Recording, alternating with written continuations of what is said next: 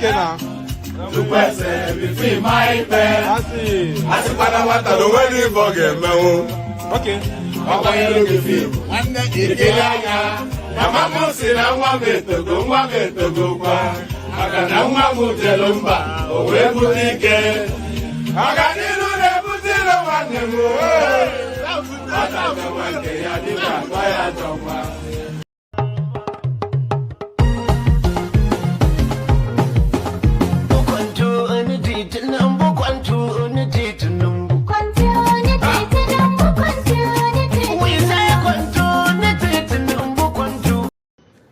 Tinubu Ahmed of the APC, 8,794,726. Miadi Peter Nana Chukwudi of Abga, 61,166. Thank you. You have to be fast. Ahmed of the APC.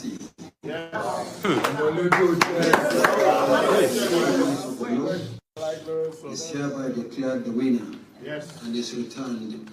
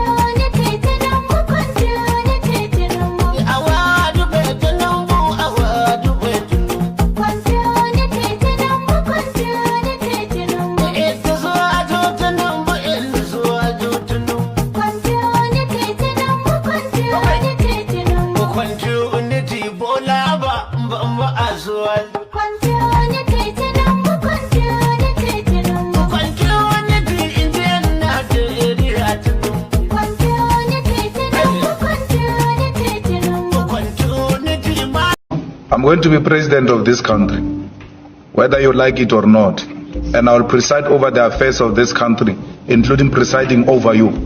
I think you must start adjusting to that reality. The sooner you do that, the less chest pains you'll have when that reality comes.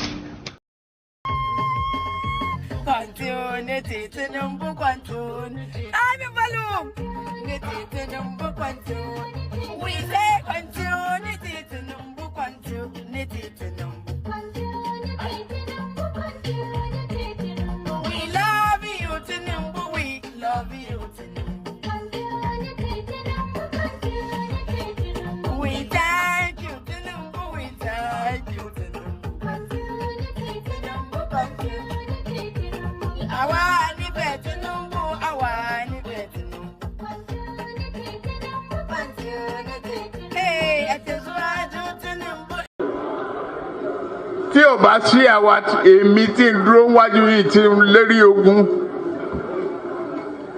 tí ní òkè Buhari nìṣó ká máa bá lọ.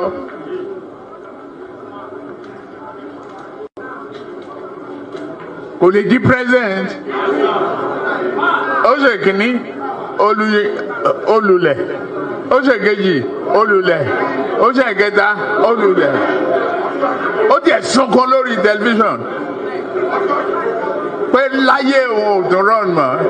Mo dẹ̀ lọ bá Kaduna wà rán ọ̀rọ̀ ẹkún kọ́ lélẹ̀ àdúró tiẹ̀ wà á dẹ̀ wọlé.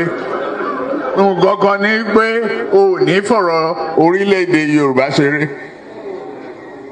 Ó dẹ̀ gbà.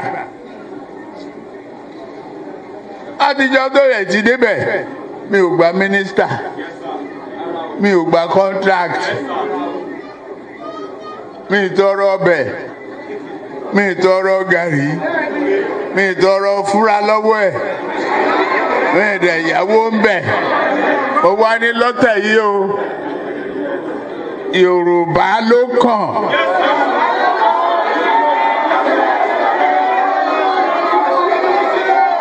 Tá a bá dẹ̀ àṣà Yorùbá náà èmi ló kàn.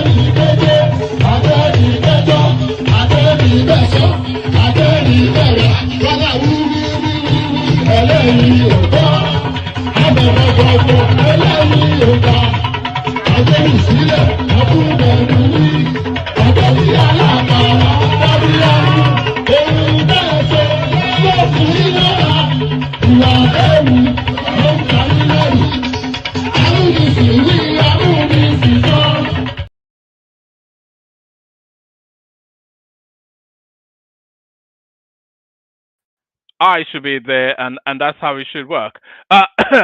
So there it is right there. Amonishi. So wagwan, brethren. Wagwan, good things are gwan. So what are gwan? What's going on? So what are gwan? Good day to you. Good to be in your company. All that. Good day to you. Good to be in your company. And how are you? So, how are you? Hope you've had a glorious day cascading into yet another session. That friendly neighborhood or your laughing man, one man went to mow. So we go again, I would say like we always go because we don't always go anymore these days, do we? But we are certainly going in this instance, and we're going in the direction of Nigerian politics, of course, which is the bread and butter of the platform. So we go again. But the protocol still remains the same. Click on the like button just at my invitation to do so. Do so. Click on like. If you are not already subscribed, then please correct that by doing that. Like and subscribe. If the subscription button is showing as red on your screen, then you have not yet fulfilled all righteousness. So fulfill all righteousness by depressing that red subscription button. So it grays out from red to gray, and then the word subscribe changes to the word subscribed, which would be in the past tense, and then you would have fulfilled all righteousness. So fulfill all righteousness by subscribing to the platform. So like and subscribe. Share the links just as wisely as you can as well. Share the links, especially on Facebook. Share on Facebook. Certainly share it on our YouTube as well. Very easy to do so. I think there's actually a function. If you look at the bottom of your screen, it gives you a curved arrow that says share. If you click on that, then it will just open to all of the portals you have on your screen, and then you can just share it. You don't even have to make that much of an effort to do it. So like, share, subscribe, and then haven't now shared, tell me in the comment section that you have. So like, share, and subscribe. If you want to come and join me on the screen, if you want to engage in the conversation, the hyperlink that says StreamYard is your ticket to ride. So if you want to ride on the Juggernaut train, that is the one man went to mow experience, your ticket to the first class coach is the hyperlink that says StreamYard. Let me send it again actually so it's immediate to hand. We're keen for the conversation, but I'm streaming so late these days. I'm more in hope than expectation that a conversation will take place. So more in hope than expectation. You know what they say, hope is always the last thing to die, but always the optimist. Still, I anchor after the conversation. That is what keeps me. If you want to know what inspires me to do this, it is really the conversation. I enjoy the back and forth. Rubbing, I hate that term, rubbing minds.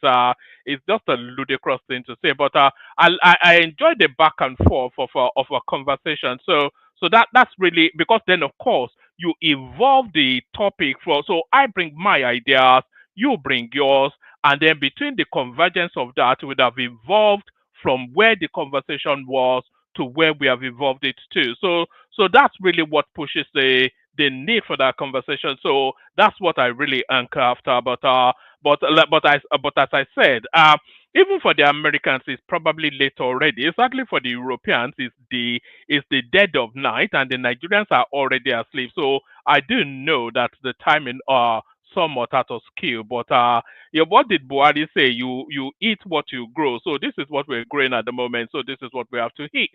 So this is what we have to eat. So all that, and of course, yes, super chats towards the stream as well. And by the way, if you're watching and watch back, you can still super chat towards the stream. There's a function there. It's a requirement. I know a lot of people don't push it that much. I try not to push it too excessively as well, but it is apart from the super chat being whatever currency, is really an acknowledgement of the effort that the person is making to present you this presentation. So super chat was the stream, of course. That's always encouraged. So like, share, subscribe. Click on the hyperlink that says stream. You have to come join me on the screen. Super chat towards the stream. So all those nice and cozy things. So all those funky things. Do that. Play that funky music, white boy, and all that. And of course, yes, say hello in the comment section as well as you're coming in, so I can acknowledge your presence and say hello back to you. So say hello to document your presence here in the comment section. So do that. Pardon me. So pardon me. So say hello and all that. And by the way, tell me about the quality of the audio as well. I've recently changed my mic, so hopefully that this one comes across a bit more with a bit more crispiness than the one I previously used to use. So all those nice things. Shall we just? There's not an abundance in the news cycle, by the way. So it's not going to be a long and winding monologue from my part. So if you want the conversation, then you do have to hop on.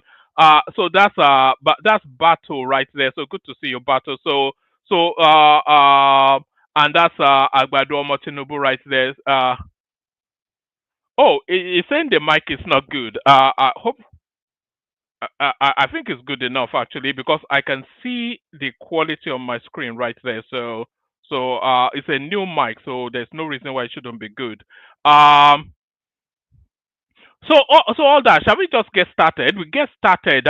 If I see sufficient enough people telling me that the mic is not good, then I'll just change to the old one if I can find it. I've had to pack it away somewhere, but yeah.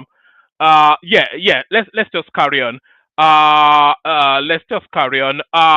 So we carry on. We start it off. We kick it off with this. Actually, let's kick it off with this one. Do you remember? There's this character right there that tries to parade himself as a journalist of some sort of quality. He even gives himself the moniker professor. They call him Farouk Parogi. He calls himself Professor Farouk Parogi, claiming to be a professor in journalism, but the purveyor of fake news is more. So that's links telling the mic is good. Mr. D says the mic is very good. So maybe you should just turn up the volume, Agbado. So this is a character now. He claims to be a professor of sorts. I'm not quite sure where he got his professorship. All these northerners, you have to question their credentials. Do you remember Issa Pantami that went to buy a PhD or a professorship in some state university in the southeast? So this is the sort of if they didn't go to UI or Unilag, if they can't present credentials from those sort of places, then you can just dismiss it out of hand. Farouk Parogi apologizes to Aisha Buhari over divorce claims. So this is and I was even going to run this story, by the way, one of those sessions that I abandoned. Thank God that I did not. So he entirely made it all up because Aisha Buhari has actually come out in the news cycle now to tell us that her marriage was very much intact all the way through to the death of her husband. And this character here was telling us that they have been divorced for a while. So forcing then a woman in mourning to come out to defend her marriage is a step even too far, even for that obedience space. And this guy falls within the broader obedience space. Farouk Parogi apologizes to Aisha Buhari over divorce claims. So unbelievable stuff. And it's a professor of journalism. So you wonder then what sort of quality this guy is impacting on people studying under him. Farouk Parogi, professor of journalism and emerging media at Kennesaw State University, has apologized to former First Lady Aisha Buhari over his recent statement that she was no longer married to the late former President Muhammadu Buhari, stating that it was one of the worst and cruelest lapses of judgment he has ever committed in his life, adding that it has been a source of unfathomable personal anguish for him over the past few days. Unfathomable personal anguish. Who cares about his personal anguish? What about so? Where did the story source from? And what sort of in journalism? I'm not a journalist, though, but the bedrock of journalism is check, double check, and then check again. And this guy now, he should resign from wherever he's teaching, or he should be sacked, even more to it. This guy now that is training people on journalism, he is the one of the most, and this is not the first time he has done it, by the way. He is one of the most preeminent purveyors of fake news within the Nigerian the Nigerian journalism space. Farouk Parogi, professor of journalism and emerging media at the Kennesaw State University, has apologized to former First Lady Aisha Buhari over his recent statement that she was no longer married to late former President Muhammadu Buhari, saying that it was one of the worst and cruelest lapses of judgment he has ever committed in his life, adding that it has been a source of unfathomable personal anguish for him these past few days. Parogi tendered his apology on Sunday, July the 20th, on a Facebook page to Mrs. Aisha Buhari. I offer my heartfelt and unreserved apology for the needless and deeply regrettable hurt that I have caused. And by the way, this is not the first one. No. There was one other clip. I'll go back to this in a moment. There was another clip that I was watching earlier on. You know, when you're just scrolling through the feeds on whatever social media space.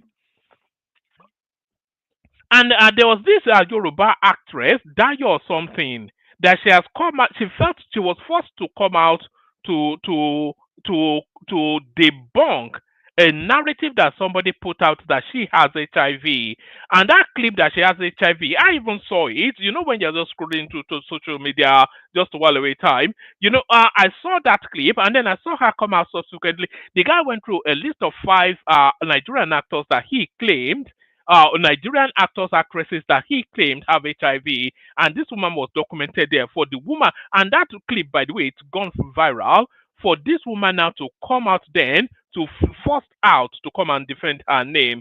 It's just unbelievable the things that these people get away with. But this is it. But that one was just a content creator. But this element here, Farouk Parogi, he purports and pretends to be not just a journalism, but a journalism teacher. Not just a teacher, but a lecturer in a university. Not just a lecturer in a university, but a PhD holder. Not just a PhD holder, but a professor.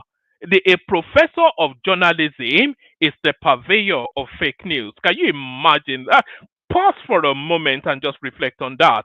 I'm going to go through it at speed this time, so because I think we have overlabored.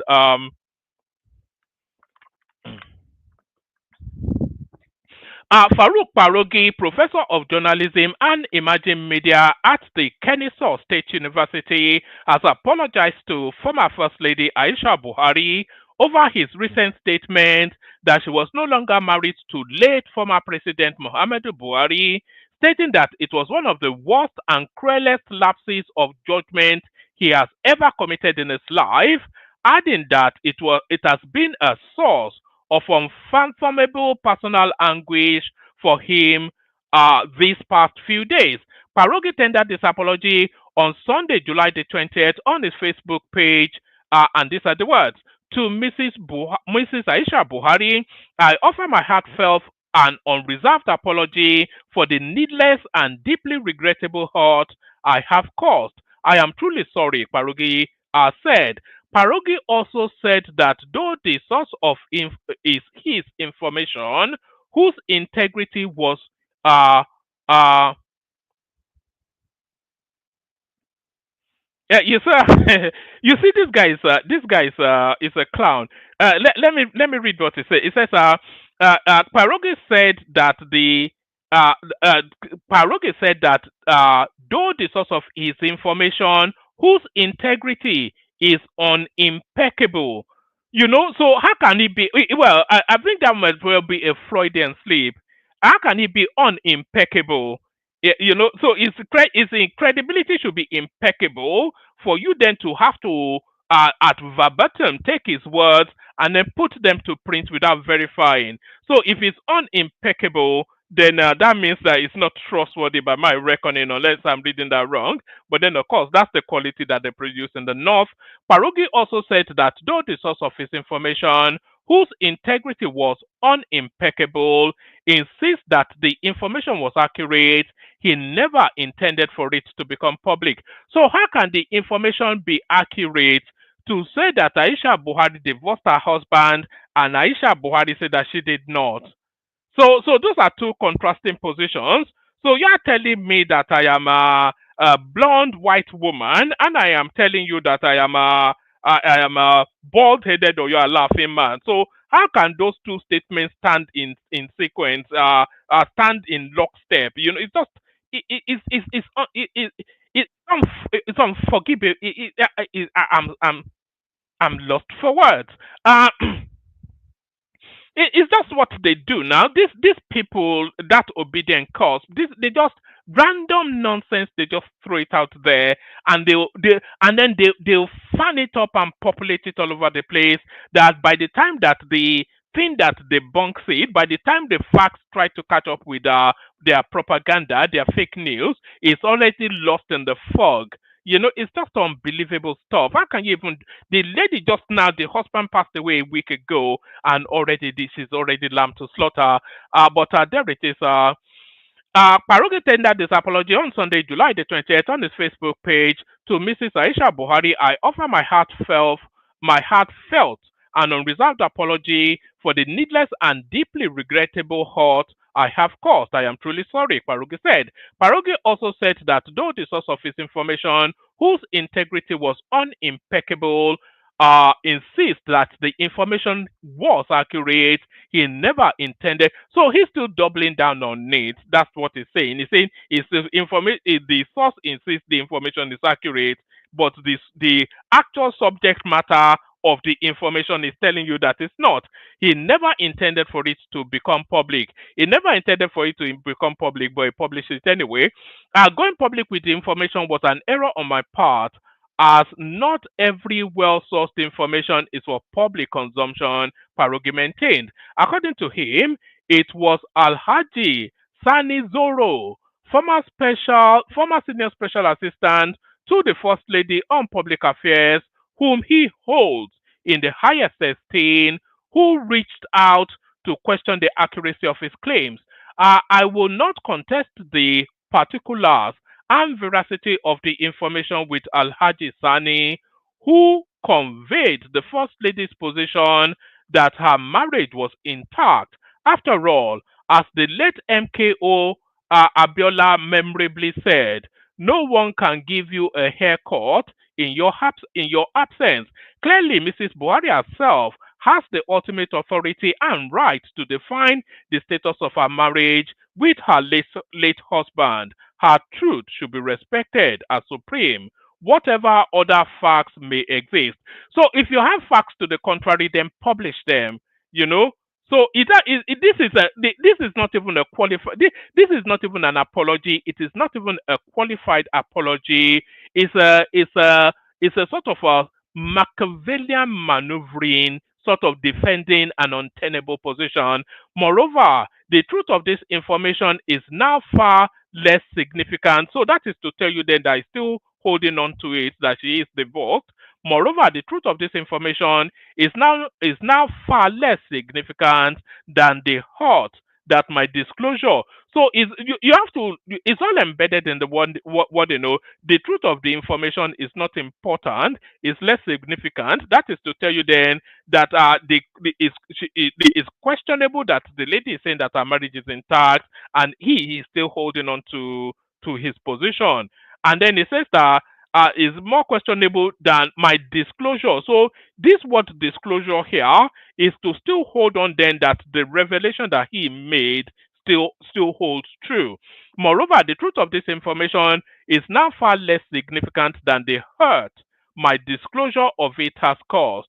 I should I should not have shared it publicly. Period.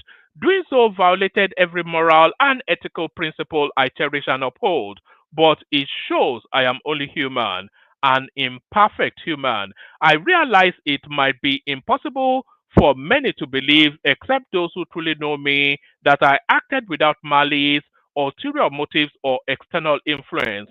But I sincerely did not intend to hurt Mrs. Buhari or execute any personal vendetta.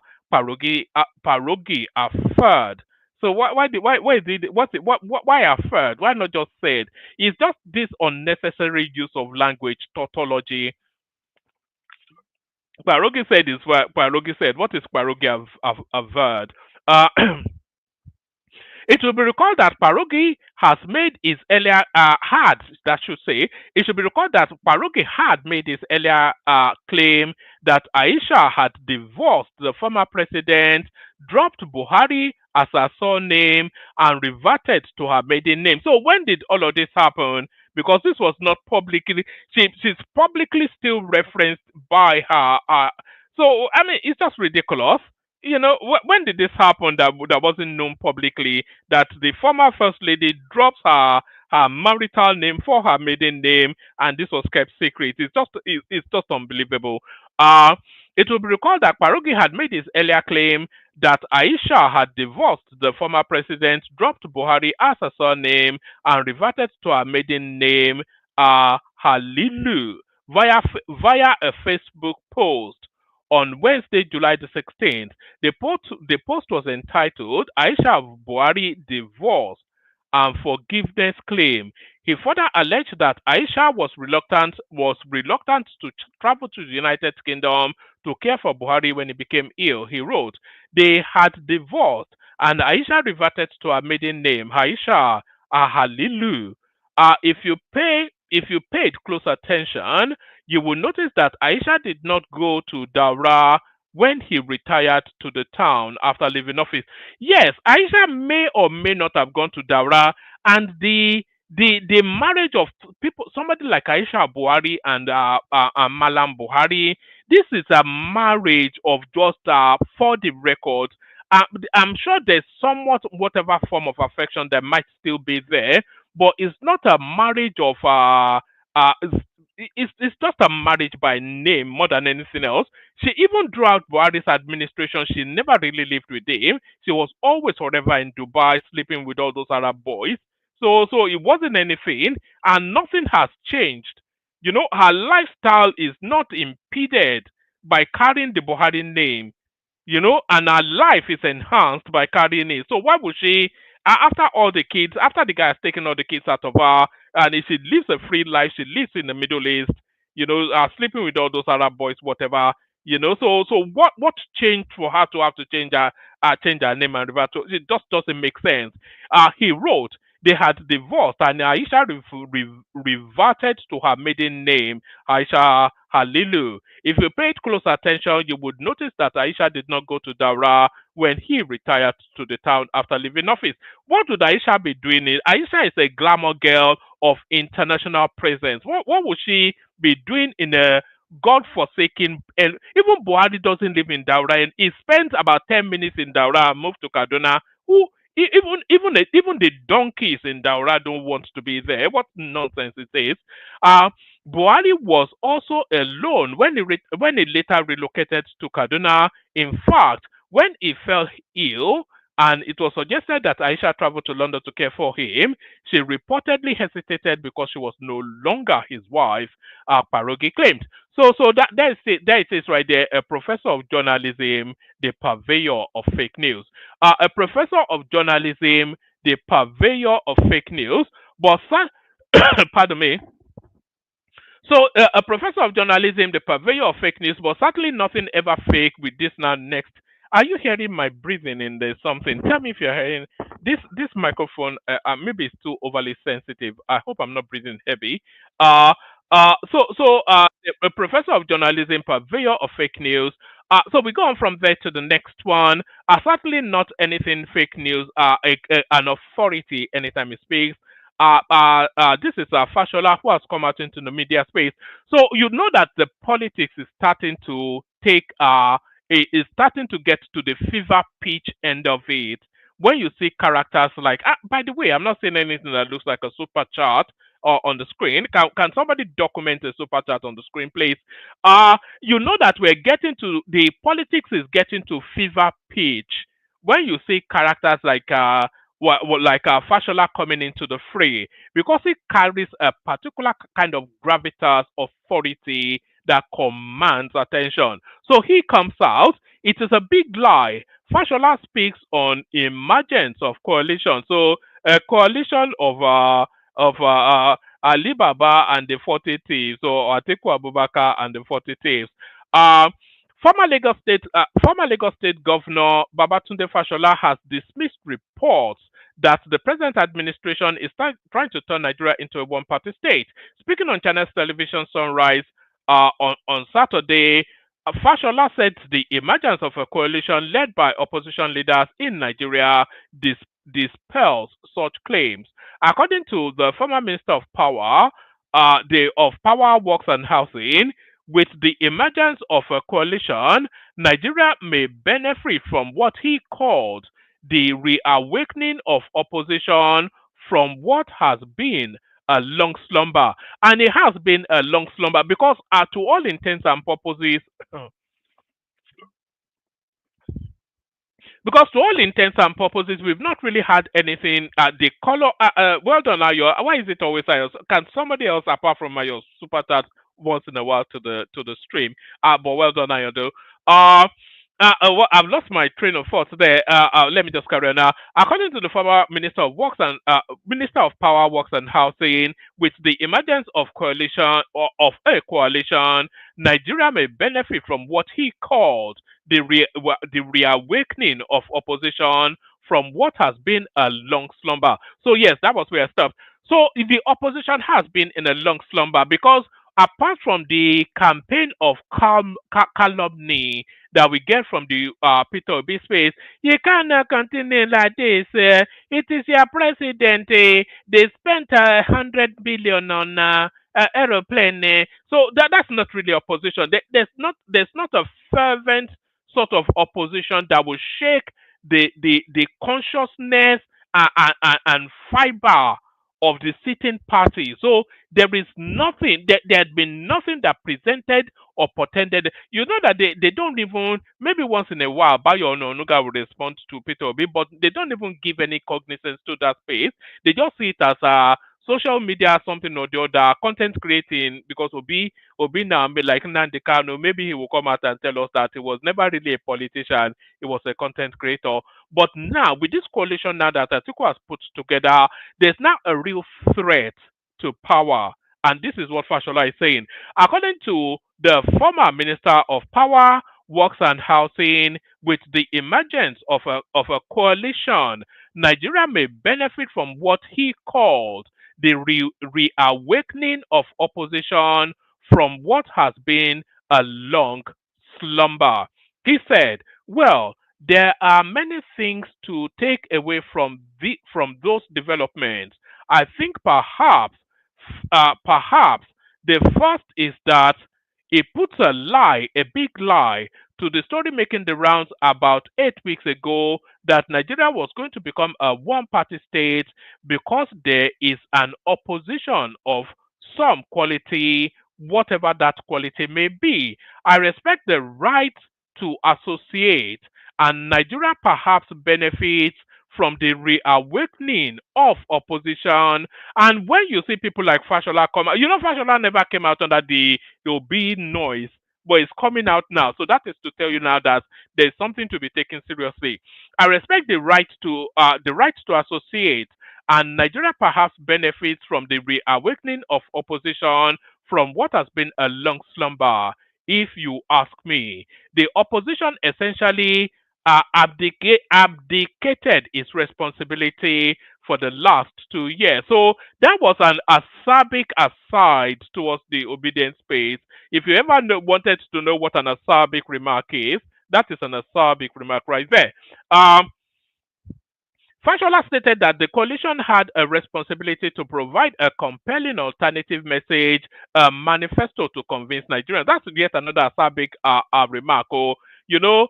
So they're just going on television and saying you will do it in an organized manner, which seems to be the Obi plan for the Nigerian state. I will do everything Tinubu is doing, but I will do it in an organized manner. No, where maybe a bit more than that, a bit more. Fashola said the second point to make is that it is a manifestation of a right to choose, a freedom of choice, a freedom to associate, and one must respect. One must respect that as I do. In terms of the political consequences, there are many things that I am waiting to see. Gathering ourselves together and saying we want to change Nigeria, we want to remake Nigeria is all very well and good. What is the compelling alternative message? So this is the question. This has been the question that has hung over the oppositions. You know somewhat the broad strokes of Atiku's plan. Atiku's plans very much is to harvest all of the country's assets, privatize it, a lot of them to be sold to his friends. He already told us that he was going to sell Nigerian oils to the Arabs if he ever becomes president. So he's never made any bones of that. But what is the plan? And you know somewhat the broad strokes of Showore's plans as well. But what is the plan of the Labour Party space, Peter? Yeah, I will do it in an organized manner. It seems to be the totality of the idea. What is the compelling alternative message? Without a manifesto, without a program of action, I can't speak to how persuasive the coalition will be, but there is still a distance to run. Our correspondents report that the African Democratic Congress, ADC, has been adopted by some leading opposition leaders as the political party to contest the presidential election against President Bola Tinubu 2027. They include the 2023 presidential candidate of the PTP, Atiku Abubakar, Labour Party counterpart Peter Obi, and a former governor of Kaduna State, Nasir El-Rufai. So that's the politics now. Big gunning. So the big guns are coming out. So that is to tell you then that the politics is in full flow. So now this headline. I'll only give you the headline here. How Tinubu avoided government house Emir's palace during Kano visit. So it doesn't really matter so much the avoiding of government house because we could see Governor Yusuf with him anyway. But he avoided the Emir's palace. So I'm not quite sure if that was an aside towards Lamido Sanusi, but he doesn't want to get in between the tussle the Game of Thrones going on in Kano State. So I think he just chose the wise thing, just not to have any of the royalties there. Governor Abba Yusuf of Kano State went home disappointed after President Bola Tinubu visited the state without visiting the government house and taking a lunch prepared for him. The president also did not pay a courtesy call on either of the two men tussling for the stool of the Emir of Kano, Lamido Sanusi and Aminu Ado Bayero. Tinubu, so I think that should explain that. So just a best stay out of it is essentially what it is. We go on from that today. Justin, Senate wants Natasha to stay away from National Assembly. So it'd be interesting to see if she will try to force her way in, actually, and then they escort her off the premises in handcuffs. That would be a photo opportunity to see Natasha Akpoti being escorted from the Senate in handcuffs, because really she should already be in handcuffs. Senate wants Natasha to stay away from National Assembly. The Senate has once suspended Kogi lawmaker Senator Natasha Akpoti to desist from forcefully resuming her legislative duties on Tuesday until the expiration of her suspension. Chairman of the Senate Committee on Media and Public Affairs, Senator Yemi Adaramodu, gave the warning in a statement issued on Sunday, whilst insisting that no valid court order mandates her immediate recall. Adaramodu emphasized that the Senate remains committed to due process and the rule of law. He said, the Senate of the Federal Republic of Nigeria wishes to reaffirm for the third time that there is no subsisting court order mandating the Senate to recall Senator Natasha Akpoti before the expiration of her suspension. The clarification followed media reports quoting the embattled lawmaker as saying she would return to the Senate on Tuesday, allegedly based on a judgment by Justice Binta Nyako of the Federal High Court in Abuja. However, Adaramodu said the Senate had previously issued two public statements after the court ruling and the release of the certified true copy of the enrolled order, making it clear that no positive or mandatory directive was issued against the Senate regarding her recall. Rather, the Honorable Court gave a non-binding advisory urging the Senate to consider amending its standing order and review the suspension, which it opined might be excessive.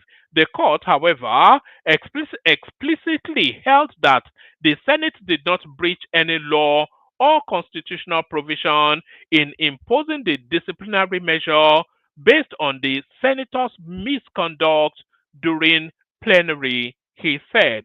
The Senate further noted that the same court found Akpoti Uduaghan guilty of contempt and imposed penalties, including a 5 million fine payable to the federal government and a mandatory apology in two national newspapers and on her Facebook page. So the court is now mandating social media activities now. I never thought that that day will come, but there is that day now on her Facebook page, a directive that has reportedly not been complied with. It is therefore surprising and legally untenable that Senator Akpoti Uduaghan, while on appeal and having filed a motion to stay against the valid and binding order made against her, is attempting to act upon an imaginary order of recall that does not exist. And this Natasha purports to be a lawyer, by the way.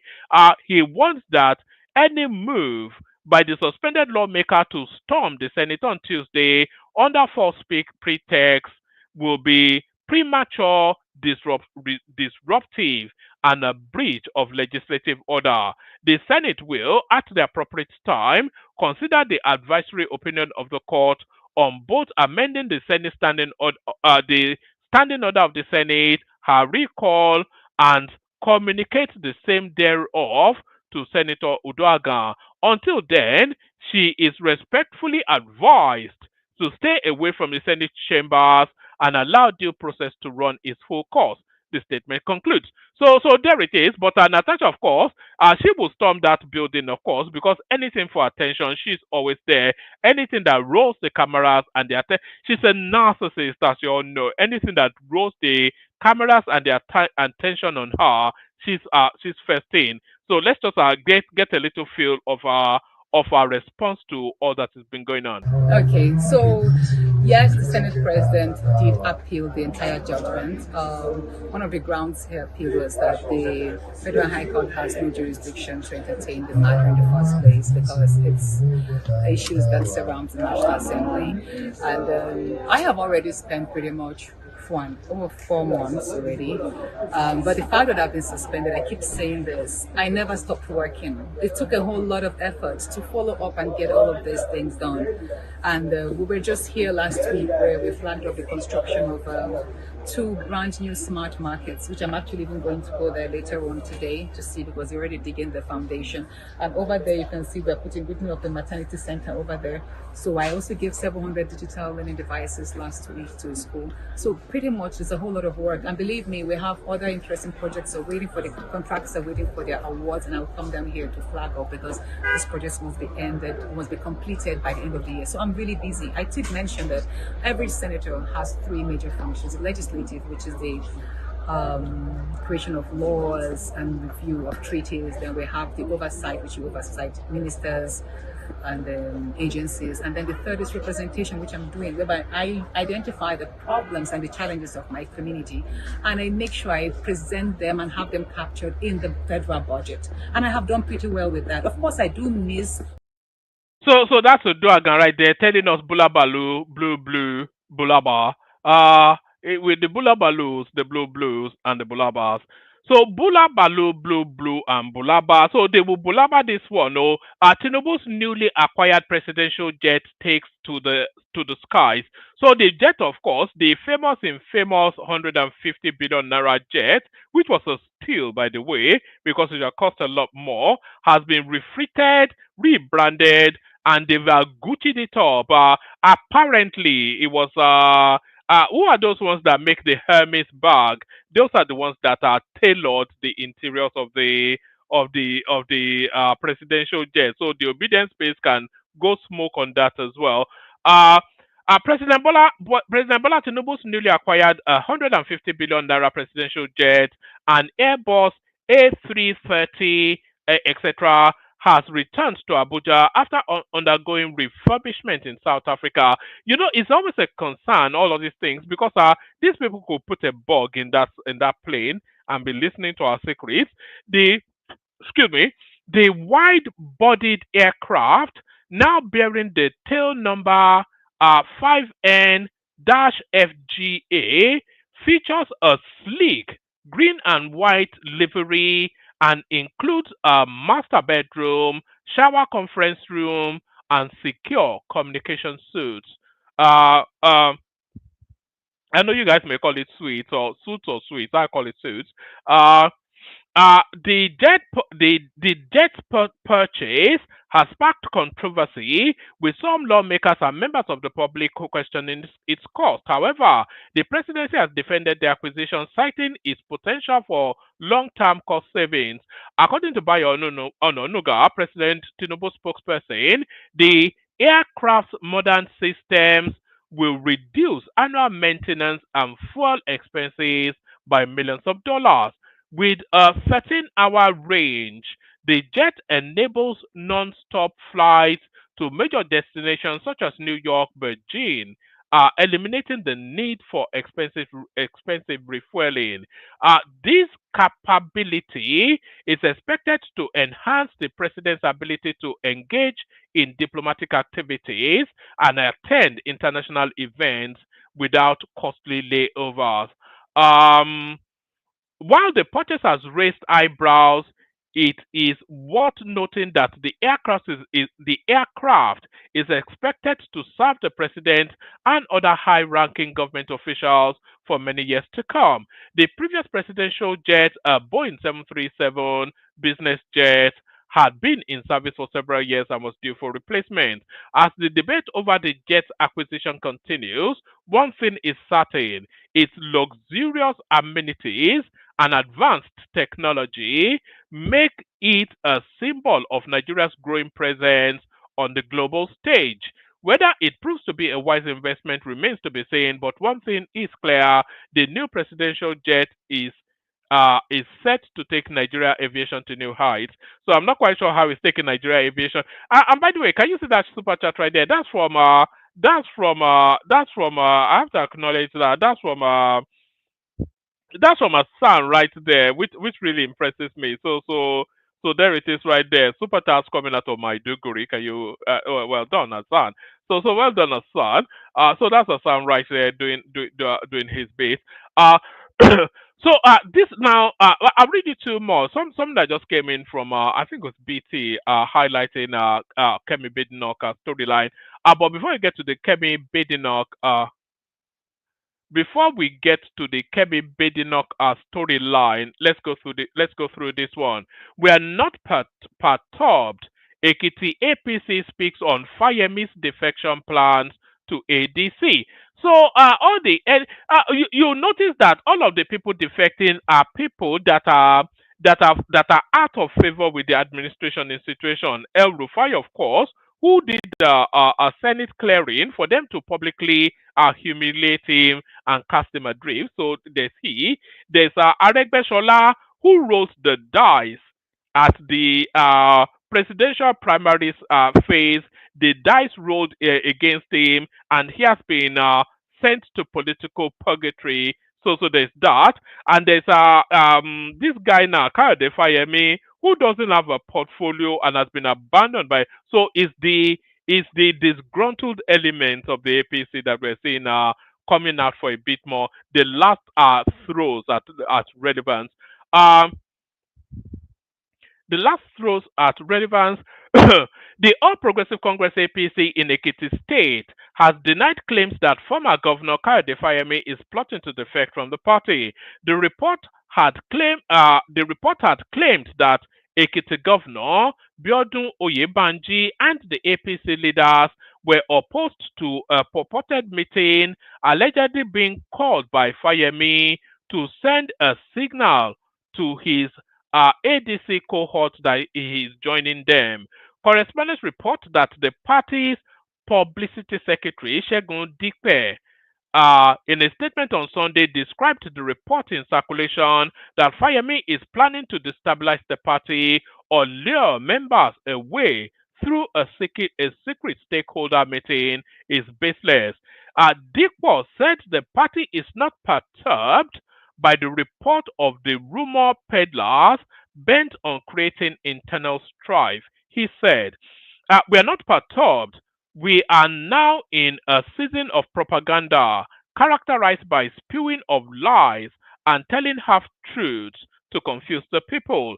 Any busybody who yearns to know what is happening in our party is free to contact me as the spokesperson of the party, and they will be reliably informed rather than looking for gutter gist.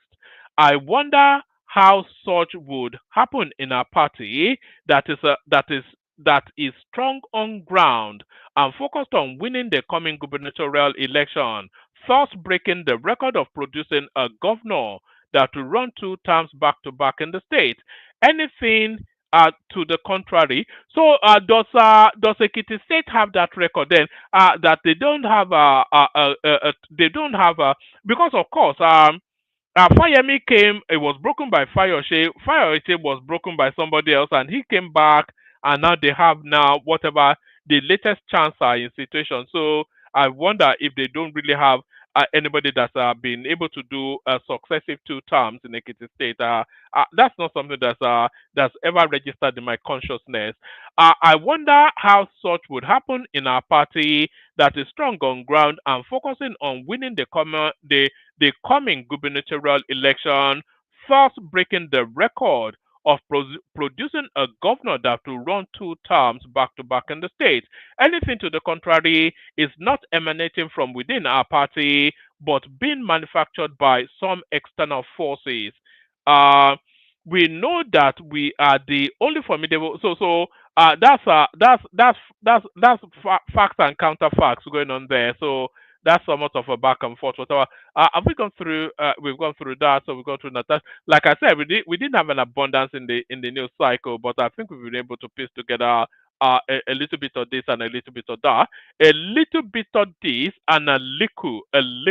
You know, if you know the Caribbeans, they will know that language. A little bit of this and a little bit of that. So a little bit of this and a little bit of that. So let's have a little bit of this one and then we go to the clips. My children can't get Nigerian citizenship because I am a woman. So this is the Afoja British style Kemi Badenoch who wants to ride over the carcass of our own country people to become the Prime Minister of Britain. Kemi Badenoch, leader of the United Kingdom's Conservative Party, has said she is unable to transfer her Nigerian citizenship to her children based on her gender.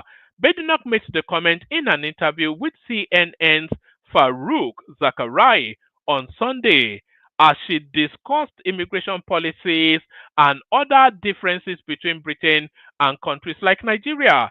It is virtually impossible, for example, to get Nigerian citizenship. I think I have the clip. I'll play you the clip in a moment.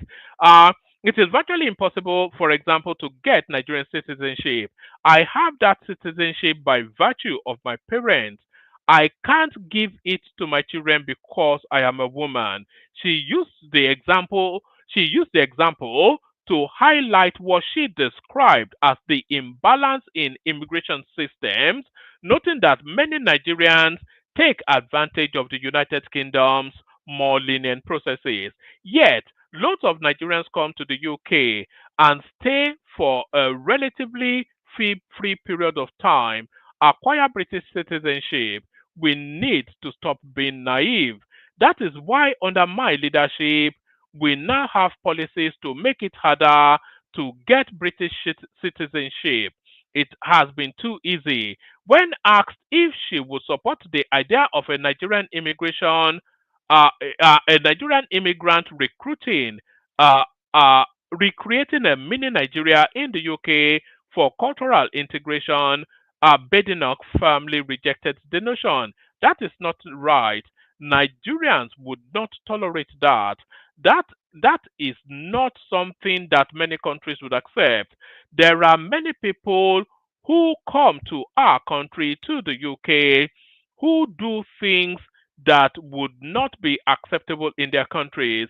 Badenoch was born in the United Kingdom to Nigerian parents and spent most, that it says part of her childhood in Lagos, but she spent most of her childhood in Lagos. She grew up in, she didn't come back to the UK till she was round about 16, 17, thereabouts. So I'm not quite sure most of our childhood was spent in Hassan, if you're there, come in to come and gist and chat and whatnot. So we go to the clips now. So here is your favorite friend of mine, the emeritus. Is it emeritus? The emeritus mathematician from Oka, otherwise known as Peter Obi, giving a mathematics lecture here. Watch this. Divide 650 with 18.9, you give 29 point something billion dollars. Go and verify it.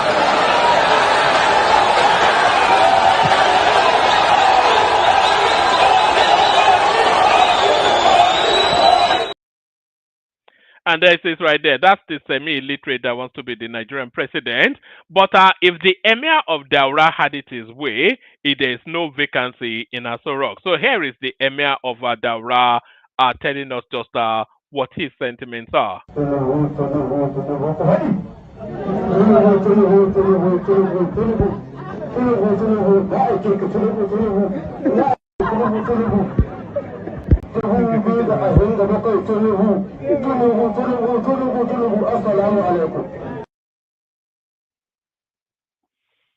There it is right there. It is fait accompli. When he ends it up with Assalamu alaikum, then that's the seal right there. So that, by the way, because the spiritual heartbeat of the Fulanis is Katsina State.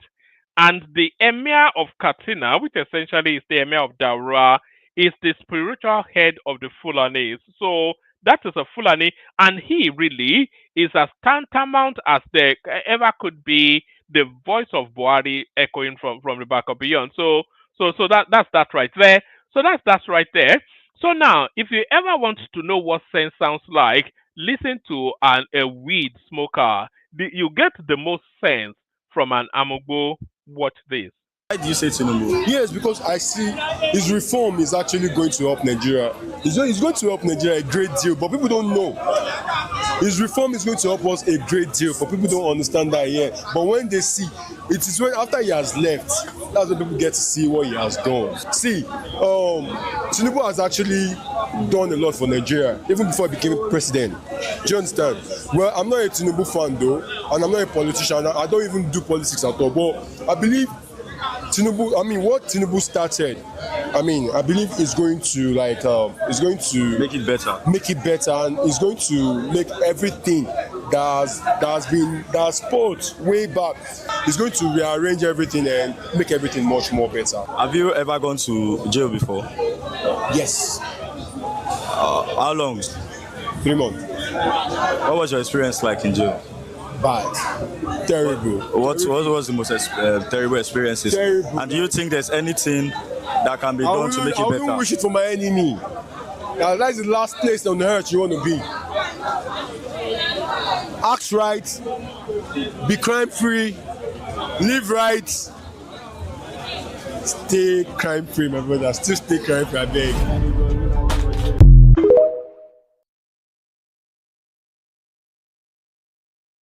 So now the second question that guy asked him was out of congruence with the conversation that they were having. So there's no congruity between asking him about his assessment of the Tinubu administration, which I thought was an excellent submission by the guy, and then asking him if he had been to prison before. So I think he wanted to color that guy's response by sort of impinging on his character or impugning on his character. So I thought it was bad presentation. But I thought that guy, just the articulation even, is a man of learning, even though if he's a street guy. If you go to the streets of Nigeria, a lot of them, very, very eloquent in language, are certainly more eloquent than Peter Obi, that's for sure.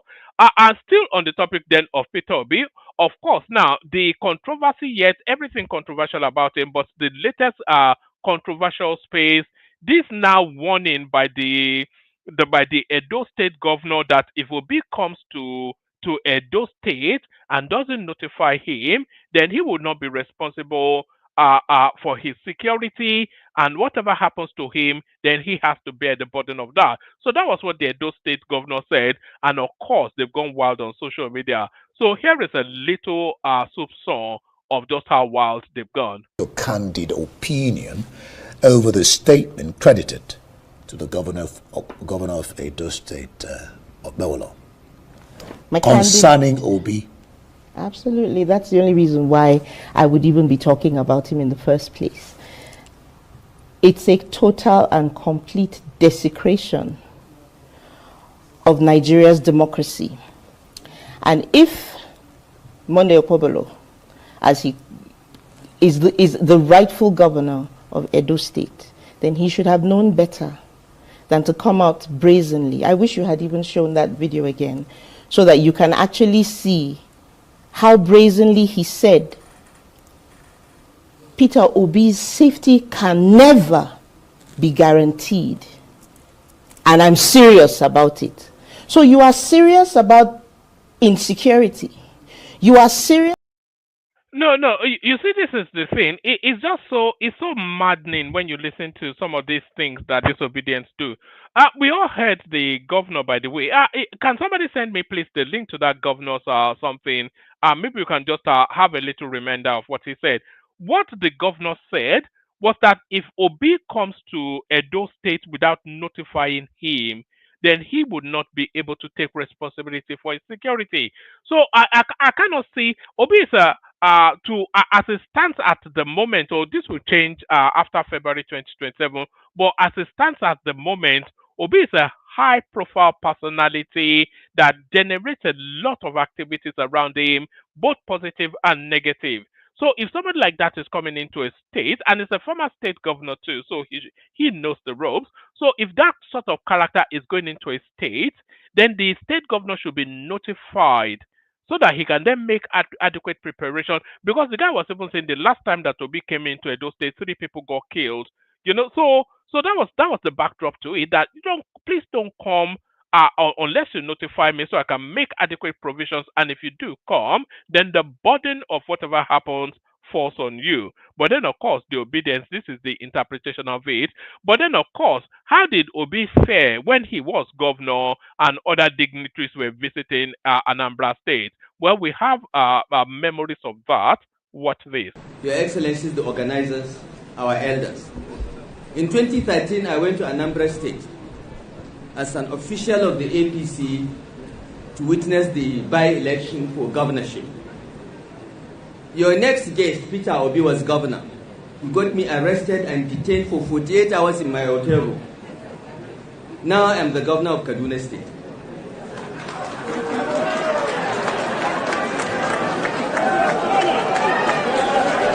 And he is coming to Kaduna.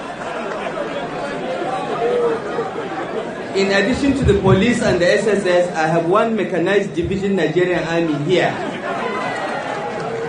If I need to arrest and detain anyone. But we are northerners. We are civilized. We don't do things like that. When I was coming in here, Your Excellencies, the organizers, our elders. In 2013, I went to Anambra State as an official of the APC to witness the by-election for governorship. Your next guest, Peter Obi, was governor. He got me arrested and detained for 48 hours in my hotel room. Now I am the governor of Kaduna State.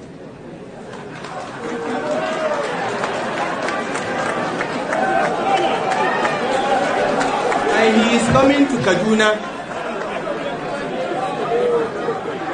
In addition to the police and the SSS, I have one mechanized division Nigerian army here. If I need to arrest and detain anyone. But we are northerners. We are civilized. We don't do things like that. when I was coming in here, when I came here now, somebody told me, he said, Peter,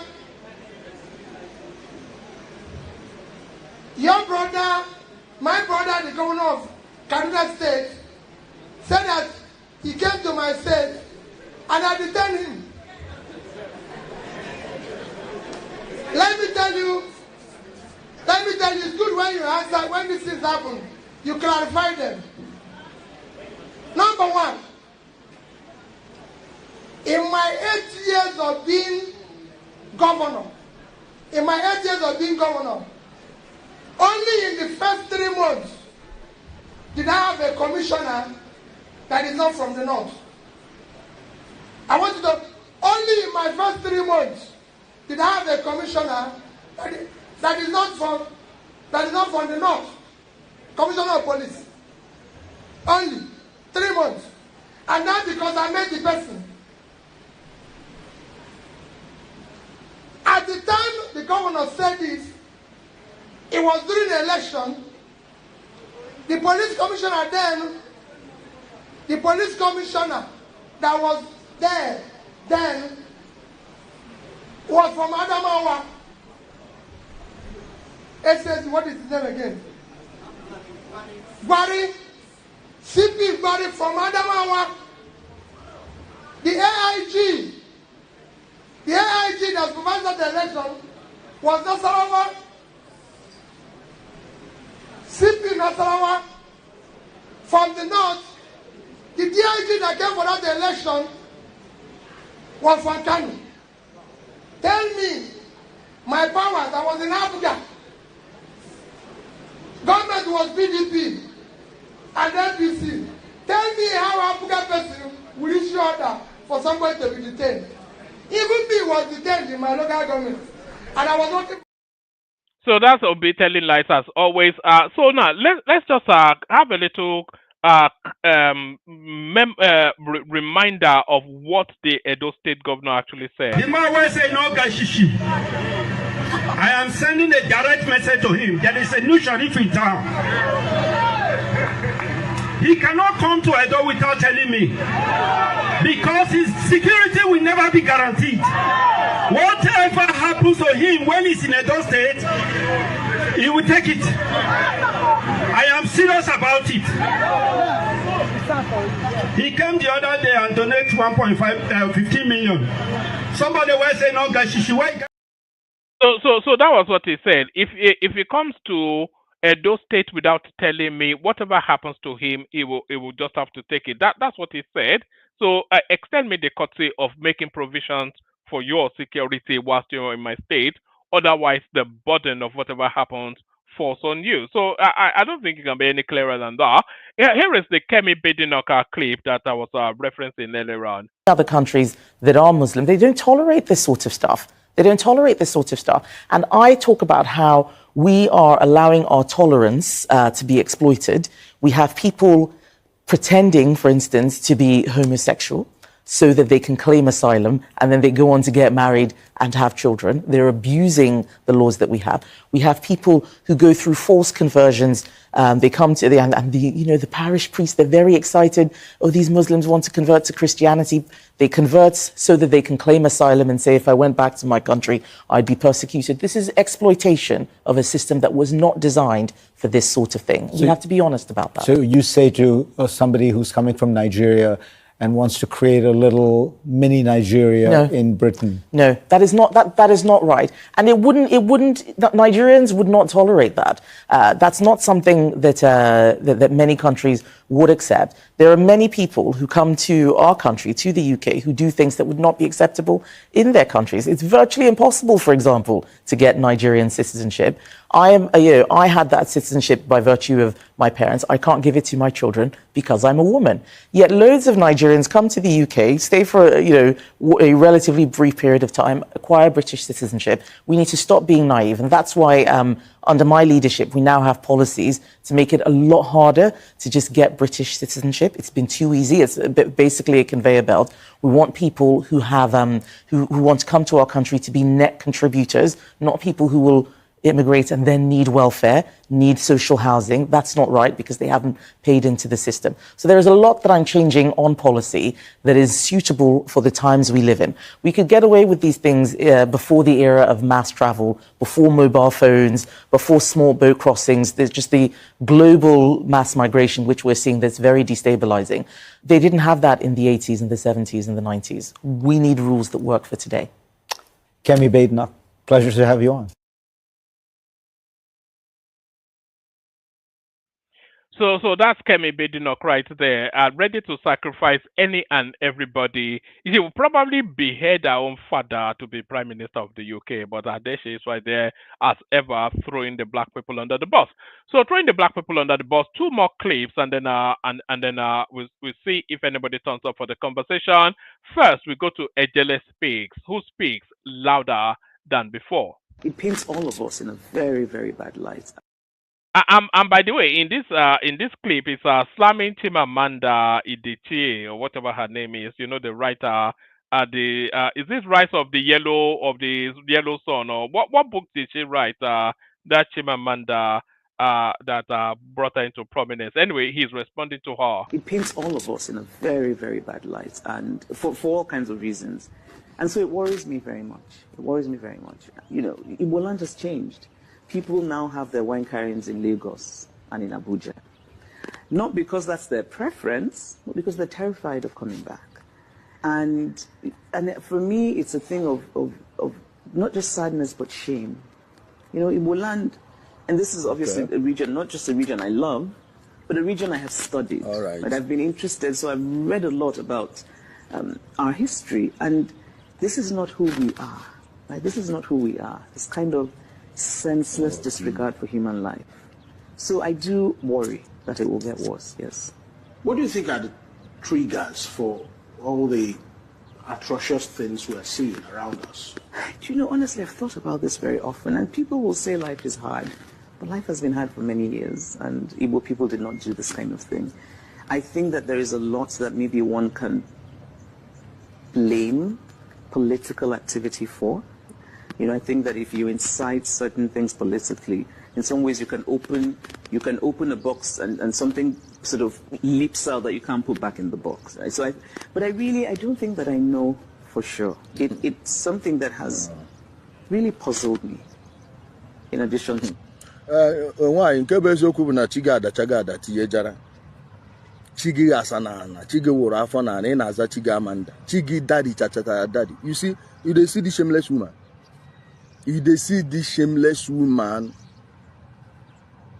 Can you show us one single article you wrote condemning these people from when these atrocities started? From 2017, no? From when this thing started, their former members started shouting, this is what these people are planning, this is how they are going to do it, and this is what's about to come. Chigi Amanda, Chigi Daddy, did you for once try to investigate the organization Nnamdi Kanu floated, or have you for once called out Nnamdi Kanu for his atrocities and his crimes? Oh, people are not doing what they are not in their traditional marriages in Abuja. Really? Nana, you know? Nana, they break, you know, get shame. Useless woman. Like, why would you mention the problem and you don't talk about its origin and who is behind it? You are not trying to, something said it, and something got out of the back singing. And who are you telling? A fake intellectual. Fake intellectual. So you can't write a book on what is going on the southeast. You just follow the bandwagon. Now I want to pretend as if you don't know what's going on. Then who is responsible for it? Fulani herdsmen or Igbo herdsmen? Na Kohiri. Chigamanda, daddy chacharishi. Anumpama. Like, where were you all these years? Where have you been? Foolish woman. So that's Ejele Speaks right there, both barrels as always. So that's Ejele Speaks, speaking truth to his own kit and kin. So that's Ejele Speaks, speaking truth to his own kit and kin. Still staying within the southeast region and speaking truth still to kit and kin. Now next, maybe last video. Watch this. Oh, this is not the last one. No, I'll play you one more after this. But this one's, but the totality of both of them is no more than 2 minutes. But January 15,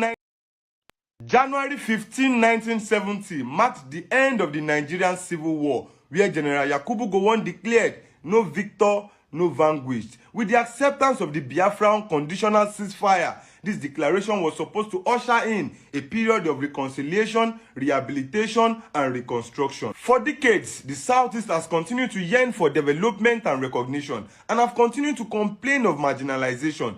Presidents have come and gone, but none of them have listened to the cry of the Southeast. For with President Bola Ahmed Tinubu, the vision is clear. A Nigeria where no region is left behind. He is a true unifier. No wonder he is the DK1 of Anambra, a title that not only reflects courage, but commitment to unity and progress. Yeah. President Tinubu has now created the Southeast Development Commission, a commission which is fully in operation and is set to unlock industrial development, empower entrepreneurs, and rebuild critical infrastructures from roads to schools to hospitals to erosion control. This transformation is designed to drive inclusive prosperity across all states of the Southeast.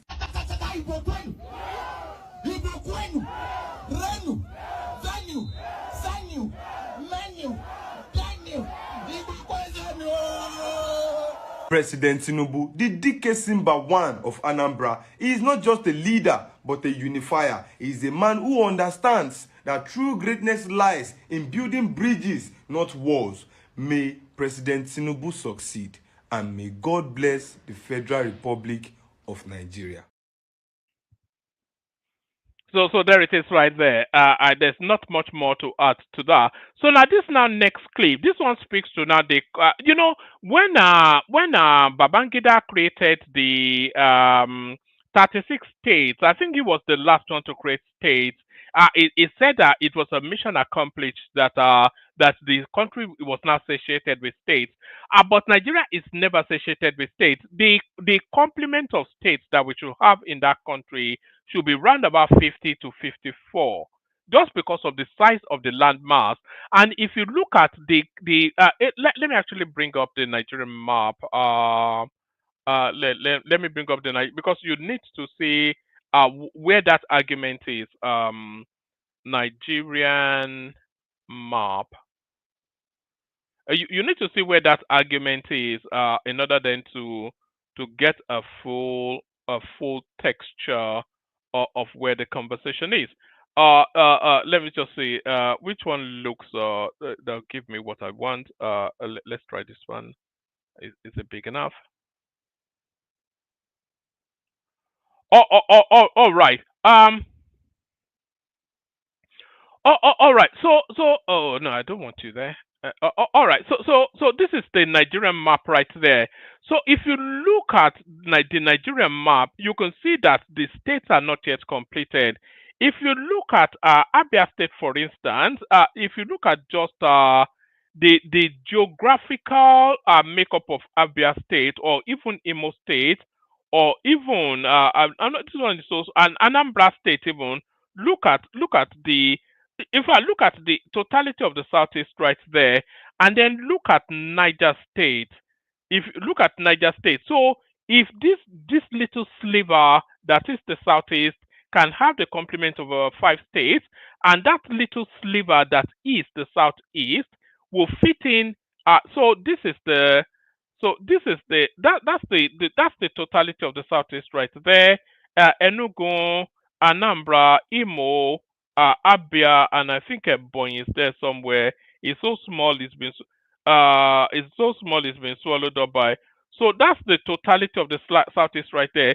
You can move that and dump it into Niger State 3 times over. You can move that and dump it into your state, you get extra. Move that, dump that into Bauchi, you get 4 times over, etc., etc. So that is to tell, and really the argument is that this vast swathe. Look at Niger State, for instance. This gray area right there, that's all of Niger State right there. This vast expanse cannot be suitably governed from just one central space. Development, impact, etc., etc., cannot extend to the every nook and cranny or of this mass, unless it's broken up even further. So that is if you look at Plateau State, the same argument. Taraba, Borno, etc., Bauchi, even Sokoto. So all of these spaces is to tell you then that if you want real governance, Kaduna has to be broken into 2. So also there's a lot of states still to be created within the Nigerian firmament, and the argument then for the creation of those states is reaching crescendo and is being debated at the parliament. One of the stronger arguments is the creation of an Ibadan state, and here is that argument being put forward. Watch this. Ebonyi 3.2, Ekiti 3.5, Gombe 3.9, Kwara 3.5, Nasarawa 2.8, Taraba 3.6, Yobe 3.6. If the new Ibadan state is created today, we have 4.2 million people. It's only Ibadan that have the largest number of research institutes in this country. We have that. The large area of land we have, just already just informing me now, is 28,000 square kilometers. So we are talking about having everything.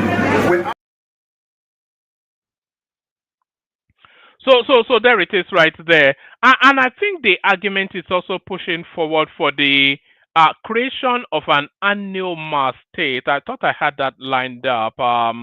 Annual or something or the other. Yes, here it is. Constitution review. Barau Fayemi Oshiomhole Daniel orders back the creation of Anoma state. So Anoma state, I think that is that in the south. It says no fewer than 90 senators across party lines have declared their support for the creation of Anomia state. as the sixth state in the southeast region. So I'm not quite sure that the argument presents for an additional state. No, there's always an argument for additional states, but I'm not quite sure that that argument has further or has there's not it's not substantial enough, at least not of equi substance of than the creation of an Ibadan state. Ibadan has 4 in excess million people. I'm not sure that the entirety of the southeastern region have 4 million people. So I'm not quite sure. Are they going to now? Does every street in the southeast now become a state the way it's been broken up? But no. The stronger argument is the creation of an Ibadan state, the breaking up of Niger State into about 3 more states, etc., etc. Because that's just a political whatnot. Wanted to create an Neoma state. What does that even mean? An Neoma state? There's no coherent, no congent argument for that. There's nothing that compels it in the manner that there's a compulsion for an Ibadan state. So that's that. So that's that. Is there anything else that I need to bring to your attention before we I'll send the link again. If you want the conversation, you hop on. If you want the conversation, we hop on. We play the Kegite music, see what happens after that. First, the Kegite.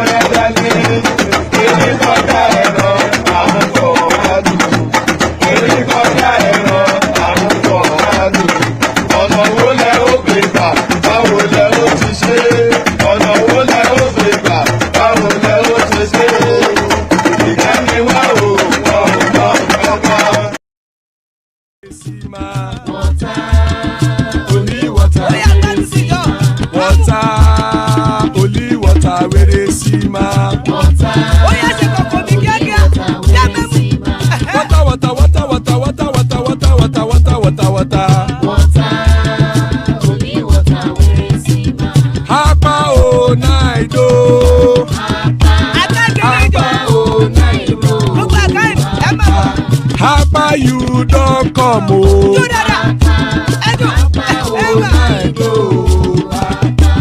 Hapa oh night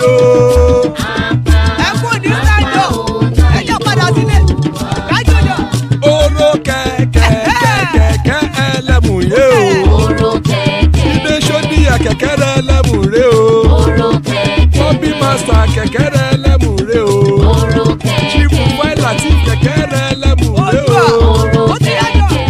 Eruku lẹ̀lẹ̀ ẹlẹ́mùdé Eruku lẹ̀lẹ̀ ẹgbẹ́ ẹlẹ́mùdóde ojàre o Eruku lẹ̀lẹ̀ Ghana ti dé ẹgbẹ́ bọ́dì o ọmọ ẹlẹ́yẹ ẹ̀yẹ o ó dilé o Odúyẹ̀lá ẹ̀yẹ o ó dilé o Petro Sọ́nàmẹ̀ ẹ̀yẹ o ó dilé o Petro Sọ́dúnkẹ́ ẹ̀yẹ rẹ̀ ó dilé o ẹlẹ́kọ̀ ọ̀run mú ìní o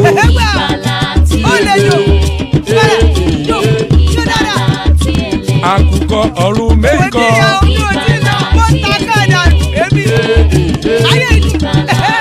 ikú kò ní ríwà gbéṣe o.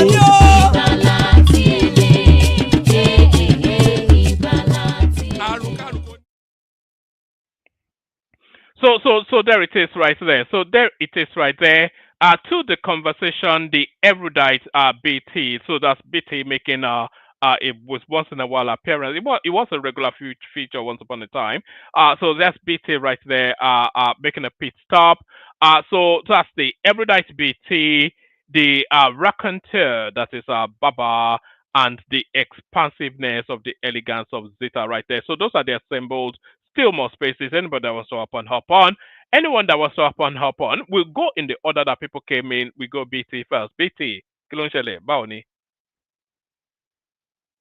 bàbá tí look at that. I've always saying we'll be charging people hotel bills in this platform.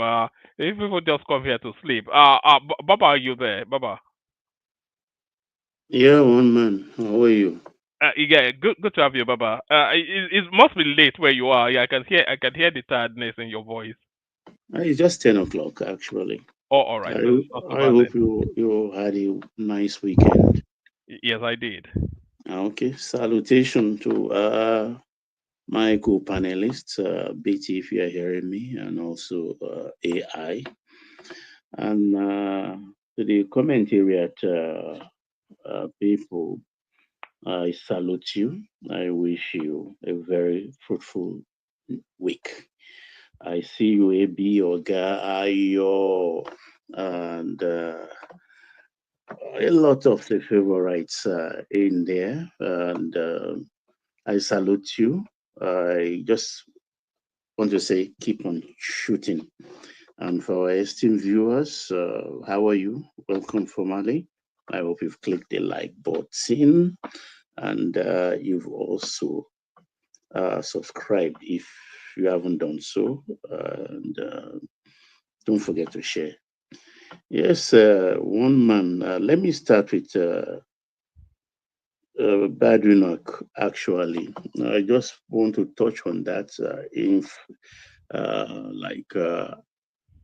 an advisory, if I may put it that way, because there are several ways to approach a matter when it concerns Nigeria.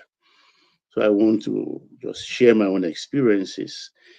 I'm sure she encountered such difficulty because she might have been going the wrong way, maybe applying right into the interior ministry and stuff like that, maybe because of her status anyway. But what I've done, or I did in my own couple of cases I had, is if it's my son, once they bring the children down, for instance, what I just do is that, okay, you and your madam, you sit back. I take the grandchild or grandchildren with their minders. We go online first, try to fix up the passports, and we get an appointment. I try to fast track it and go to Ikoyi passport office with the children and their minders. And the thing is, if their mother is a foreigner, they demand a letter of consent from her. If the father is a foreigner, they will demand a consent letter. Which of the parents in Nigeria, you take the original passport along, and that's it. You get a passport for them. How do you identify a person more than the passport as a citizen? That's what I do. Even in the US, if you are back not in the US and your wife gave birth in US and they want a passport for that child so that they can come back, they still demand, in the US, they demand the consent of the father. You have to send your consent. So if you choose the wrong route, well, you will encounter encumbrances. So you just kind of cut to the chase, get them the passports. That's as simple as that. And the next topic, I think the main one is the Natasha Akpoti Oduagan case. I think she's just all bluster. She's not going to appear. And if she's being pushed by people like Dr. Obi or Aisha Yusufu to go there on that day, please let them take the lead or stay by your side when the tear gas starts spreading, so they will know what rioters encounter when they go on the streets. Because you don't do things, there are procedure. When you think you have your interpretation, your own spin to a judgment, and the other party is saying no, what you do is go back to the court that issued the judgment or the order or whatever, to file a motion and say, look, the other party is not obeying your order. It's as simple as that. It's the court that gave it. So it's to the court you return to complain.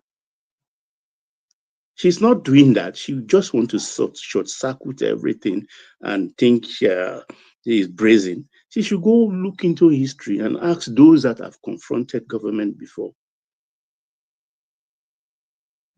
She should go and ask. I just don't want to go into the extreme. She should go. I expect her to be foolish enough to appear there on Tuesday. And she will get her just desserts. I've not read the judgment, but those that have read the judgment consistently, all of them, the court said the Senate should consider. That's the word they use. Yanko used in that judgment. I've not read it, but everyone said the Senate should consider recalling her on other relief she sought.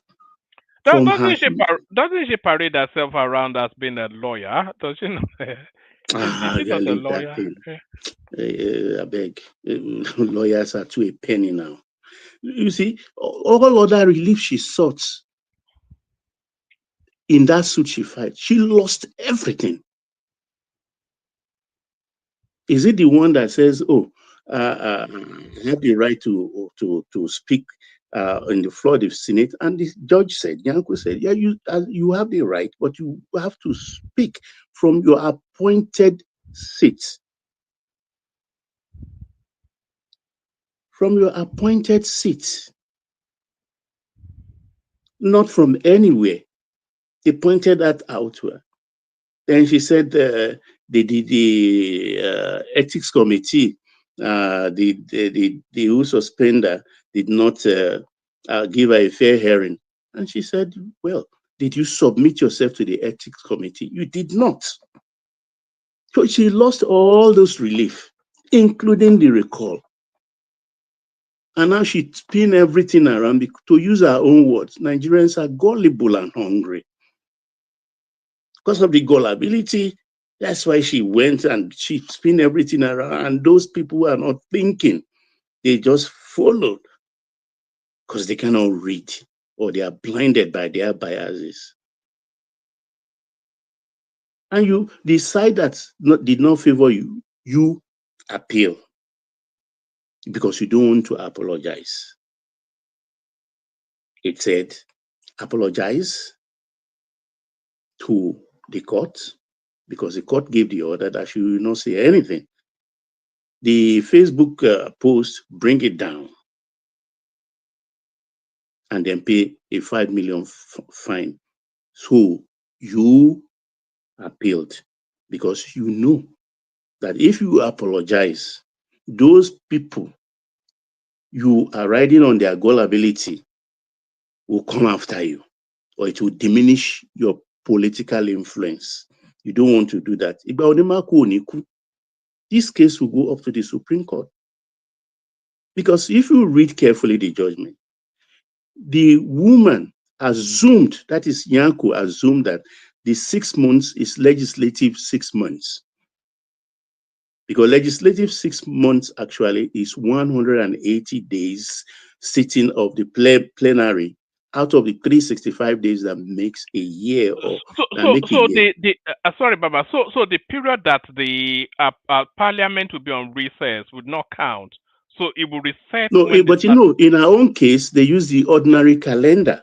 The Adara Modu has clarified that. In our own case, and there is a right that they put. They say even after that 6 months, if she refused to apologize to the Senate, she will not be recalled.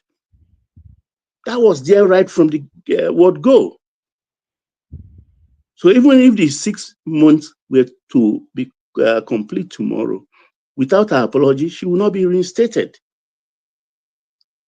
She get this clear in her head. You cannot intimidate the machinery of governance.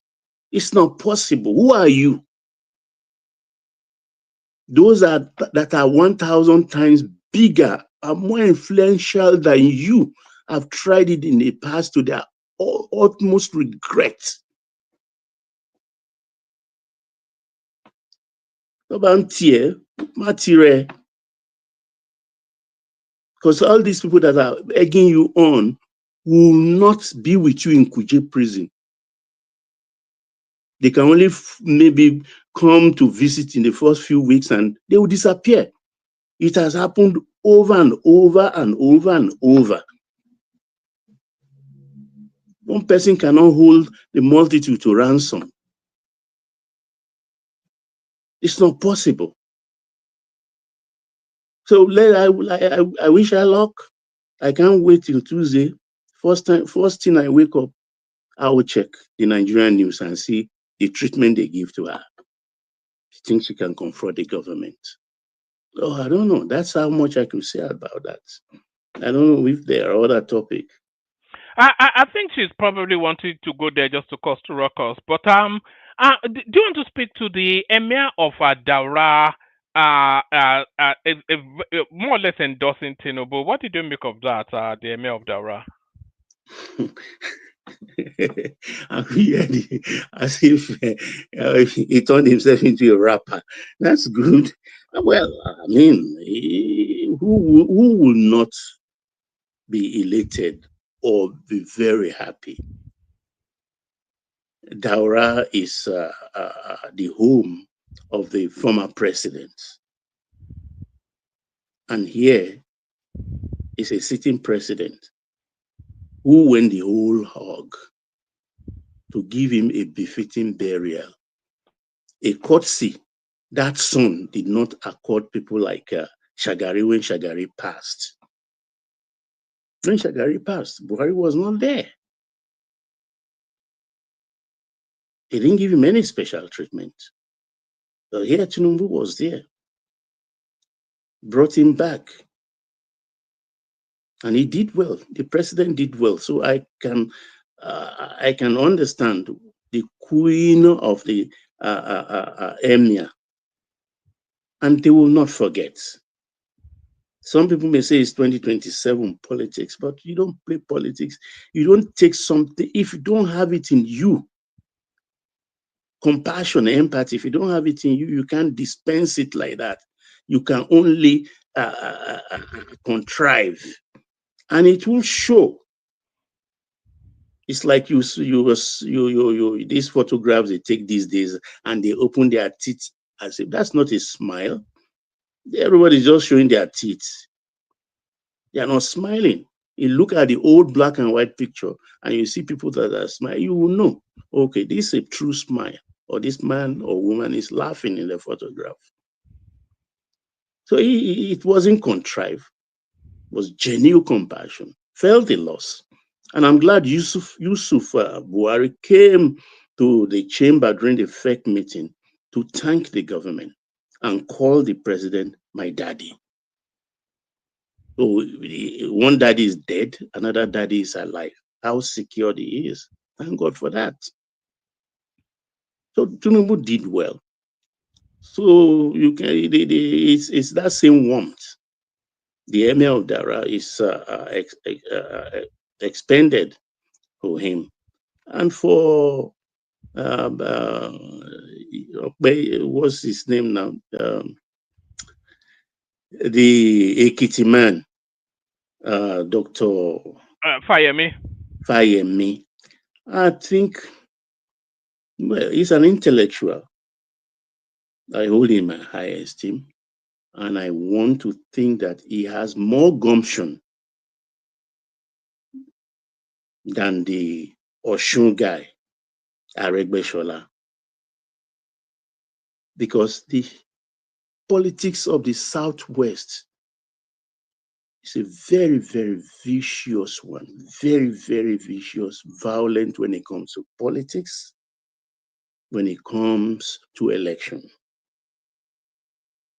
And whether we want to believe or not, the Wettier era of 64, 63, 64, 65 was one of the reasons of the 1966 coup. We know what went down in the Western region. In the Western region. So I fear for Aregbesola. And the wife is pulling his ears and telling him to desist from this path of destruction.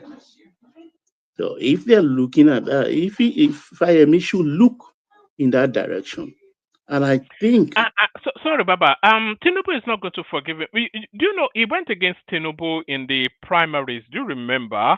He likes to do all this only on tech. Even this insult and yeah. I don't think he'll forgive him this second time around. Is what I was. It's going to have to deal with it's him. not. He's crossed the line. Several lines he has crossed. Because if you remember, I don't hide my feelings. Being so maku, being so maku. So I have to say it like it is. When I went against Fubara, I hate people. Yes, I use the word hate that betrayed trust. Here you are, air conditioner repairer, contractor. Your mother took you to Alaja Mogaji. That's Aregbesola. Begging her to introduce him to her son. Alaja Abibat Mogaji did. And you were made a commissioner in a state where you do not belong. Lagos is not a state of origin. Like many others, he was made a commissioner. After that 8 years, they took you to your state of origin, Oshun, and made you a governor. Made you a governor. It's on record how you rolled in the ground, thanking Tinubu, singing his praises to the high heavens. And when you are finishing your second term, they said your chief of staff of 8 years should take over from you.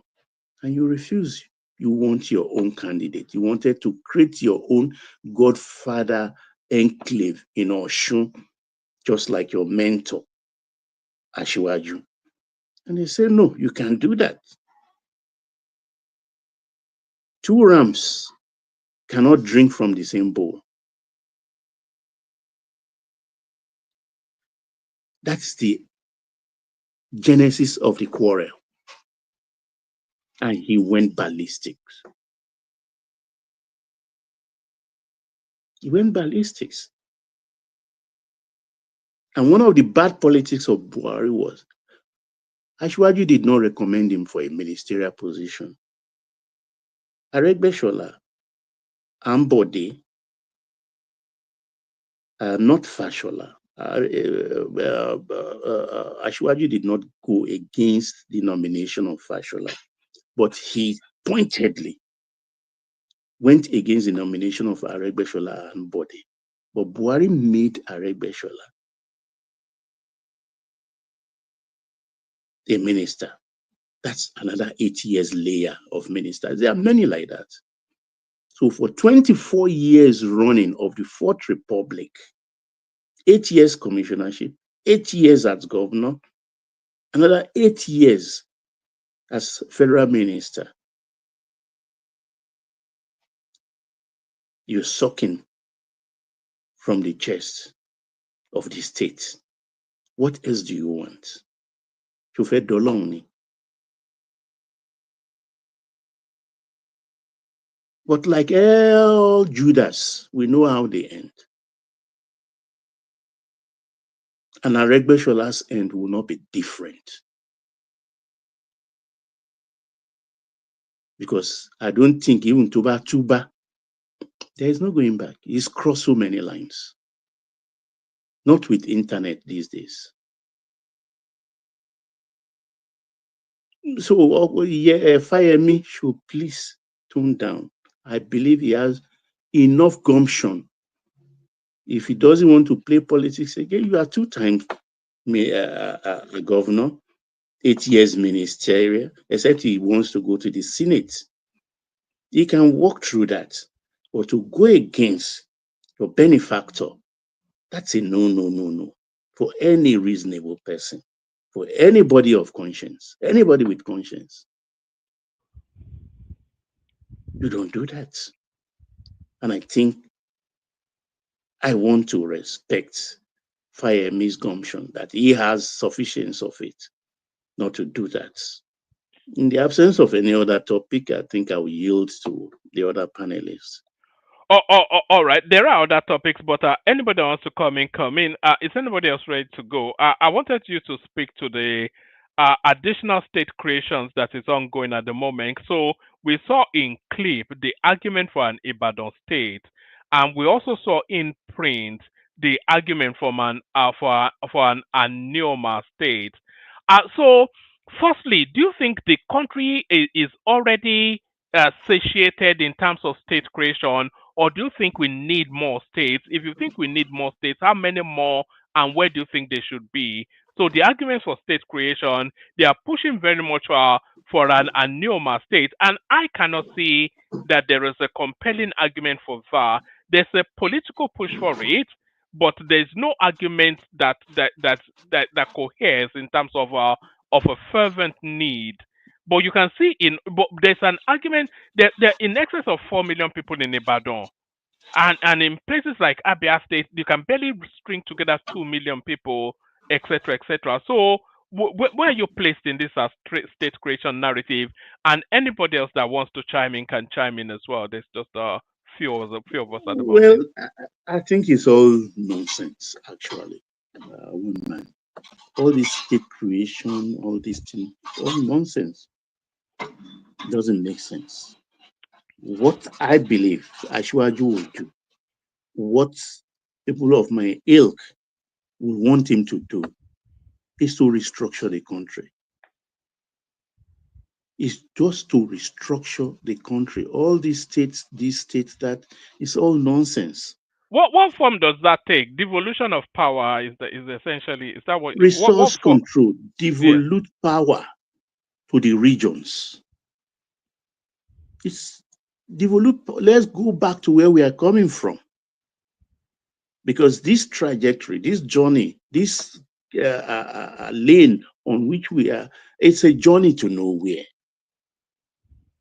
It's a journey to nowhere. We've been at it since 66. It's not working. For the life of me, how can I have something? You take it to the middle and divide it for everybody. Why? Without me gaining anything or getting peanuts out of it. It doesn't make sense. Where we are coming from before, you are in control of your resources. Like in other climes who operate similar constitution.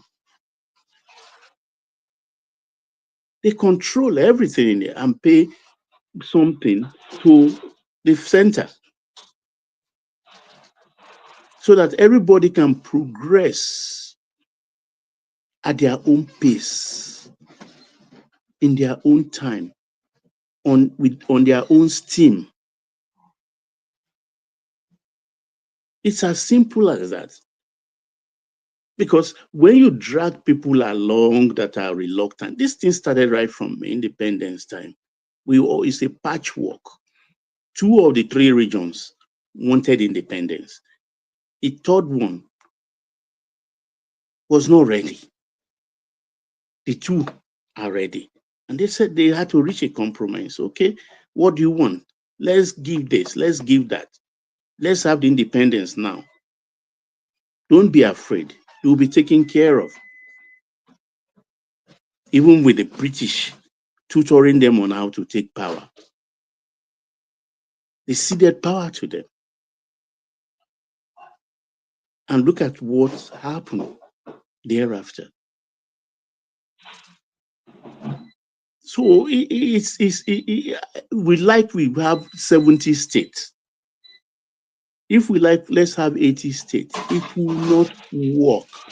It's not like if the regions stand alone, there wouldn't be problem.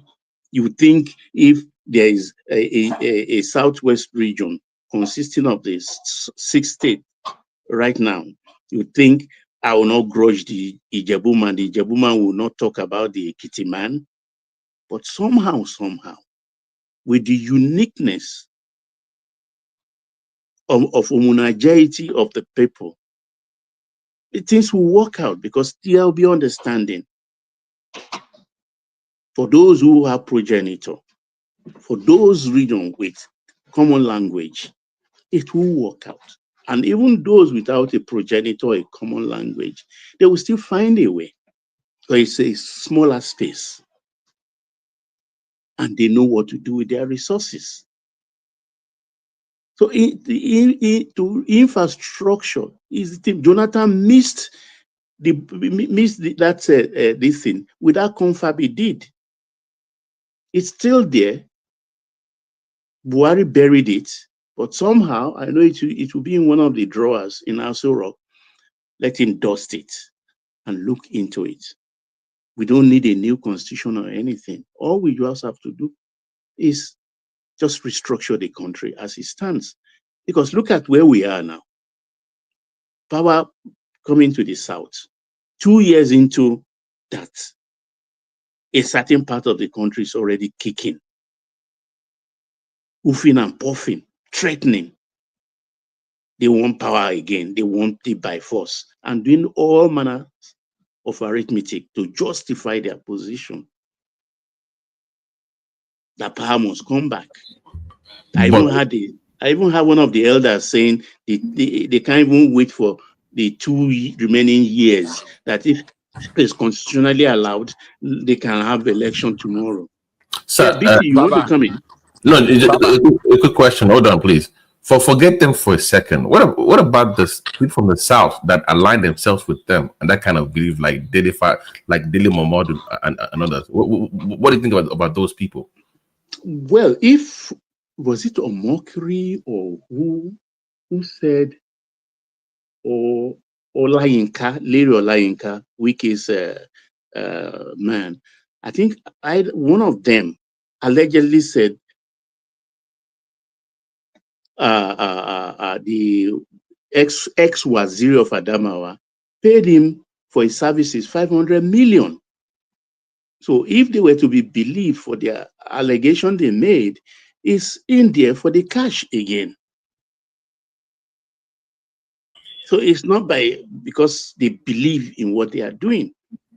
Because people like Kenneth Okonkwo, I was stunned when he made that doing that when he said only somebody from the north can beat Tinubu, and that if they give the ticket to Obi, it will waste the ticket. I'm like, wait a minute. I thought we were supposed to. I don't know when he just changed his mind, because I think it was a big Labour Obi supporter last year, a few months ago, and he's now yelling for. BT, I'm happy.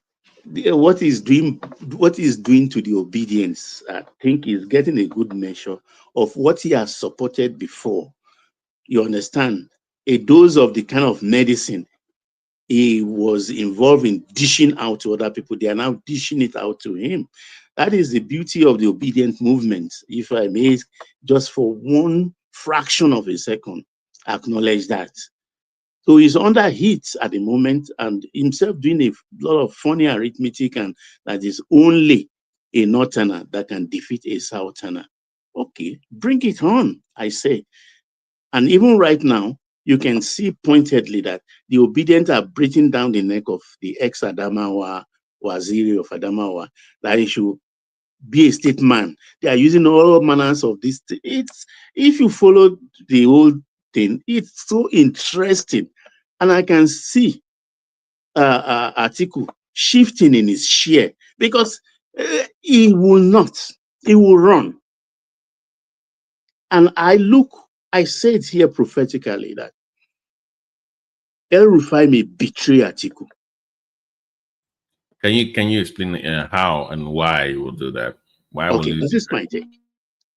At the end of the day, Atiku will run on the platform of ADC. Obi will go elsewhere. They are still trying and struggling to keep the LP boat running with the new current NEC meeting they had and made the woman, Nenadi, their chairman. They are holding, but if that structure is not holding, PDP is there for him to run to, because PDP have sitting governors. And in every Nigerian election cycle, the governors are very important because they are the people with the money. Obi needs that money. And El Rufai is about 2031 politics. And if he reads the room properly and felt that staying with Atiku will hurt his 2031 ambition with the South, he may roll with Obi just for the optics. Campaign with him. You don't see Baba, alive. You don't see a scenario where he reverts back to the APC. I still see I still feel that El Rufai is somewhat of a Tinubu agent. I can, it's not beyond the realms of imagination to see him revert back to the Tinubu fold. And if he that does, would be hard though. That would be hard. Can somebody be that dirty? He's a politician, Baba is a politician, right? He is, but I mean, there's limits to human level of indecency. Well, don't you think so? I mean, to go back to APC in this present political cycle. Yeah. By the way, those clamoring for P2B to go back to the PDP, I'm like, wait a minute. They pushed Atiku out. What chance do you really think Obi has in the PDP if it goes back to the PDP in the primaries? So I don't know where that came from or who is people that keep beating that drum of him going to the PDP. And I don't know who keeps saying that. It's everyone. Baba T. Yeah. He got the advice from that madman now. Okay. No, I think it's Bode George that is arrowheading that particular narrative. But Atiku left the party for Wiki and not this guy from or your state. He couldn't cope. So what chance does Obi have in the PDP is what I don't understand. What chance does he have in the PDP? It depends. Look, in this thing, Wiki, as we speak, owns PDP, whether they like to admit or not. You understand? And Wiki is a servant. Let me use that word advisedly. It's a servant of Aso Rock. So if Aso Rock determines that Obi being in PDP will serve their purpose, Obi will be welcomed. Obi will be welcome and teleguided. Unknown to him, he will be teleguided because Obi is desperate. He felt he has a chance. But the only chance he has is being Atiku's vice president in this election coming 2027. Outside of being VP to Atiku, no, there is nothing. But then nothing. One man play a clip when he said that he's only going to run for president. Right? One man, you played a video clip of him doing he was campaigning for somebody running for governor, right? Where he said he was only going to run for president, and that was it. So it's not even any room for being a VP to Atiku Baba. So, yes, he said that. Yeah, so I don't know if but that's what I've seen so far. That is only going for the presidency, not considering VP at all. Well, like politicians, because I could see that people, human mind is very complex. I listened to Odekalu today. The things he said, I think he has forgotten that he's on record and says that if Obi team up with El Rufai, he will never, never vote for Obi. But listening to him today, it seems he has discarded. Is he changing his tone? He's changing his tone. And I could see also the person pushing actually Obi is Tanko. Tanko is pushing for Obi to be VP. But Aisha Yusufu, I don't think she's convinced yet. Dati Baba Ahmed is vehemently against it. We both know why he is, because that means he's out. So he's fighting for his own political life. But I believe genuinely in the things he postulated. He said, look, you already have 6 million votes, which I don't think is there as we speak. That 6 million have evaporated. Can you give us a number? You said 6 million, he had 6 million the last time. So yeah, I think it's just the 2.2 of the Southeast that is intact of all that 2.6 million, 6.1 or thereabout votes he got. But and if it's 2.2, yeah. It's only Obi and Atiku ticket that can threaten Tinubu now. Exactly. So if they give, there are two ways. If they give the ticket to Atiku, and Obi agrees to be the vice president, and Obi finds a way of convincing maybe people like Aisha Yusufu and the rest, and that's all now. That would be a very strong threat to Tinubu. Well, we all know that's the big ticket that can threaten Anshiwaju's second time bid. That are rallying around Tinubu, I don't really trust them. Yeah, of course. So if Tinubu loses that base in the north, and Obi and Atiku claim the ticket, the only options that is available for him is the south. If he needs to go and spend 1/3 of all the resources in south to convince them, and then in southwest, just to improve the turnout. Because if you look at registered voter in the southwest and look at the percentage of people that are voting, you feel disappointed. In a place like your state, you have less than maybe 500,000 turnout. When you have over almost 1 million more, how can you be having 300,000, 400,000 votes from your state? So the only option we have is let him try and clean south by almost 70%, clean southwest by 80%. Then you should concentrate on north central, Kogi, Kwara, and Benue. All those things that are doing security in Benue, that he better goes there and stand there with them. Baba, then Taraba, that CPC block of the APC, I think you should pay attention, because they're trying to break away to. Yeah, they've already broken away, though. I mean, who is left amongst the CPC? There's nothing you can do to please those ones. They are like IPOB in the southeast. So they are called Fulani.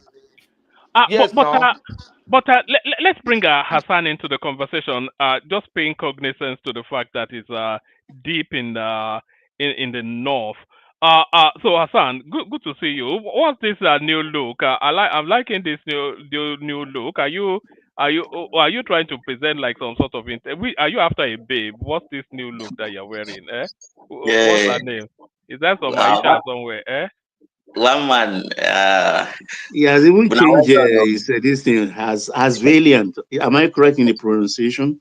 Yes. No, it's always you've always gone with that now. Has Valiant, and then okay. I've not noticed until now. Yeah, I use them interchangeably. To be carrying your platform name, Wazobia Darkroom, but. Yes, I did not sign in with that account. I signed in with a different account. That's why the whole settings are different. So Baba T, everybody on the platform, Madam Zita, I all say good morning from here. Morning. Good morning. I want to start from the Emir of Daura. He actually frightened Remi Tunubu. She was so confused. She didn't know what he was saying, and she thought maybe he was angry or something. Until somebody had to come to her ear and explain to her that she was just doing a little bit of politicking. Well, I would say that Tinubu did very well for President Buhari in his burial. The kind of attention that he paid to the family, to the people of Daura, it is only natural that the emir will be elated, and he would want to pay back the president with all, in Hausa there is a saying that says, kamar da karama alheri da alheri, that you should pay back goodness with even better goodness. So it's only natural for that to happen, and something has happened since Buhari died, and all after all these burial things and things like that. There has been a split between people in the north. There are some people in the north who take the stance that they will never forgive Buhari, and that whatever he did, they will never forgive him. And then there are the other side that says whatever he did, he's a human, that we should all forgive, since now he is dead and there's nothing we can do about it, and all that. Now, there is something particularly interesting about this that I think it's dividing the people in the north and how they are perceiving and thinking about whether to vote or not to vote Tinubu. And I think people who are sympathetic to the death of Buhari and his the whole legacy of his presidency and his life as a public servant have this sentimental attachment to the idea of a Buhari even in death, that they now look at Tinubu and see reasons why he has done very well, and that because of the honor he has given to Buhari, that they are going to vote for him in 2027. And it's all over, the Arewa social media. It's all over, some local channels who a lot of discussions have been had about that. And then Tinubu even went to Kano, refused to engage himself, embroil himself in all those confusion of the tussle of power. He averted all that and went to greet Dantata and to commiserate with his family or to condole them. And that too gave him some form of goodwill. Tinubu he's playing his cards right now very well. I mean, this is the kind of attention that people of the north, especially those who have, who are politically aware, are looking at. There has been a spate of appointments recently of northerners into this government. I think for the political class, including IBB's son. Yes, for the political class, this is their interest now being served. Of course, up till now, up till the recent appointments, the North has felt left behind by Tinubu, and right now he's trying to, check those, I would say, mistakes in carrying the North along in his government. This 2027 is very interesting because even though I hear what Baba is saying and how Babati is chipping in and giving his own opinions, I think it's too early for us to accurately predict what will happen. And you see, this notion of saying that the North will not give the South the chance to do another 8 years. I think in this context, it's not applicable. What is applicable is within the party themselves. You cannot hold, you cannot hold an agreement within your party and then expect other parties, to follow that agreement. What happened with the APC happened with the APC. And in principle, that is how Nigeria has been run. But then, of course, if you are opposition, you are looking at the cold, hard political mathematics and how you can get into power. So you are not part top. That is not your problem. It's always a problem of the ruling party. I believe even if Tinubu were to be, defeated in the election, whoever comes into that seat, of course, any person that comes into power, they come with their own arrangement, and it will be the same. Erifai was saying something recently about how in principle during the last election, all the state governors in the north had to support Tinubu. They had to support him because that as governor, RFI was specifically saying that him as governor, that he was not representing his own interest as governor of Kaduna State. He has to embody the principles of Sir Ahmadu Bello, Tafawa Balewa, Mala Aminu Kano, that okay, since a northerner has finished ruling, the power should naturally go back to the south.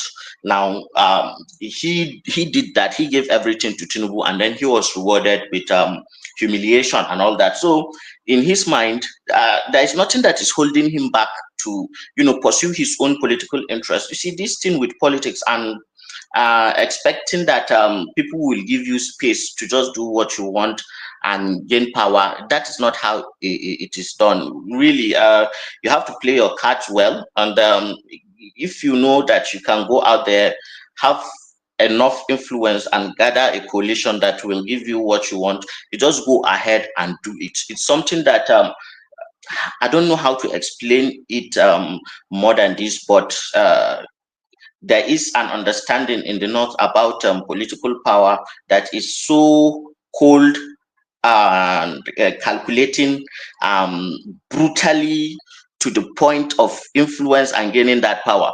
So as far as it is what concerns power, northerners will always approach it like that. So it will seem like there is some bad intention. Oh, no. It's just about the power and gaining influence. And that is the game that Atiku is playing for him, who has left the APC since before 2019. Of course, his realities are different from what is happening within the APC. Nobody within the APC from the north is saying that, okay, let the power come back to the north. No, it's not like that. So that's the way politics is played. This is democracy that we say we are practicing. So let's just practice it without losing the fundamentals and just expecting that if you have ambition, that others should just give it to you, give you the space to just do what you like, so that you can take it easily. It's never going to be like that. It's always going to be that you have to do your homework, do the hard work, unite the country, deliver, and then you have, what to come back to the people and say, okay, this is what I have done, this is what I have done, this is what I've done, and then ensure that and then people will listen to you and then vote you. That's how it is done. And Tinubu understands this. If he does understand this, then good for him. We'll see how far he would go in 2027. Because as it stands right now, I think he has a good chance of getting sentimental votes from the north, especially from Buhari. Do you think that sentiment will hold all the way through to 2020? 2027 is still at least nearly 2 years away. It depends. It depends on how Tinubu manages, and manages to keep the narrative about him positive. Since it is positive now, he can and he can, manage to keep that narrative positive by, essentially engaging more with the north and doing the things that will make northerners feel carried along. I think that is his challenge. Now, I know in his camp he would have people who will give him the advices that he needs to hear and how to interact with the north better. Will he agree? That's left to be seen, whether if they give those policies, and of course they are politicians, so they will like to, push him to act in certain areas or things that he will do that are in their own interests too. So let's wait and see how he manages this goodwill from now till 2027. It is doable, and if he's as political savvy as he is, I think it is doable. It just depends on how he chooses to move forward right now. All right. If I may comment, there is a big elephant that is a denominator in the coming election of 2027. That's man Kwankwan. So where do you think he will perch at the end of the day? In whose camp do you think he will perch? You see, the thing with Kwankwaso is that he is playing a different game from most of the politicians. Now there are three types of politicians that we have, essentially: those who are active right now in the game, and those who were active before but now have lost political power and influence. And then there are a very few people who have already captured a significant amount of influence and power, to the point that they can appoint surrogates and continue to rule and put influence and dominate their political space. A little bit of that was what Tinubu did in Lagos, and of course, Konkoso has demonstrated that he has a stranglehold politically on Kano that good. So the way he is looking at it is not from the desperation of say an El Rufai who has gone out of political power and is trying to get in. Is different, of course, from the governors or the ministers who are in government now. Konkoso has seen all and done all, so he is strategic. Konkoso is one politician that would only serve his own interest. I can assure you of that. He is not committed to one side, because he wants to see what the climate will be like when push comes to shove, so that he will choose the winning party. That is just it. All right. Talking about choosing the winning party, how is the new now coalition? How is that playing out in the north? How are they responding to it? Does he have any legs? Well, there are silos of people who think this doesn't change anything, but there are a lot of people who are also anti-Tinubu. I cannot overemphasize this. A lot of Northerners are anti-Tinubu because they feel the economy, and the inflation and all this is very bad. So this thinking that anything but Tinubu, of course, also prevails. But right now, because we don't know who is going to be the flag bearer of that party, and who is going to stand and face Tinubu, I think people are just reserved and relaxed to see who gets that ticket, and then I would see how that turns out, actually. But I think what is important is What are you permutating to that space? Because a lot of the permutation still lands on an Atiku Obi ticket, and Obi, of course, he's been going around telling everybody that he's going to be on the ballot to be president. So, what's your permutation? What ticket comes out to threaten the central space out of the ADC? I think the ADC is, but that's just my assumptions based on what I have seen so far. I think the ADC is happy that people in the APC keep thinking that it is going to be Atiku and Obi, and that it is going to be Atiku for president and Obi for vice president. I believe that may not necessarily be the case, and they are waiting until the last minute to put that candidate out.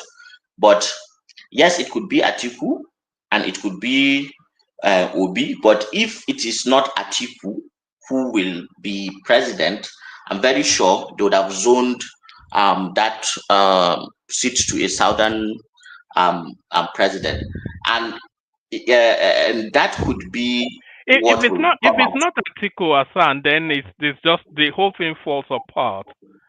There's nobody else that will worry the central space apart from Atiku in that coalition. Well, not necessarily. Just the way you see, Tinubu was able to sit behind and encourage Buhari and others to take power. Atiku could play that role too if he wishes to do so, and it is possible that before they do and present their candidates, others will make the case against him that he may agree to step down. If he does agree to step down, then there is a higher chance of the government. Because me, the way I see it, if ADC gets a southern, candidate, and that it will serve them a lot more better than actually getting Atiku. Atiku is not he is influential, but he is not as effective as people take him to be in the south. I think he is dispensable. Why not factor in Amechi in your discussion? Yes, in that's case they another zone it option. to the south. Yes, and if they zone it to the south, there is a higher probability that Amechi gets that ticket before Obi. A very high chance of Amechi getting that ticket before Obi. So if he goes to the delegates, Amechi will beat Obi now. Obi doesn't Yes. know how to. It doesn't know how to primary now. Yeah, so we'll see that. We'll see how it plays out. But if it gets to that, I think Amechi would be Obi, because Amechi would be more acceptable. Obi can only get the votes of other regions if he is attached to, say, an Atiku as vice president or whoever. But on his own, I think he would just do well in the southeast and maybe Edo State, because something about Edo State and Peter Obi, they just love that man. So we'll see how that goes. But I think the whole thing is just too early, to start worrying about this and that. But it's going to be an interesting battle to see how everybody does, really. Take us to the headline on the screen, Hassan. Is this getting any traction where you are? Farouk Paroge apologizes to Aisha Buhari. It was all over the space just as early as 2 days ago that Aisha Buhari had divorced Buhari before he passed on. But the person that actually put that storyline out has now come to somewhat giving a qualified reversal of that narrative. Is that playing out? Are people angry about this, or is it just a bit of nonsense? Yes, and the people in the north who read, like everybody on social media, they've been condemning that, because this professor of journalism in America, he doesn't have common sense. Like, even if it were true, how insensitive can you be to, at the most vulnerable state that the family and the woman is, for you to just begin to break this kind of news? And he just wants to be in the news by any means necessary. He's that kind of Nigerian professors that believe their own what would I say, fantasies, and because this is not the first time that Berogi has been writing jargons, and the things he imagines is the reality. You come and write it and then expect applause and all that. He is one of the people that did malign Buhari from the start of his administration till he died. He never relented. So, and in this space of Nigeria, the kind of things we allow is quite different, because the repercussions are not as heavy. If you were to do something like this in the US, that he is the kind of suing that they will sue him, he will never do something like that. And to think that he's a journalism professor is just unfortunate, how we Africans choose to play politics. It's very unfortunate. Unkind court. Very unkind court. Honestly, I'm upset. How could you be so insane? And he is married to a Fulani woman too. Of course he is. Of course he's a Nupe guy. This Berogi is a Nupe guy. He had worked in Daily Trust before. He knows Buhari, and Buhari even knows him, because when Buhari was not was not in power, before he got to power, when he was just sitting idly in Kaduna, the only thing that he does is read newspapers. That is where he became. That's why he knows all these Adesina, all these Keyamo, because they write consistently on Nigerian dailies. So Buhari actually knows Berogi, and somehow I think Berogi thought that Buhari would take him along somehow, because he's a good writer. But I think his writing is just too imaginative, and he, sacrifices facts and realities for cheap attention. and obviously Buhari did not do anything with him, and maybe that got him peace, because all of us in Nigeria, it is most of us in Nigeria, it is our personal egoistical interest that drives us. So unfortunately, even though he's a professor, he has fallen into that pitfall, and I hope he does better. I hope he sees consequences to his action and learns, because this is unfortunate. Nobody should have to, face this kind of nonsense that Birogi did. All right, take us to the Badenoch space. I could see you commenting in the comment section earlier. So Kemi Badenoch, yes again, sacrificing Nigeria for her own political journey.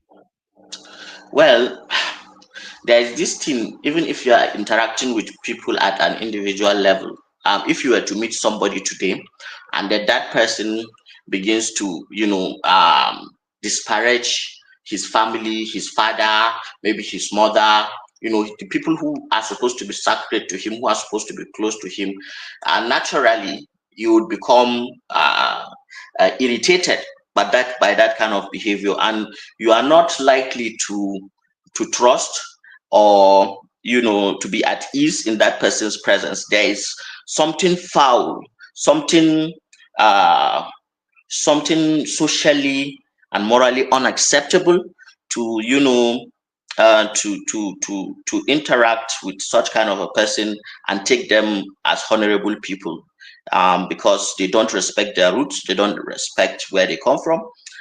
So whatever she is looking for, and going to Oyinbo channels and disparaging Nigeria and saying this and saying that, thinking that it's a shortcut. Whatever fame or office that she's going to get is going to be short-lived, and she's going to regret what she is doing now. She looks as like the way she's doing it, and this is her strategy. And it has, garnered her some support from, it is only extremists and racists who would, like to go with her, because, this is the archetype of the farm, slave farm, what do they call those intermediaries in slave farms that want to, that associate and become hypocrites to their own people, and go to the slave master and tell him, Uncle and this is Tom. what They call them Uncle Toms in yes, But in our own that's case, it's Auntie Jemima. and yeah. Sally. Yeah, so it's unfortunate. Well, God gives us time. In Hausa they say Allah yana arawa mutum lokaci. So God gives you time, and he gives you a platform, and then he borrows you time.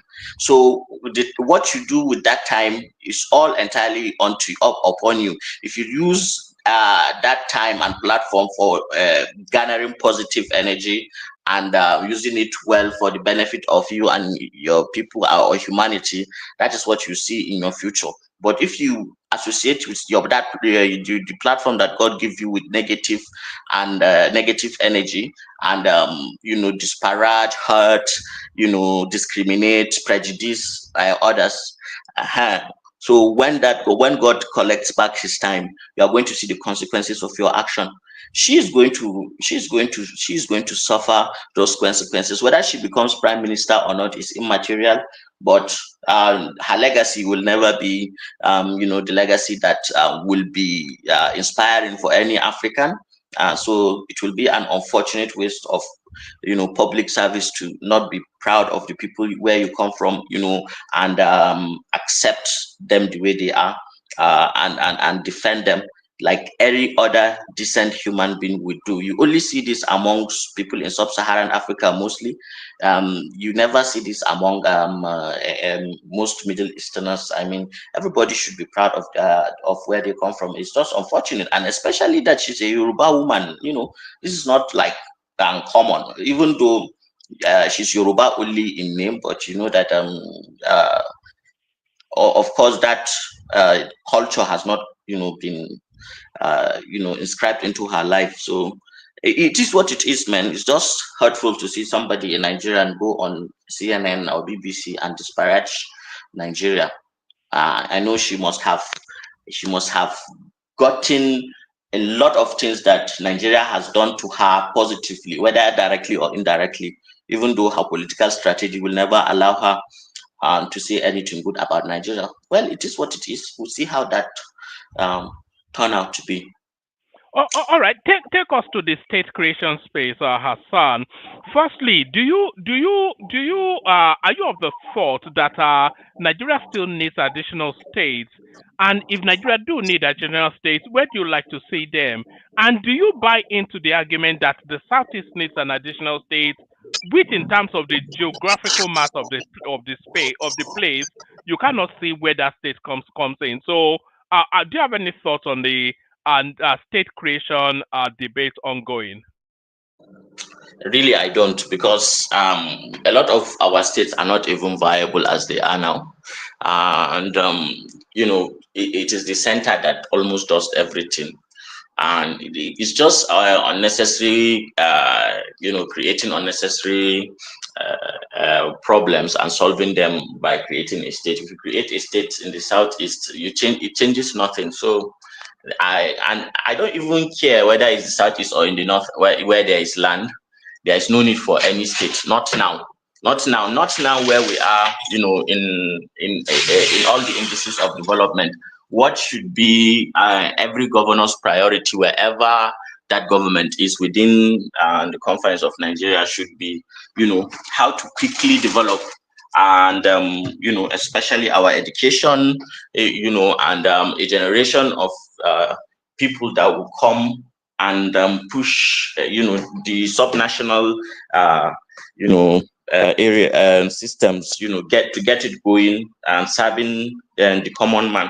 If we can do that, such that development begins to, get to every nook and crannies, and the welfare and the standard of living of our people, increases to such a point that we can begin to see why organically we need to create more states. But as we are now, no, there is no reason to want to create more states. I think it's just a political distraction. You are not solving anything if you create an Anioma state. Are the Aniomas Igbos, or they are a different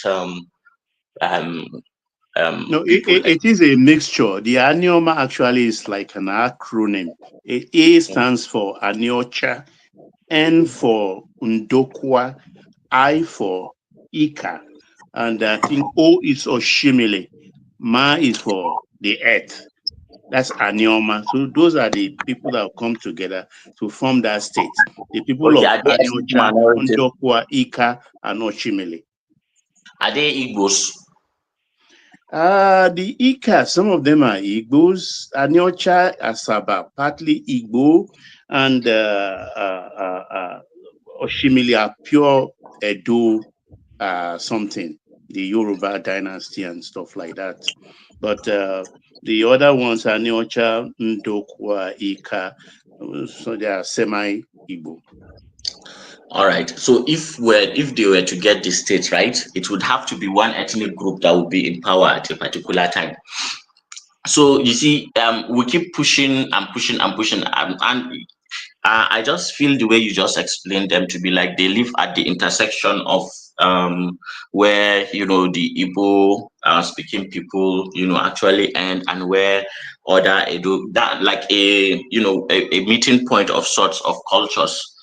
I believe that they are sufficiently, integrated into the culture of such of the Southeast region that they may pass as Igbos themselves, or maybe to the Edo side they may pass as Edo people themselves. So I don't think it is necessary, because if you are like the Oshomoles, then you are more likely to have an Edo identity, and if you are like the Aniocha, or what did you call them, then you're more likely, and the Ika, you're more likely to fall back and participate in the Igbo identity. So there is no reason why that should happen. If that is the case, if you argue that, if you go to places like Taraba, Adamawa, Borno, where you have hundreds of languages within a very like in Adamawa, they have a lot of languages, more than 100 and different, but if you group them and fundamentally their culture, are one, even though the tongues may differ,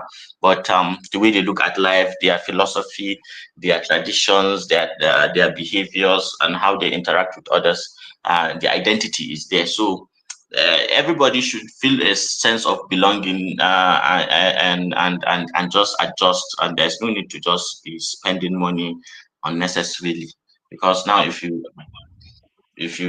create a state with this federal system of government, we are just wasting money. We should aim to be more prudent and more effective. I would personally love to see Nigeria abandons this presidential system and adopt a more effective and efficient system like the parliamentarian system of Great Britain. You see all these unnecessary senators we have and a House of Assembly. Everybody should just we should have a house that maybe we get maybe at most 100, representatives representing the regions of Nigeria at most, and a prime minister is enough.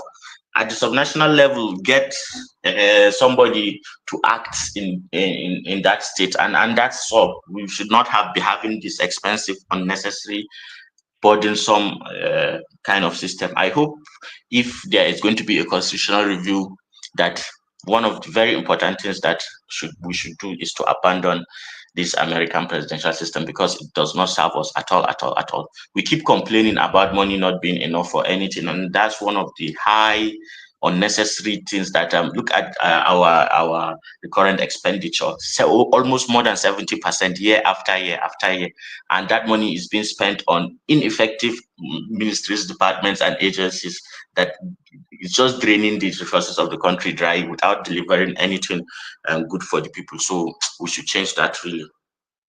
All right. Hassan, I'm going to show you two images now, and I want you to spot the difference. So I want you to make sure your eyes are fully focused. So here is the first image. Can you see that? So that's the first image right there. So that's the first image, and this is the second image right here. Can you spot any difference? Well, it's Femi Fani-Kayode.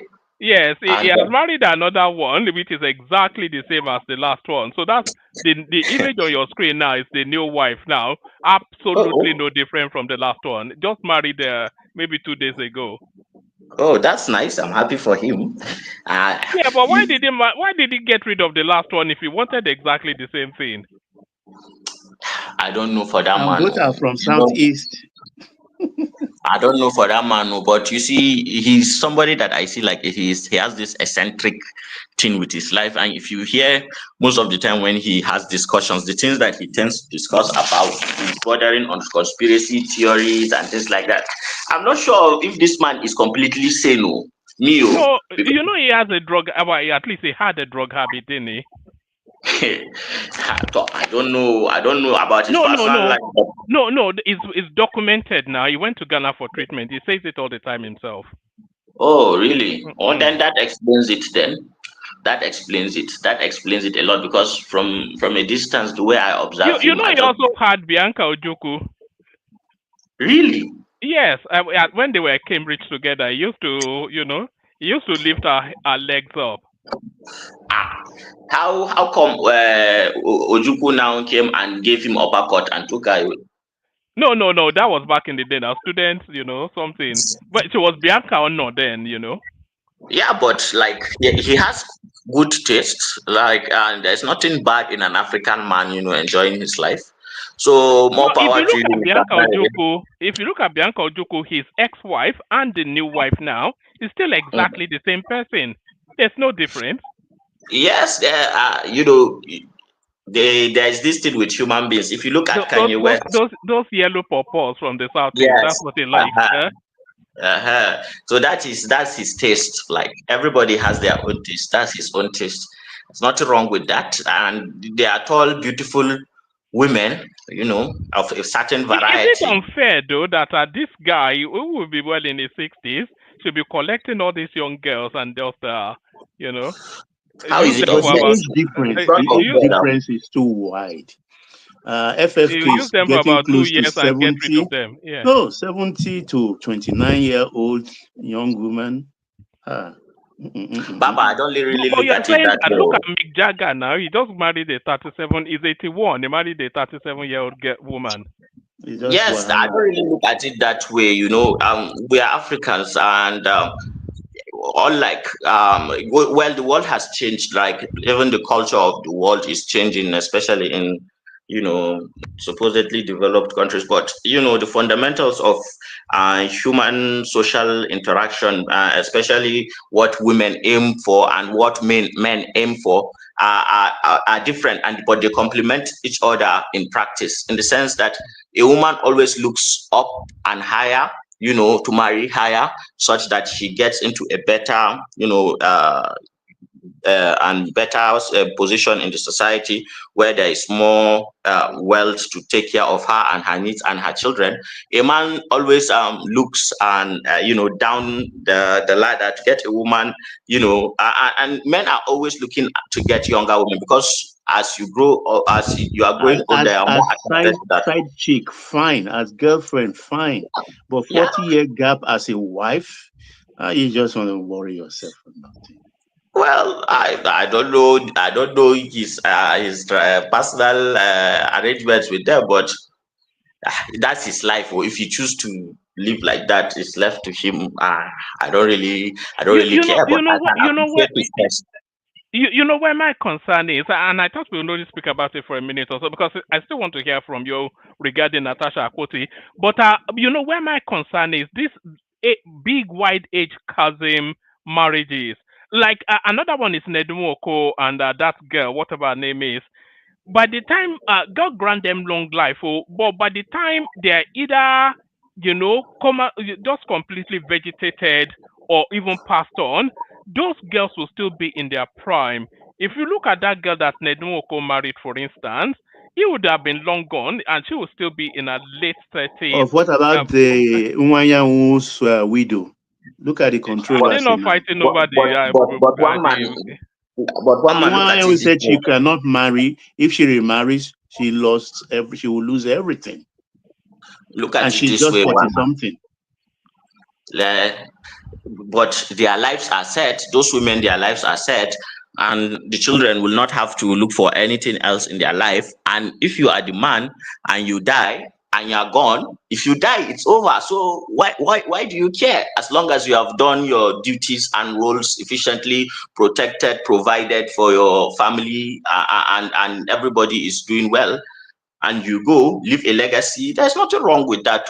Me, the way I see it, because like my grandfather, up until like I reached like 10, 11 years, my grandfather had kids. I had uncles and aunties. You're younger than you.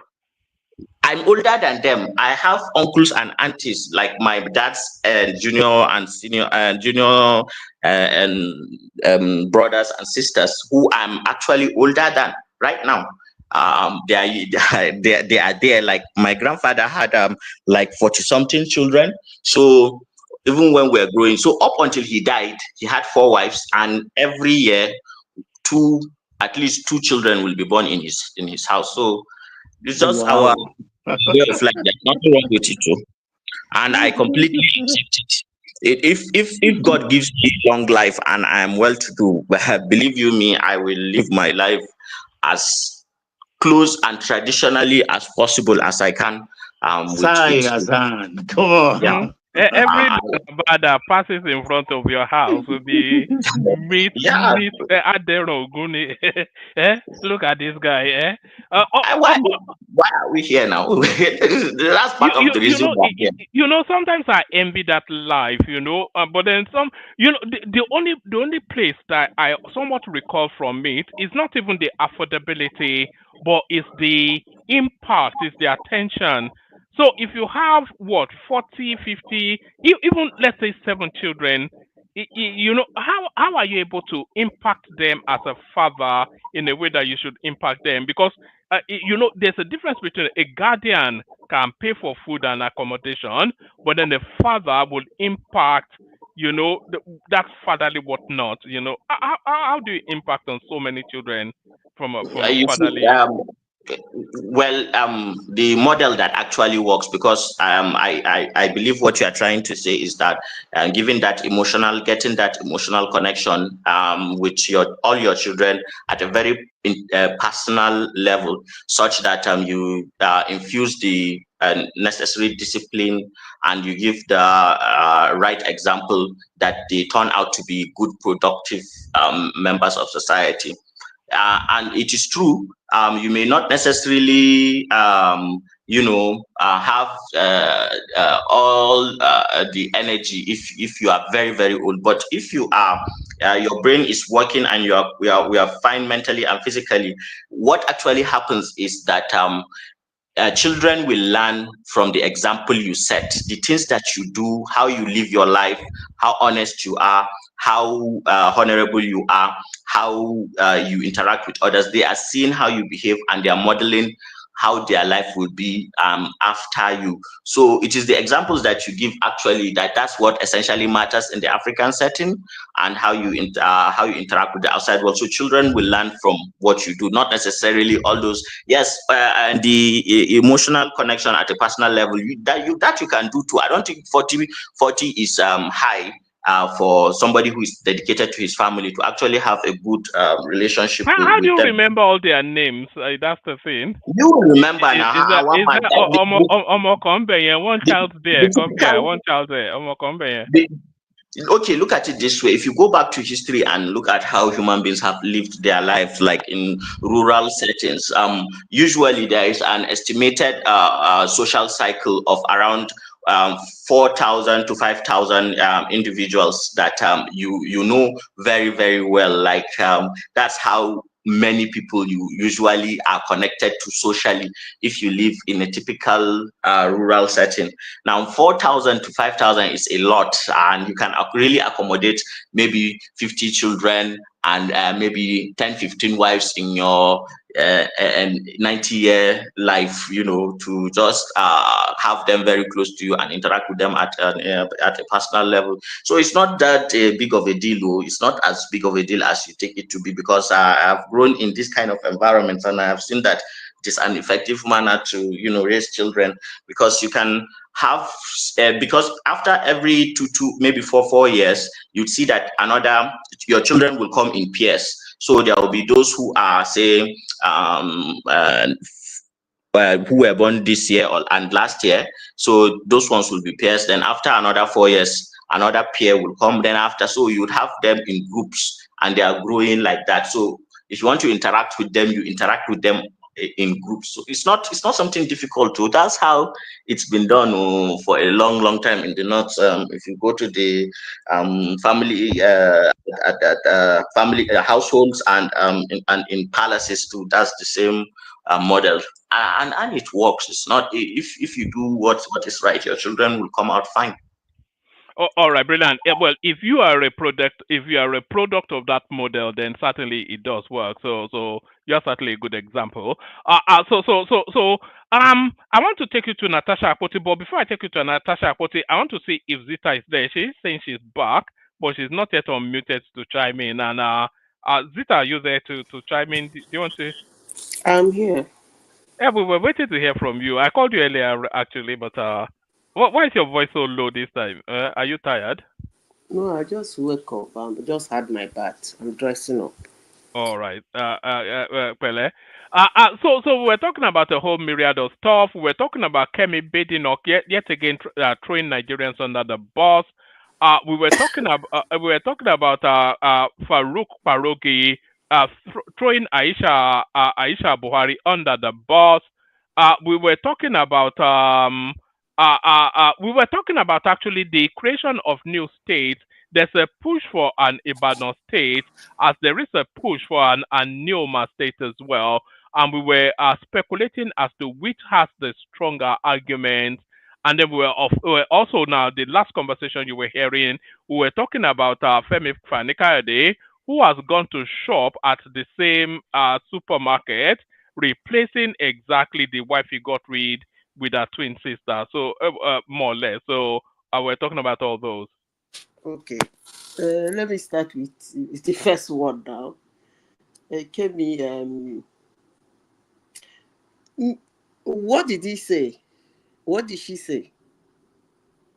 What is she complaining about this time around?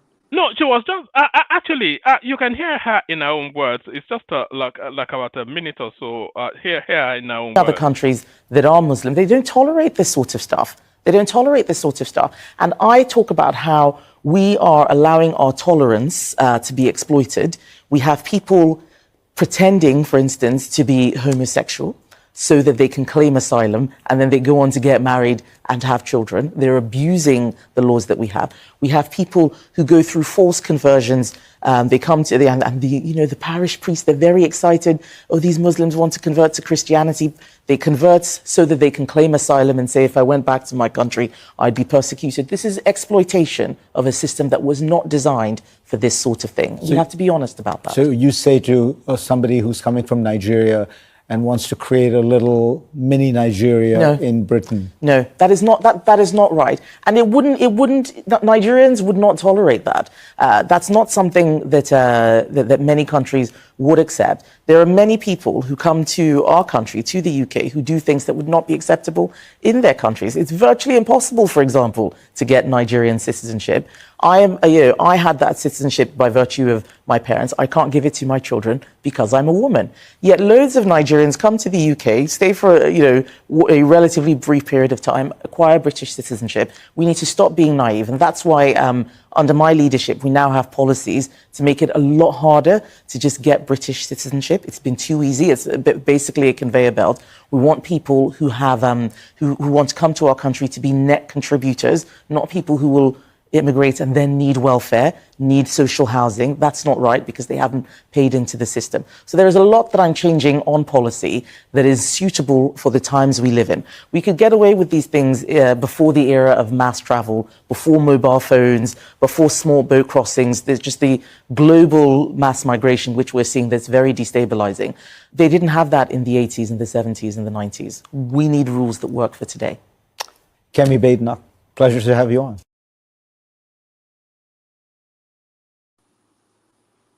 So those sort of stuff, as ever slaughtering Nigeria. I don't think there is anything wrong in what she said, but just one thing, that I don't think she was open enough to tell us why.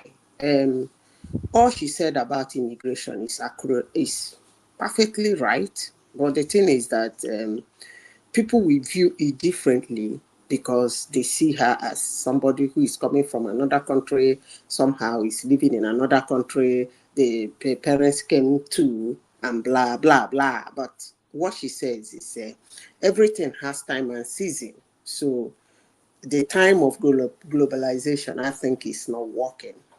It's not working. It's kind of creating a lot of chaos because people come to your country, they lie to come into your country, and when they come, they get your citizenship. Taking the citizenship of a country, it simply means that you are them.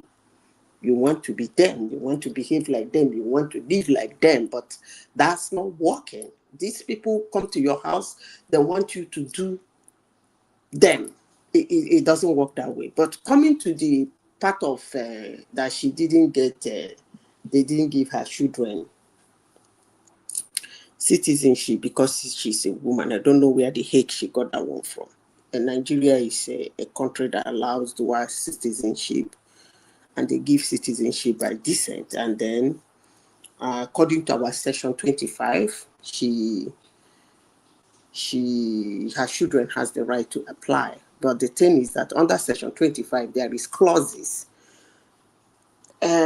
She should tell us the clause that affected her children that made Nigeria not to give them citizenship. She cannot just come and say, they didn't give her citizenship because she's a woman, them citizenship because she's a woman. One of the clauses is that at the time of birth of that children, are you still a Nigerian citizen? If not, those children will not be given citizenship. There are a lot of clauses about pattern of them under that descent, citizenship by descent. So if she can do us a lot more good coming out clean to tell us which of the clauses that affected her children. I think she will be making a lot more sense to people, and people will learn from her case. Next topic, one man, please. Emir of Daura, what did you say about him? No, he was endorsing Tinubu, but there's one particular topic that you may or may not want to speak to, which is Barack Obama telling us that everybody that every child must be brought up by a homosexual or something. Did you see that?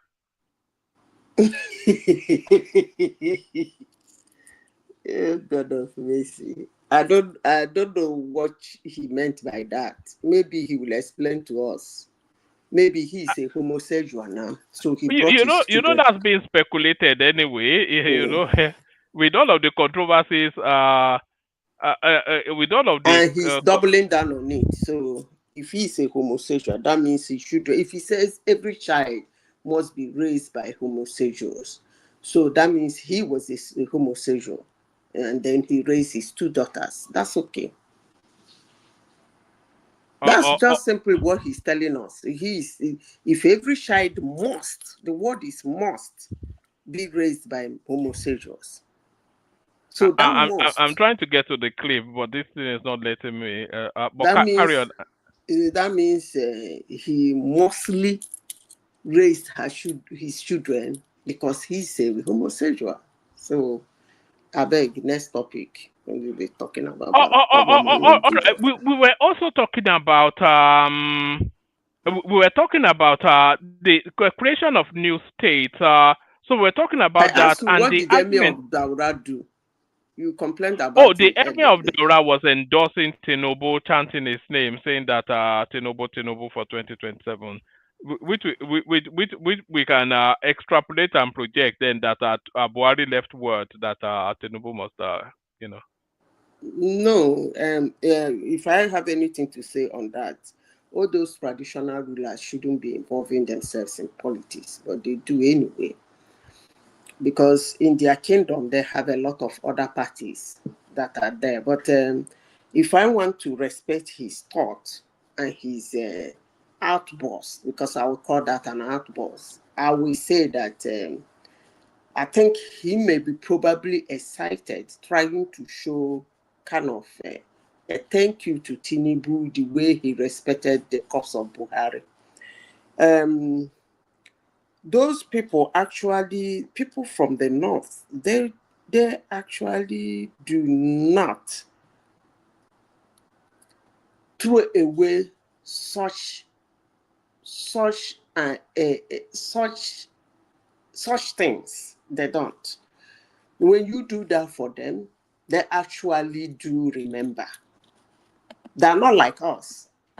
If it is us, then we say, and so what? They will remind all the bad things Buhari has done and how worse Tinubu is. But to them, Tinubu actually went to London to take the corpse of Buhari. That's a lot of respect.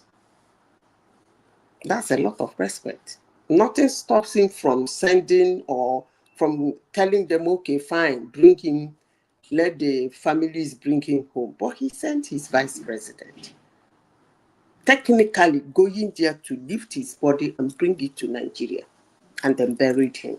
That's a lot of respect for a man like Buhari and for somebody who is highly respected in the North. Maybe that's why the guy was very excited. If that is going to play out well for Tinubu in the election, I don't know. But one thing I know the North for, things like this, they don't forget. That's all I can say. Things like this, they don't forget. But him shouting on camera, Buhari 2020, he's a traditional ruler. He shouldn't be doing a thing like that. But let me use this to maybe ignore his outburst. Next topic. All right. A topic that I think may be well close to your heart, the creation of new states. So the argument going on, I think it's actually even in process now because it's with the parliament now and it's been heavily discussed. So the parliament very much in favor of the creation of an annual state.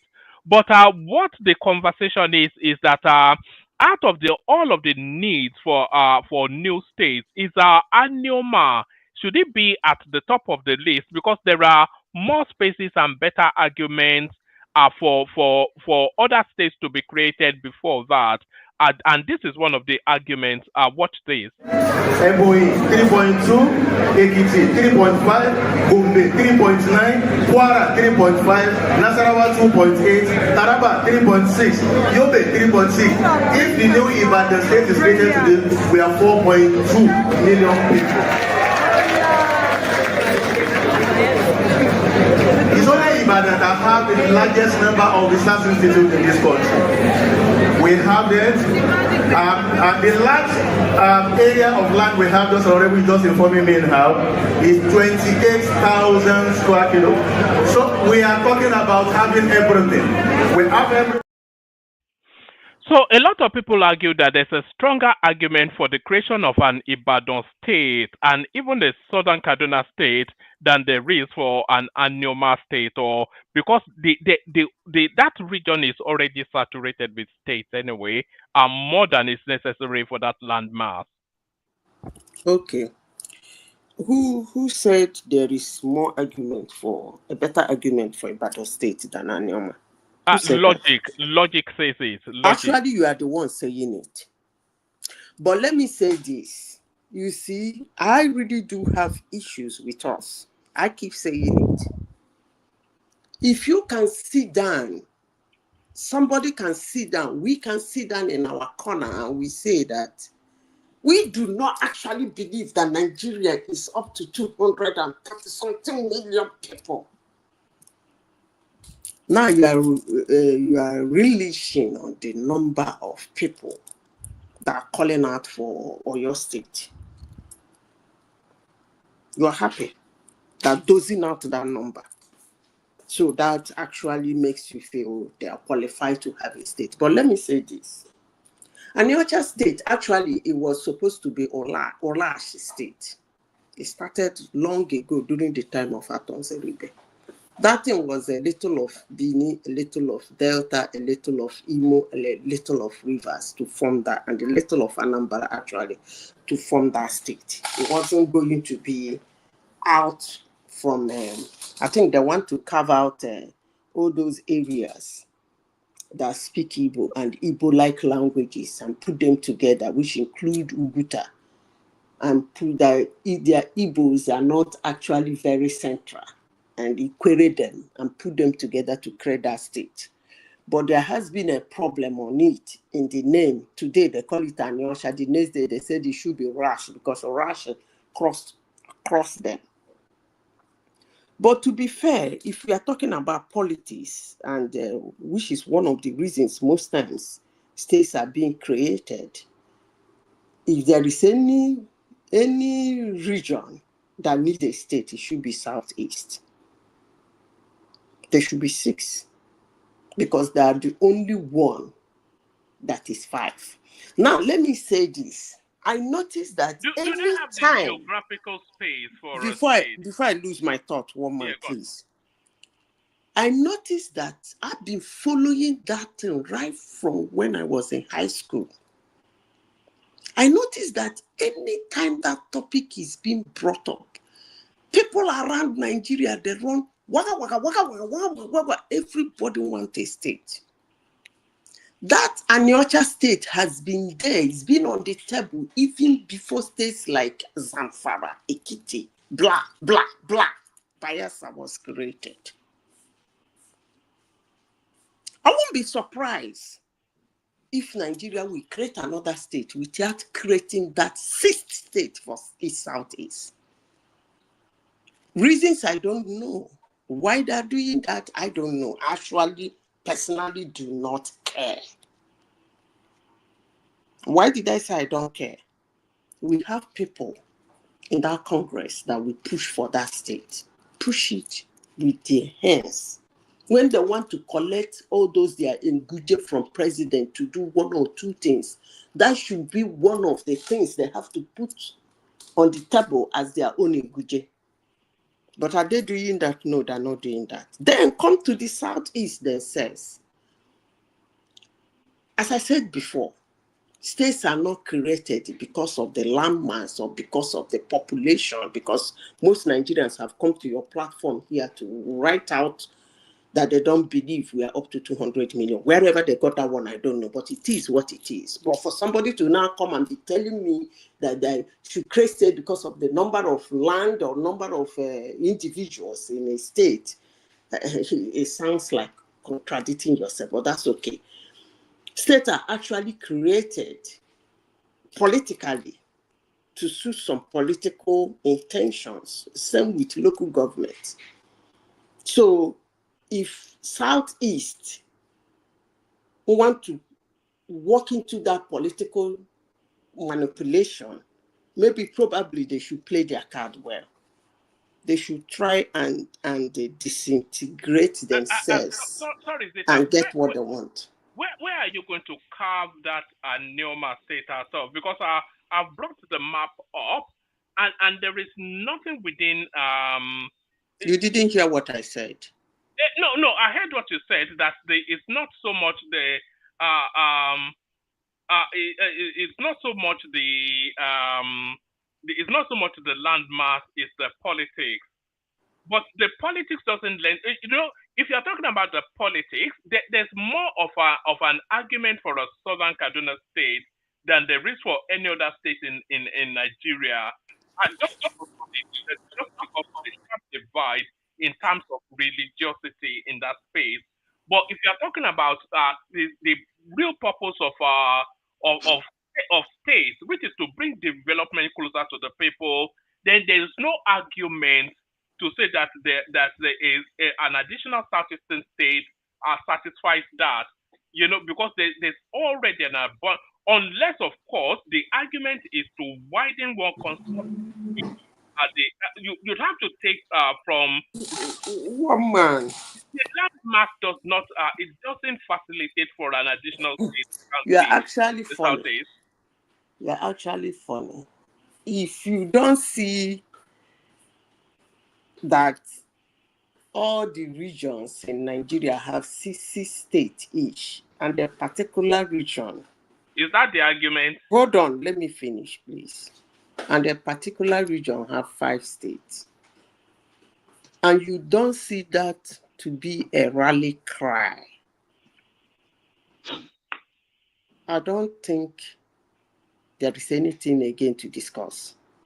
You don't find that's somewhat puerile. Because how big is Lagos? 3,500 square miles. Okay. How big is Ekiti State? I don't know. What you will do is next time before we discuss it, you have to roll out the landmarks, because I think you are talking about landmarks and population. You have to roll out the landmarks, and then probably we have to do our census very well. No, hold on, Zeta. I brought the map up deliberately. So if you are looking to create an additional state in the southeast, the largest state in the southeast is Enugu State, which is still only a sliver of a state. It's not of any real mass of anything. So if you are going to create that additional state in the southeast, then you'd have to carve something out of somewhere else. So then you have to cross border into River State, cross border into That's what I said. State, that has always cross border been into Akwa Ibom and all of that, and then that will open up another. No.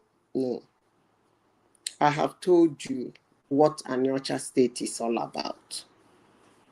It was proposed long ago. They want to create a state for those Igbo-like speaking towns and cities.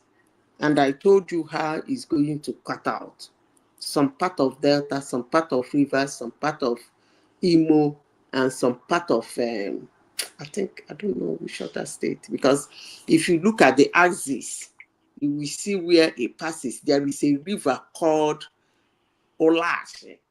It crosses across them. So they want to cut it. Aton Zeribe actually proposed it to be called Olache State.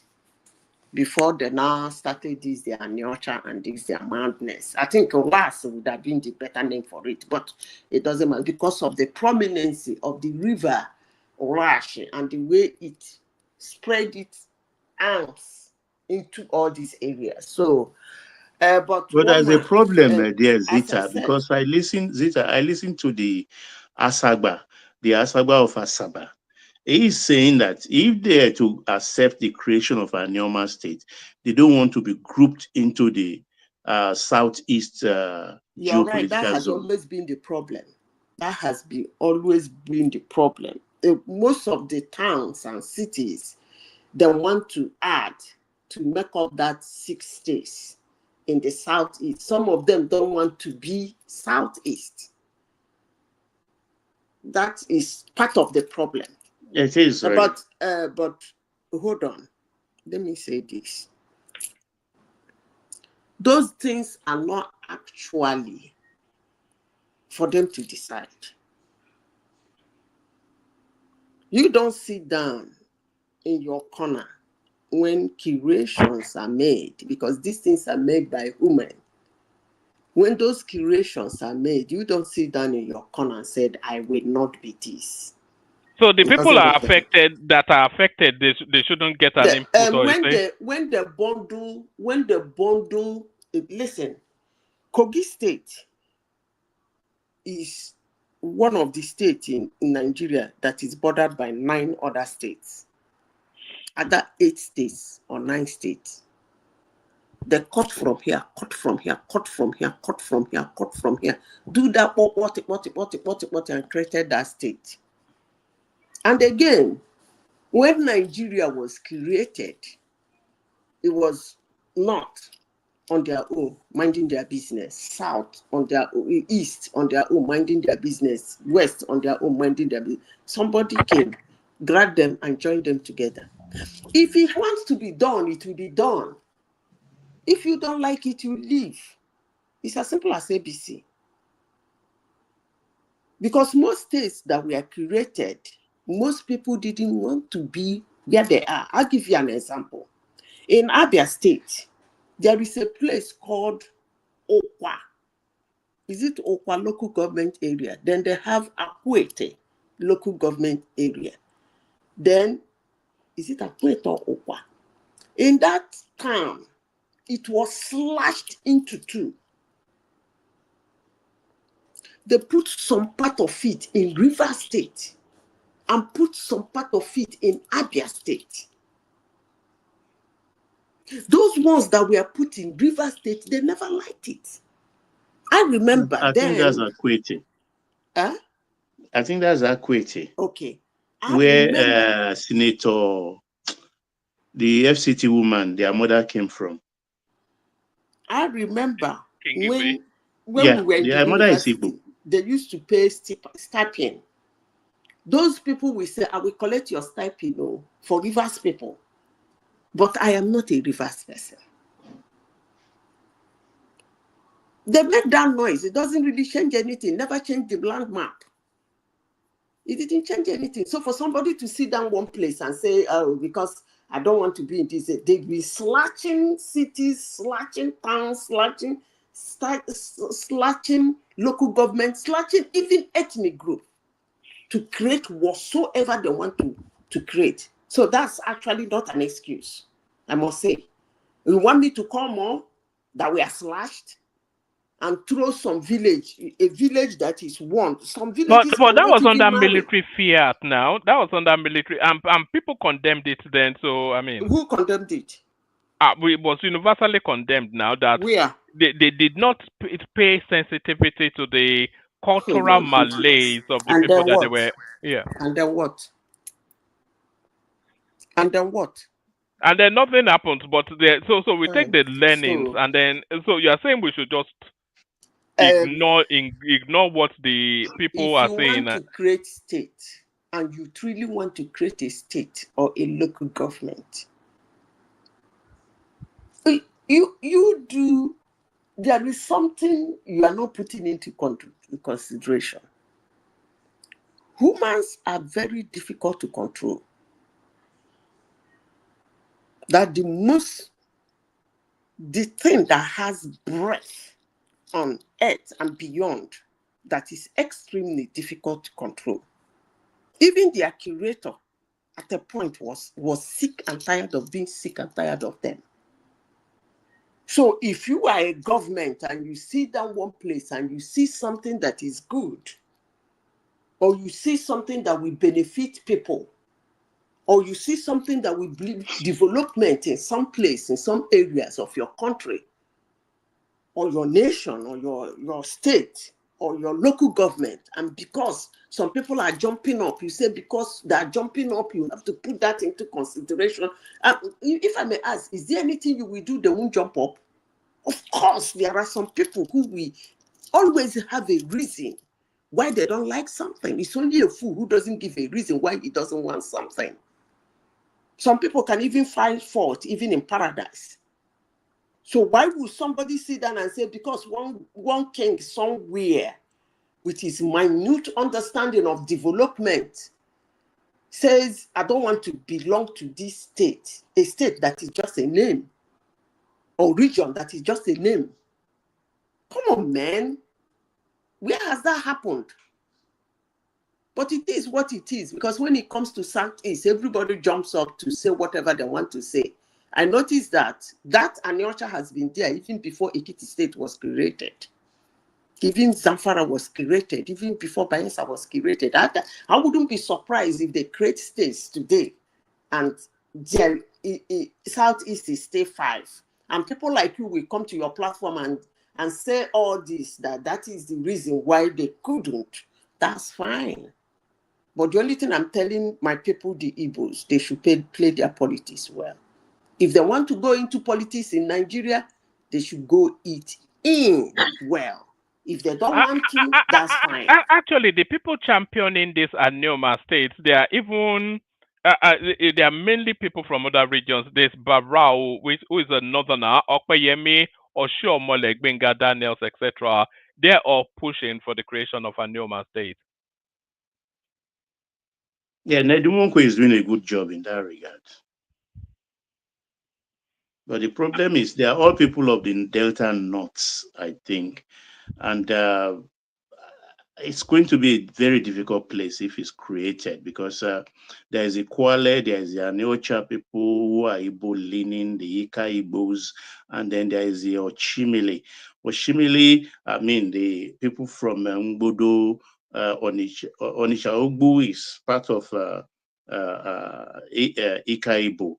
But so, or you go down, like that, then they merge into those states with Yoruba ancestries and things like that. So it's going. But the other side of Delta State will remain the Ijo, Isoko, Urobo, Ichekiri. You know that my town is one of the towns that is going if they create that state. So it's something part of the river side of Imo. That is my place. If there is anybody to speak on it, it's me. Yeah. Because we've done town halls a lot in my town concerning that state, severally growing up as a child. But it's just the river that separates you and Abo now. 80%, let me not exaggerate, 60% of people who will be in that state actually speak the same dialect. I repeat, 60% of people who are going to be in that state actually speak the same dialect. So I don't know what you people are talking about, but it is what it is. There are a lot of excuses and reasons why somebody wouldn't want to do anything. Creating a battle state. Oh, really? Okay, yeah, for in excess 4 million population. 7, and then Southeast will still remain 5. One man, please. You are looking at it from a parochial point of view. Can I move to another topic, please? All right. Let's move you to another topic, but we're not moving. Topic. This is a woman's perspective. Let's move to another topic, but we're not deviating too far from the southeast. We'll take you to Natasha, as Baba said in a moment. But let me take you to this space. I want you to look at this image on your screen. Can you see it? Yes. Oh, all right. And then I want you to look at this second image on your screen. Can you see it? Yes. Right. Can you tell the difference? So that is the first image was Femi Fanikayode's ex-wife. The second image is now his newly wedded wife. One and the same person, by my reckoning, is gone again to shop at the same supermarket. What are you making then of this guy? The second, this one is Igbo too. Of course, now is that not where he shops? Yeah, of course. Now, you know, what are you making of him replacing the same his ex-wife with his new wife, the same person, more or less? I don't have anything to say, woman, because these men don't actually force women to marry them. She said yes, and the marriage was constituted. There is one funny thing about women. We like to belong. It's actually ridiculous. It takes very few women who understand who they are and what they want. I wonder what a woman will be doing with Fanny at this period. If not that she wants to be Fanny's wife and maybe spend a lot of cash the way she wants it. The man has the man's emotions and character is not something a normal woman should It tolerate. doesn't strike as it's not mentally stable. You have to suggest sometimes. So, so somebody who is like that. But there is a woman for every man now. That is what, and he keep dropping them. This is his fourth wife, and then what you are telling me in essence is there is 4 women for every man, not there is a woman for every man. You are saying there are several women for a man. So if there is a woman for a man, the first one would have stayed. But what you're actually saying is there are several women for a man, which actually is technically the truth. There are several women for a man. So if a man of his type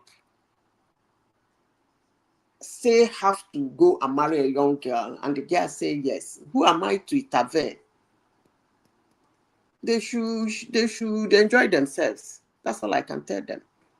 If the woman see him as somebody she can live with, that's fine. That's what women want. They will look at her. Do you know her before? Obviously, you don't know her. But today, she's all over the newspapers. Why? Because she's now the new Fanny's wife. The other one, is it not how they run around eating on her soup, showing themselves in the television, how they were eating on her and everything, and how the woman was cooking so well and blah, blah, blah. Didn't the guy come out to announce that he's impotent? And then how did she got her quadruplet? Nobody knows. This one had jumped in again. Her faces are all over the newspaper now. That's what she's mesmerized by her new found celebrity life. So please leave them to enjoy it while it lasts. All right, Zita, give us a little flavor on Natasha Akpoti, and then we go on from you to Prince Daddy, who is also with us, waiting to speak.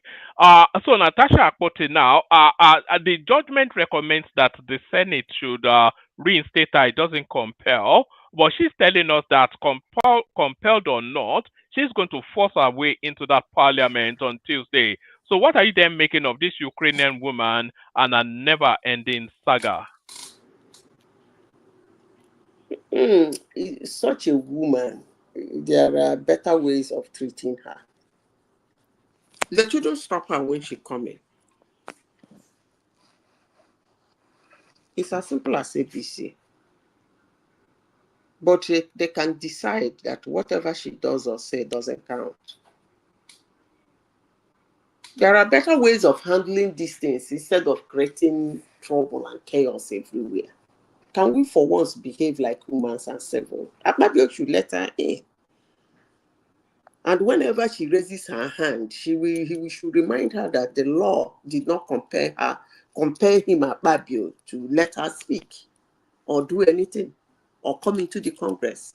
But since she decided to come here, that's fine. How easy is that to handle? And if she tried to disturb the plenary, you just take her out. Police will just escort her out of the place. Tomorrow, if she dress and come in again, you pretend as if you didn't see her. If you are counting the number of people in the Senate that say yes, she shouldn't be counted. How better way to handle such a woman? Very easy. I can handle her. Very, very easy. She will stay there till kingdom come without getting anything. I mean, I don't know. I don't know. We keep discussing her. The only thing I see is that, as I said before, nature is in a conspiratorial accordance with Nigeria, with women.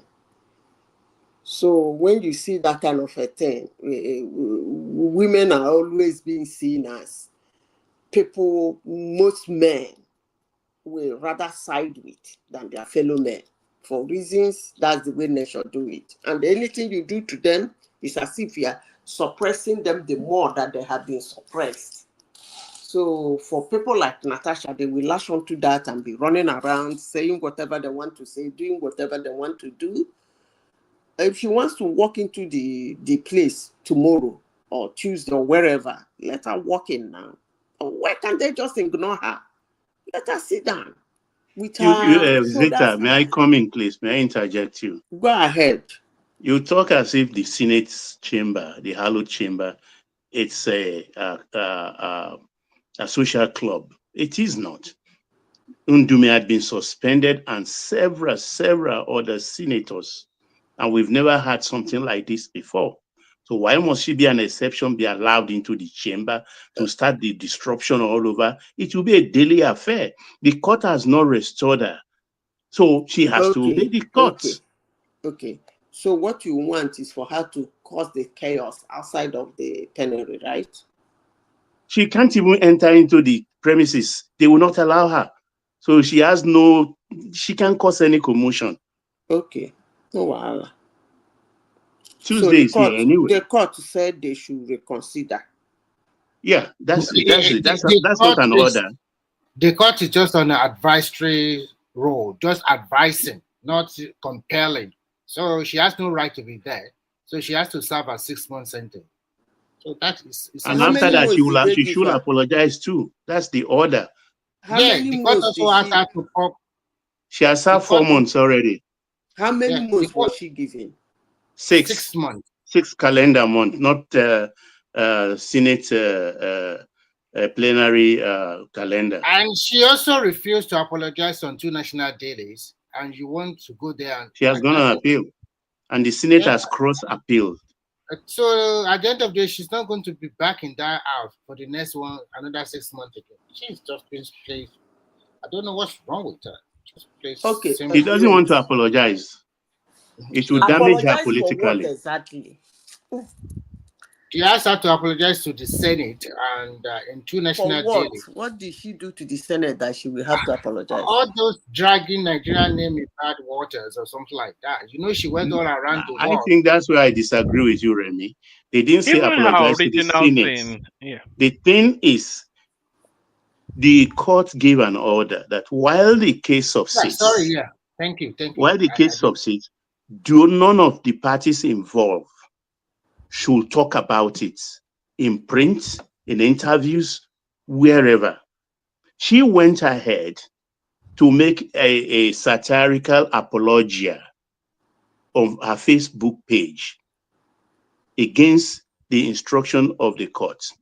Akpabio called the court's attention to it, and the court ruled that she was in contempt of court, asked her to apologize to the court, in 2 national dailies, also on her Facebook page. And that's her satirical apology. She should bring it down and then pay 5 million naira fine. She apologized. She appealed instead. Court told her to do that. She went and appeal. Yeah. So what's the outcome of the appeal? Appeal will take about 2 years. No date has been set yet for the hearing for that one. So they have to wait.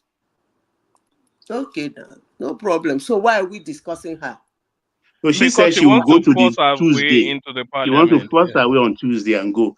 Okay, now no problem. Let's watch how she forced her way. Maybe they to should go. just shoot her if she turns up. You know, how What? about that? No. What? Eh? Woman, you are crazy. You For know what?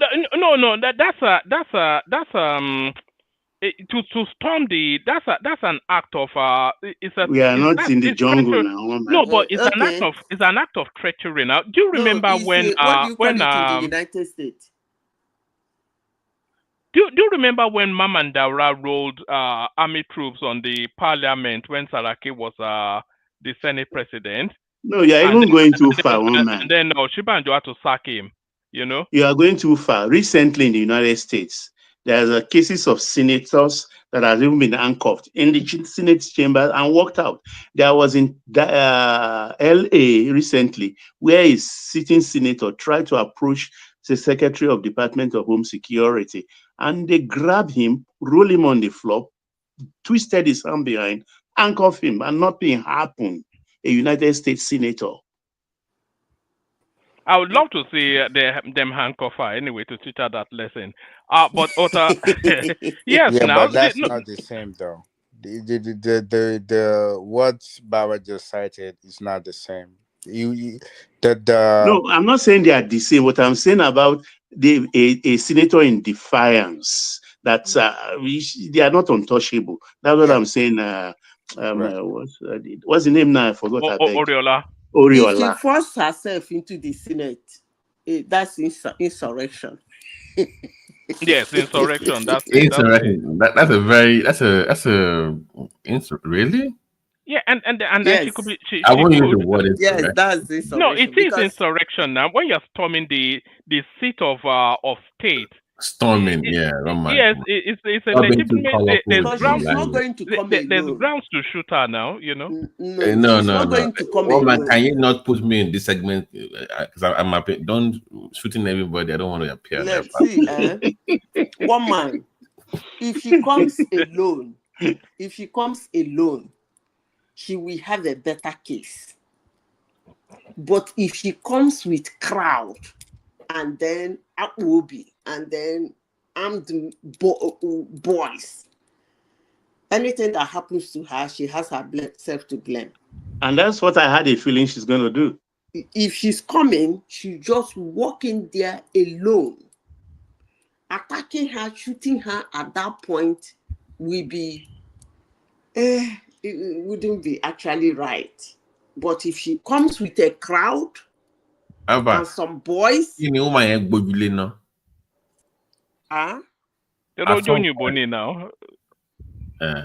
Because it's not making any sense to me anymore at this point. Like you have to put you your guys were supporting her at the beginning. So when I said they should overlook her at the beginning, you guys were supporting her. You know what, BT? She's a lawyer. It's like you have a judgment against your tenant, and the tenant is not leaving. Rather than hire thugs, go back to that court and say, look, this tenant is not respecting your judgment. The judge will now ask the court bailiff and the sheriff to go and execute that judgment. She has to go back to court if she thinks she's in the right to enforce judgment. Oh yeah, has she ever practiced law? I doubt that very much. So she's not a lawyer. She's qualified. To qualify is different from actually practicing. So it's two different things. So she's not a lawyer. She passed the bar, right? No, she passed the bar. Now she's a lawyer. Yeah, if she passed the bar, she's a lawyer now. Yeah. She's a solicitor and advocate. I don't think we make that distinction in Nigeria. Do we make that? We don't. So We can say maybe she's not a practicing lawyer, but we can say she's not a lawyer. I mean, she's not practicing, but doesn't make that she's still a lawyer and she passed the board, right? So. All right, Zita. Let's move the conversation around a little bit. I'm a bit conscious that I'm sorry. Wait, before you go, I'm sorry. You mentioned about the thing about Obama, and you didn't give her the video or tell her exactly what. I'm trying to play the video. If you look at the video now, it's stuck in a loop. Well, I can tell her exactly what he said because I want her to. Yes, the one I sent you that every child should have a gay That's friend, not what he said. a gay mentor. That's not what he said. That's not what he said. Woman. He said, yeah. if you Woman. have or you're close. It was your headline that made me join the conversation. Did you say that Fayemi is joining ADC? Yeah, it's putting the flyers out there. You know, but I saw one of the videos.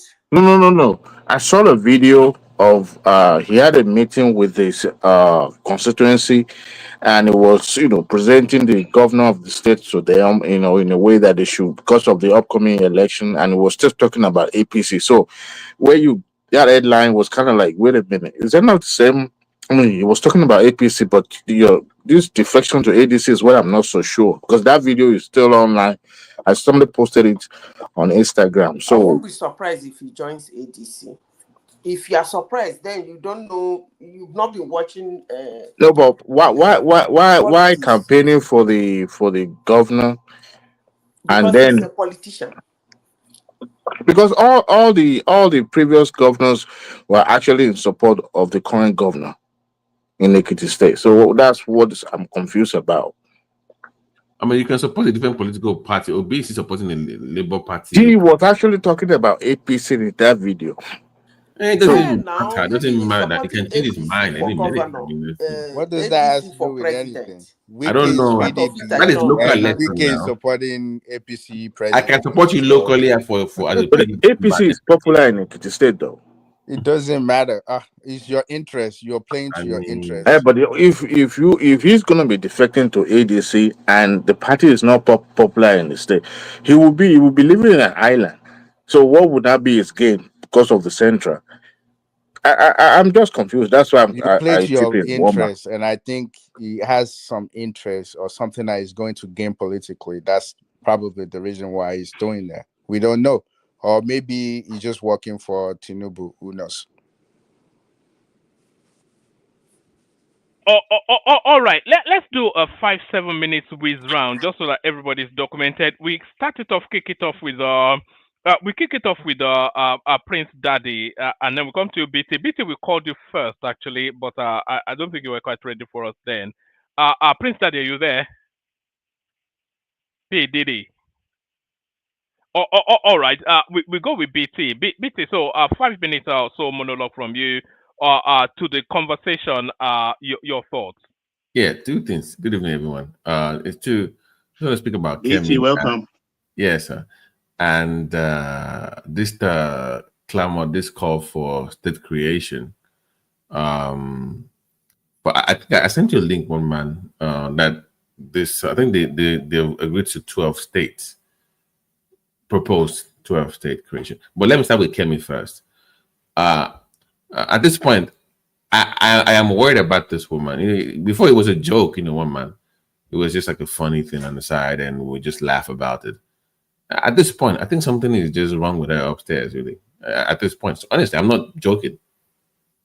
So I saw that clip on Zakaria and GPS because I watch the man weekly. I watch his show. When I miss it, I watch the playback. And the way he talked about, I mean, first of all, she lied. I mean, our parents are Nigerian. She's a Nigerian. So this idea that your children cannot get citizenship because you're a woman is, I don't know where he came up with. And for saying not to even question that or to even investigate that and just let it go tells me like it's just poor journalism of all people. Zakaria, that is a known, renowned journalist, for her not to push back on that. And I don't know what the end game is. I know you guys have said that she wants to become prime minister, but I don't think this is the right route to take, honestly, because it's now obvious that she's desperate to be prime minister. And like one man has told me on this show, and people from the UK, that it's not working. So she's losing ground. So I don't know what the end game is, honestly, and it's just sad to watch at this point. I feel bad for her. I don't know what's going on with her mentally, but The thing is, Betty, the British politics is latching very much to the right. So people will the pronouncements will be a lot more. You have to be very right wing now for you to sustain any sort of momentum within the. So she's just trying to keep up with the right leaning politics being played in this country at the moment. so now lying is now. I mean, you can't even speak on facts anymore. You can't even make anything. So when we can easily fact check you to know that you're lying. There's a lady from Scotland. I think I said that earlier. That the consider right now in Africa with the WAFCON, the Women African Cup of Nations being played. She's a white woman and she's playing for Nigeria. Why? Because her grandfather is a Nigerian. Ashley Plumtree. Yeah, her. She's Scotland, right? She's Scottish or British or something. Yeah. So where is she getting this from? That because she's she's a female or whatever. That's the reason why. I mean, by virtue of their grandparents, your own kids should be able to get Nigerian citizenship. Sorry, Babati. There is also a white guy, a goalkeeper in future, totally white. I thought that maybe the grandparents are lineage to Nigeria. That plays in Italy or French league or something like that? Yeah, something like that. And probably is also hiring the Super Eagles or maybe the Flying Eagles or whatever. So probably they are coming in drop little by little. Even Ekong isn't that British? Ekong is British, right? Ekong is British. No, Germany too. A lot of them are mixed. I think it's Germany. The guy from is it Germany or Holland? Germany. Okay. Yeah. Our guy that plays from the right wing of the defense is British. Like 4 or 5 of them in the Super Eagles. Babati, just 1 second. You remember that in the late 80s to early 90s, most of these foreign-born players were actually not allowed to play. Not that they were banned not to play in the Super Eagle, but there was a kind of like a racism, if I should put it that way. They were being blocked out, like the likes of what's his name? Yes, Fasha Anuako. Even when Ruben Agbola came, he was practically kicked out of the squad. I mean, but come to think of it now, a full white lady is playing for Super Falcon and was wholeheartedly welcomed to that squad without discrimination. The things are changing. Go ahead, Babati. Yeah, so I don't know what what she's doing. I get what one man is saying about that the politics is shifting to the right. I get that. But I don't know if this will work for her or if it's even working right now. I can't. I don't follow the polls in the UK, so I don't know how this is helping her politically. Maybe somebody's tracking how this helps her to achieve a goal. But I don't believe this is the right way to go. If you just mention if you're against immigrants, just say immigrants. Why do you always have to mention Nigeria specifically? Why must you always bring up Nigeria? That's what I do not understand. And I don't. So let me just leave Kemi alone now. So question: do you think she's a house nigger, or do you think she's using a house negro technique? I mean, house Negroes usually are just ignorant. They don't know better. But to one man's point, she knows exactly what she's doing. So I won't really call her house Negro because she knows what she's doing. Are you sure? She knows what she's doing? According to one man they believe she's doing that because she wants votes. So if you're very deliberate, then you cannot be an house Negro because you're not ignorant of the fact. She does know very much what she's doing. In her come up in politics, she leaned very heavily onto the Nigerian community that, I am one of your own, I'll be your voice in parliament, all of those things. She was always going to all the aunties she was doing the jollof rice rounds in her come up in politics. So now that she's gained this eminence and preeminence, suddenly she cuts that space off. Not only does she cut it off, she starts to attack it. So she knows exactly what she's doing. She was very that's Nigerian when she was coming up. Now she's not Nigerian. She's now English as they come. Yeah, we as I mean, it just irritates me when she speaks sometimes about foreigners. I'm like, you are okay, you're British, but you spend most of your formative years in Nigeria, so you're not really considered. I mean, I sent you a clip of an interview with this right wing psychologist from Canada. I've forgotten his name. I think I don't know what I'm talking about. And this psychologist is a right winger racist. I know people like him, but I don't really rate him. But he kept asking her about her formative years in Nigeria, but she kept moving to the British at times she spent in England. But it's like, I don't care about that. I want to know how you grew up, who raised you and family values and all those kind of things. But she didn't get the memo. She was just dancing around. That's the No, she got the memo. She wants to downplay that but because the more people see her as Nigerian, the more unelectable she is, But I'm saying that, are they buying what she's selling? Not the blacks, but the people that she's pandering to. Are they buying what she's selling so far? We won't really know because there's an undercurrent of extremism in this country. But because the country the way it is, that they don't overtly manifest it. But if they elect her, then they can hide their prejudices under her.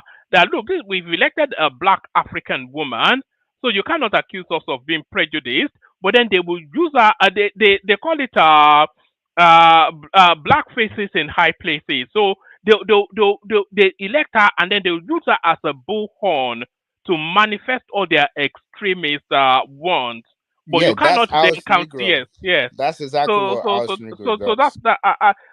I think that's the pathway that she's trying to straddle. Yeah, it's sad to because I really like that when she talked about other issues, security and economics. I enjoy listening to her. It's just when it comes to immigration, she just goes off the rails. But to the other topic of the state creation, I think they've agreed to 12 new states.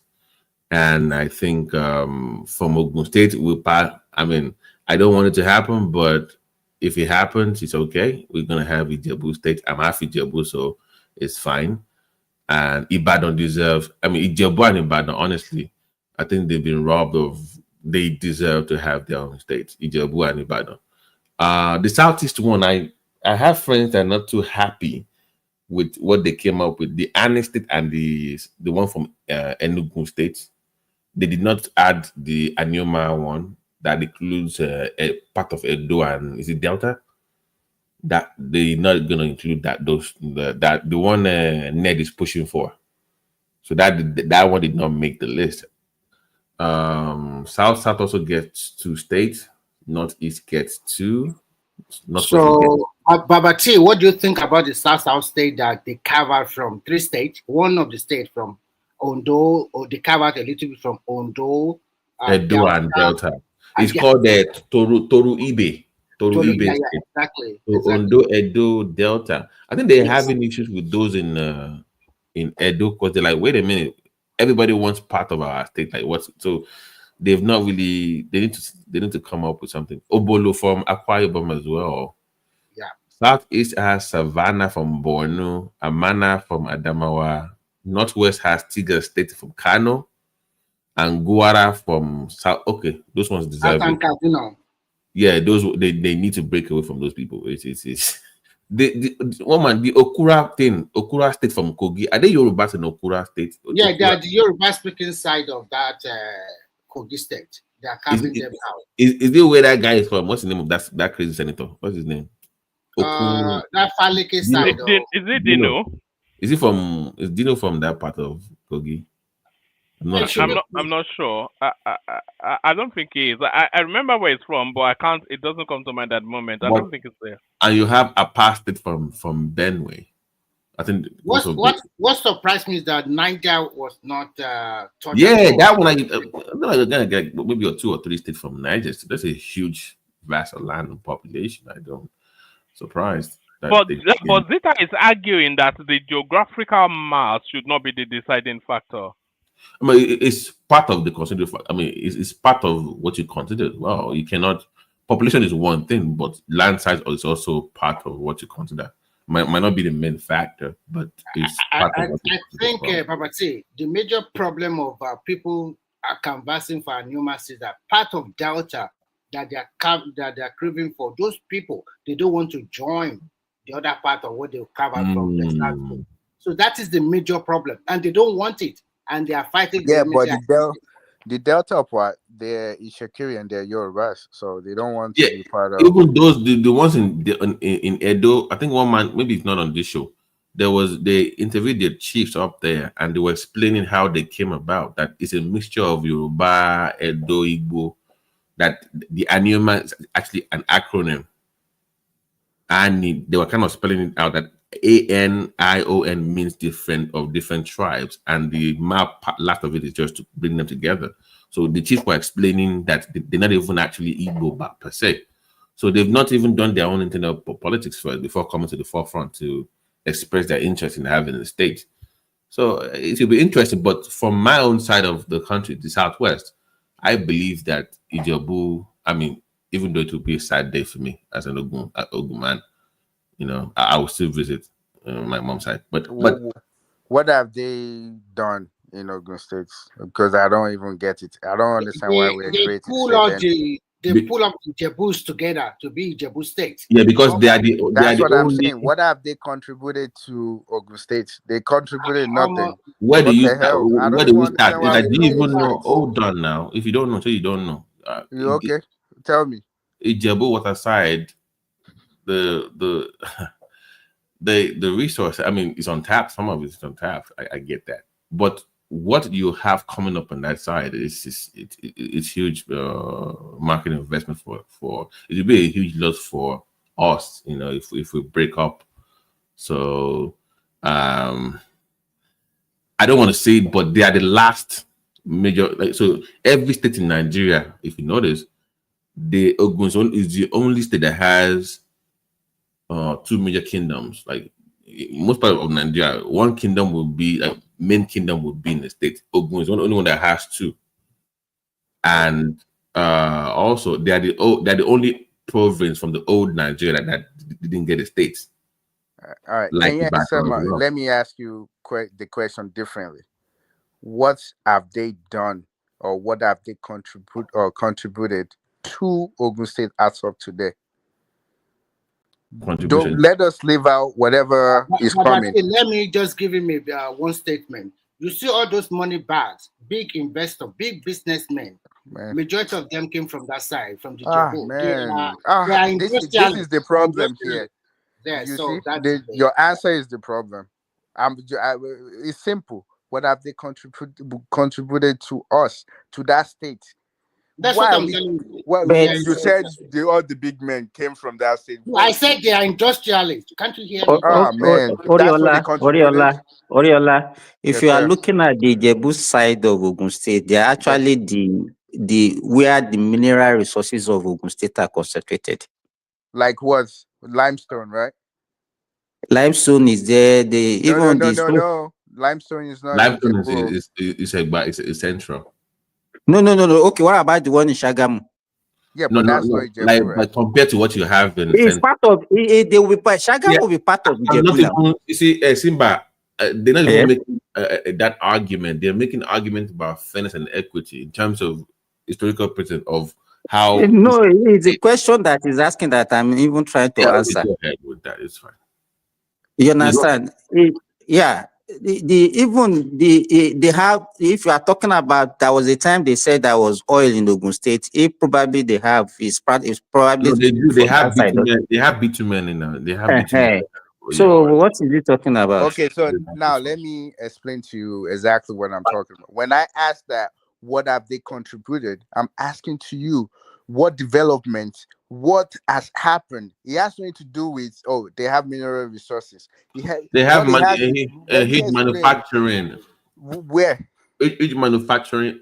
You don't know that all those like they have huge manufacturing plants. I don't know. You didn't know that? Ogun State is the largest manufacturer in Nigeria. You know that, right? So I don't know. My point is that they are advocating that they are. This is a point, Oyana.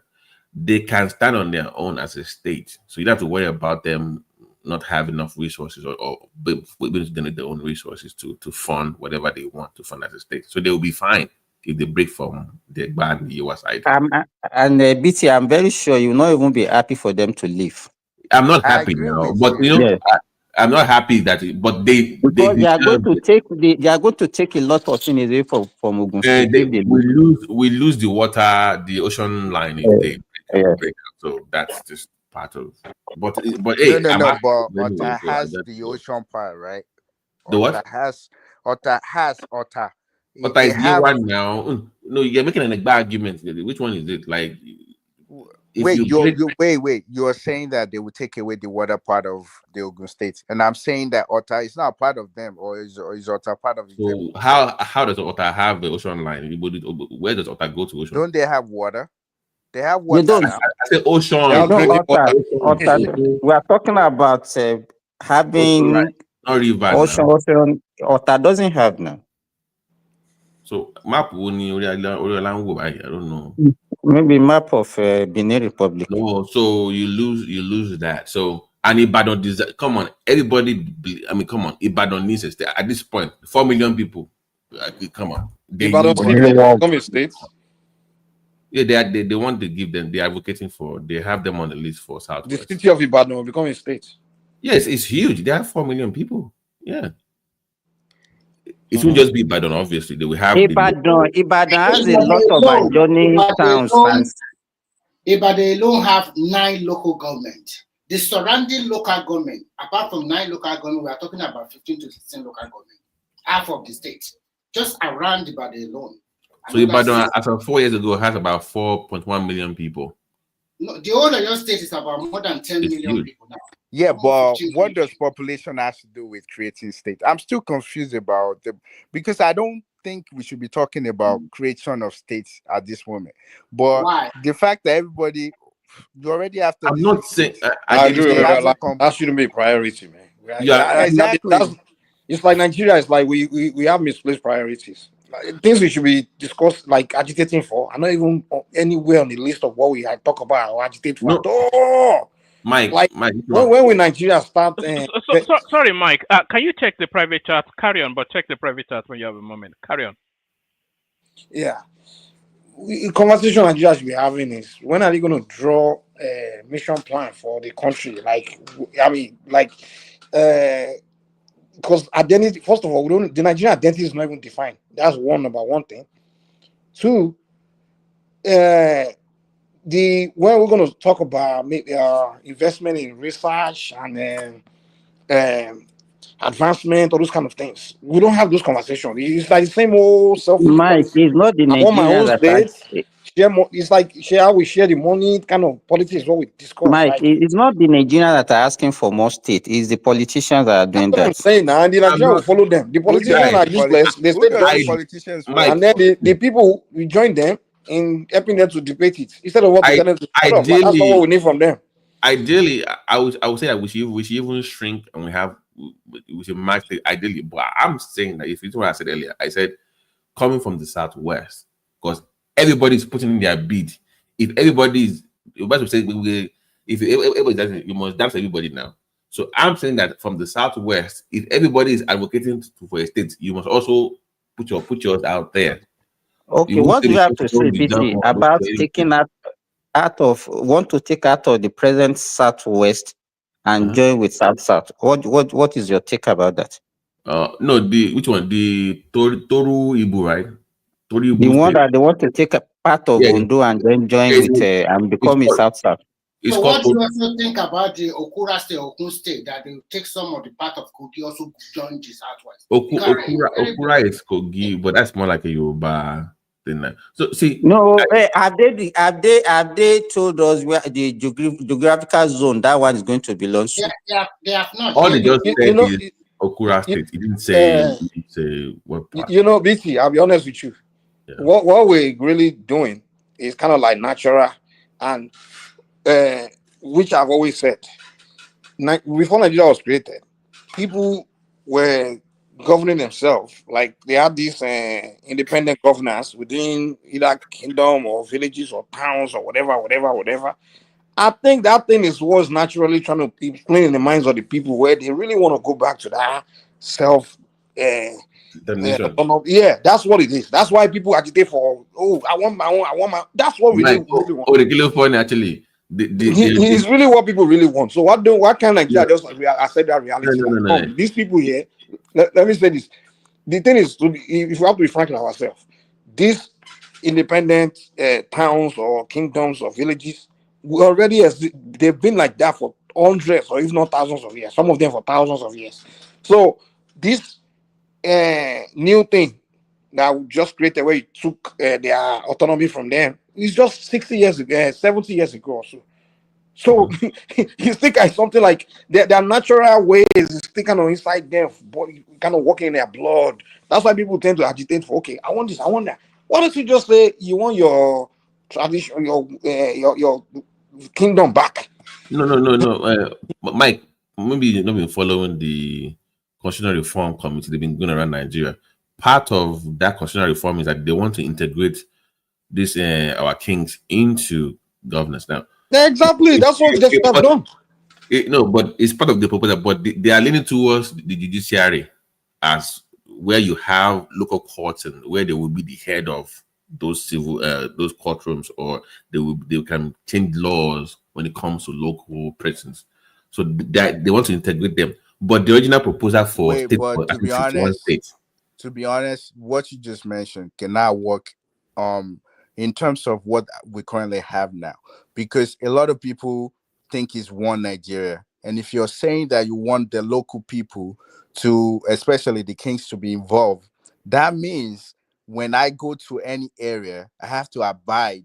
But if you're saying it's one Nigeria where it shouldn't matter where I come from, I should be able to just fit in or settle to anywhere, that thing is not going to work until... So you should, hold on. So right now you don't abide when you go to... They have it there already now. It's already there. Don't you have... Mike, don't you know? So right now you don't abide, right?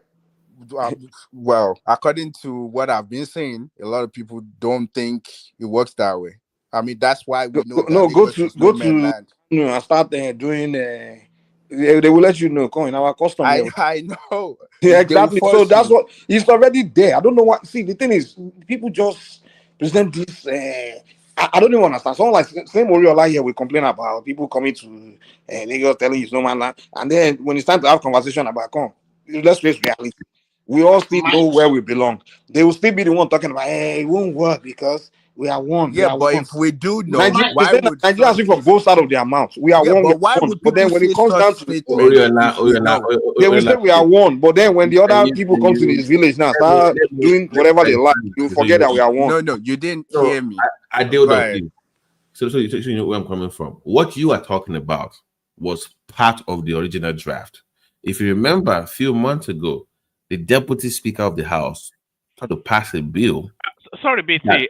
Mike, check the private chat. Sorry, carry on. That wanted to change what it means to be an indigene of a local government. If you follow that bill closely, it was part of the first draft that says that if you spend 10 years in any part of Nigeria, you automatically become an indigene of that place.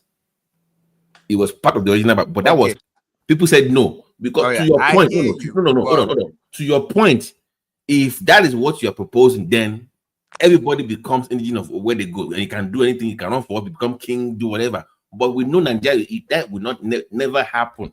All right, let me explain myself. You can't allow people to just come in and because you spend 10 years here, you become an indigene. I hear you, but that's not what I'm saying. What I'm saying is this: we're in a country where, for example, when there was a problem in Lagos 2020, and the local people said, in order for us to curve and make sure this thing doesn't get out of hand, let's do how we usually do it. Bring oral out, create curfew, so people won't the violence won't go overboard. But you know what? Some people feel that it shouldn't be that way. That's what I'm speaking to the fact that okay, wait, let me land. What I'm speaking to is, if I'm in one part of the country, there's no need for me to contemplate or try to go against any other person, because I know where I am, and they have their own rules, they have their own way of life. That should not even be a topic or anything that I need to speak on or say But otherwise. what are you But that's not the disagreeing? way right now. That's what I'm saying. What do you mean that's not the way? We don't get what you're saying, man. What do you mean it's not the That's way? not the way. You don't. Okay, people that were saying Lagos is no mainland. Why are you using Oro? Does that make sense? Because it's every we belong. This is one Nigeria. I can go anywhere. Why are you practicing this thing? Okay, What would you say to that? Why? Okay, No. hold on. I'm trying to understand you. So you're saying like, okay, so you're saying when the new system, the new rule now, they won't be able to do Oro again. I don't get it because they're doing Oro right now. So what would be the difference if they? Mike, what Oriola is trying to say is that he still want that one Nigeria whereby you go to you. That's go to not what I said. Okay, but from what I can deduce from you, you are trying to say that if you go to a particular domain, you know their custom and culture, and you have to respect it, right? Exactly. Right, but no. Here's what I'm saying. Wait. Let me explain myself. Hopefully, you will hear me now. What I'm saying is this: BT said they're working now with that they want to infuse, they want to bring the local leaders like the king on board, so they can be part of how Nigerians being operated. So if they want to go to court, they can have a court system where the kings can be, or they can go to the king, all of that. And you said, oh, just like we have the little kingdoms and stuff. And I said, well, that's good, but I don't think it will work the way Nigeria is right now. To the fact that if we want those things to apply, the problem people are having is they say it's one Nigeria. Or are you I talking should about be the able to judicial go part? to, huh? Are you talking about the judicial parts of the tradition? I don't know. That's not what they're talking about. They're not saying the court. I'm saying those courts, Mike. Those courts already exist. You What already have court are you talking about? Are you talking about traditional court? Yeah, like they want to infuse that with what you already have. If you have from yeah. Now I think I get where Oriola is coming from. That may be a problem a little bit.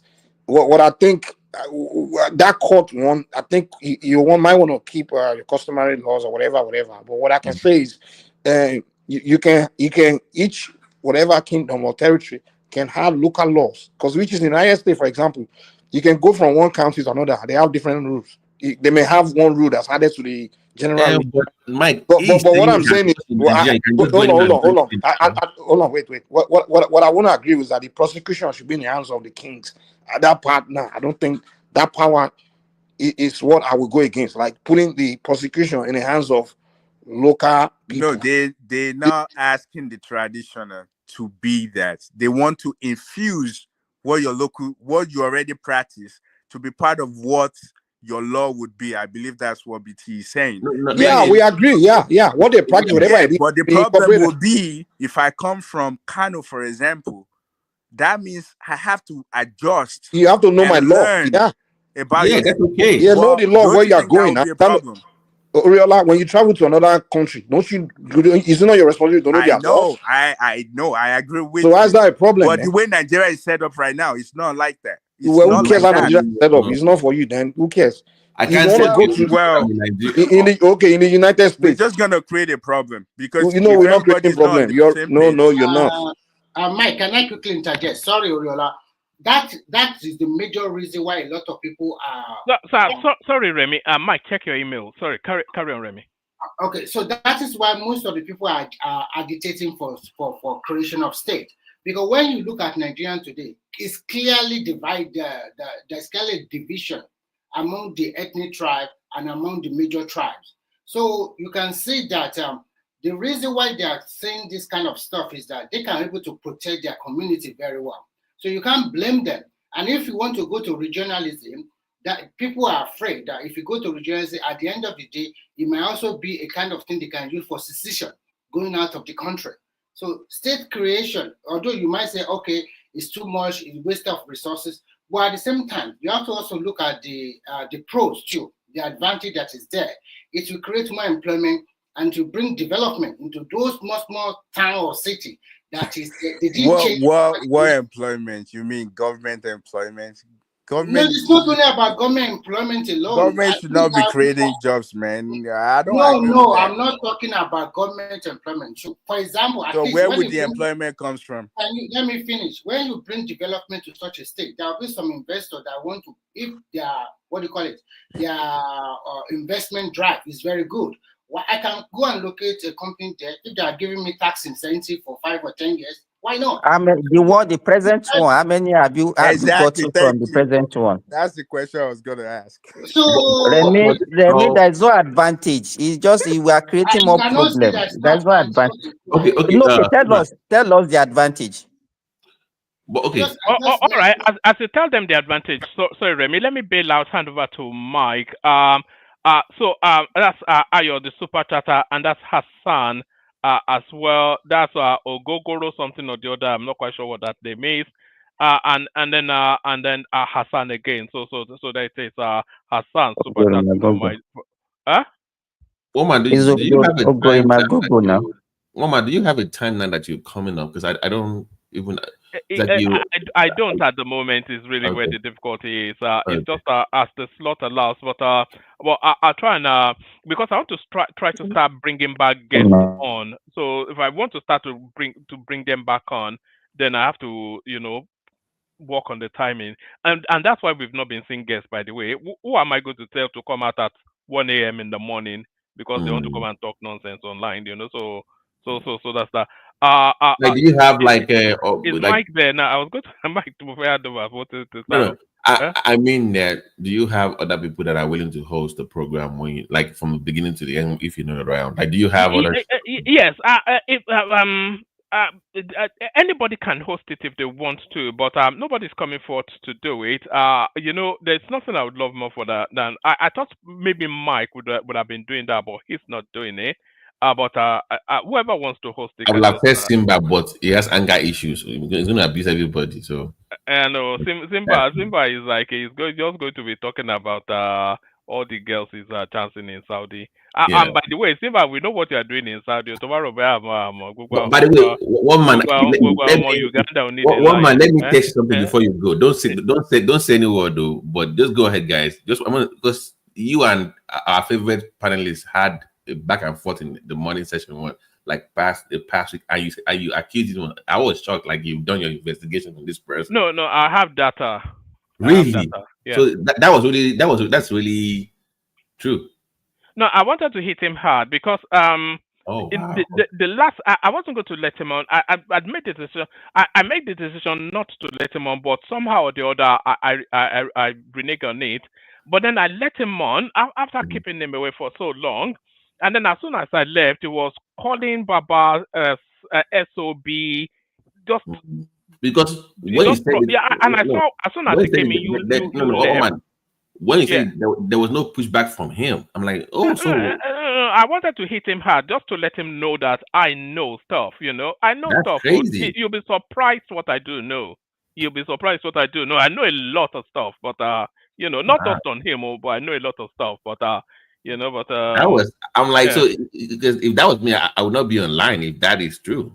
I would not even be talking, have my face online. But hey, I was just shocked. I was actually somewhat thinking maybe I went too far, but I'm like, what the hell? I wanted to CIA? Like, I'm scared. When I was listening back and I was hearing him calling Baba SOB another, after I told him that, look, I'm relying on you to. I just wanted to hit him hard, So I just went for it. Maybe that was too hard. Even I. Maybe it was too hard, but I wanted him to feel it, because it really let me down. Did because there was no pushback from the usual. It was just like, let's move on. I'm like, wow, okay. Anyway, I did go too far, but him I made exceptions for because him I don't. So by the way, before you go, one more question. So how do you feel if they break out Ibadan from your laughing? No, I want it. Ibadan is too big just to be hidden away, and it's too important historically, not just Africa, globally. It's too significant a place just to be. Is it bigger than California? 4 million people. Forget who's talking about taking. Why Where always do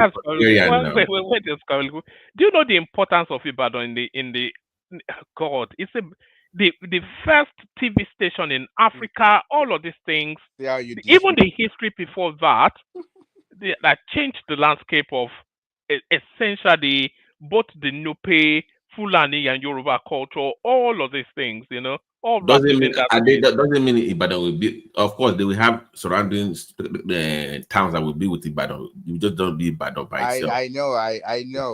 I was just thinking that Niger is there, Borno is there. Okay, but you can't compare. It still have 4 million people now, and they have the land mass to justify. So. All right. On my way out, let me play this clip. I think this is the one that Oriola was pushing me for. So I'll play this clip. Thank everyone. See you tomorrow. Hand over to the capable, able hands of Mike. Thank everyone. See you tomorrow. Yeah. Right. And that's one of the things that I think a lot of times boys need is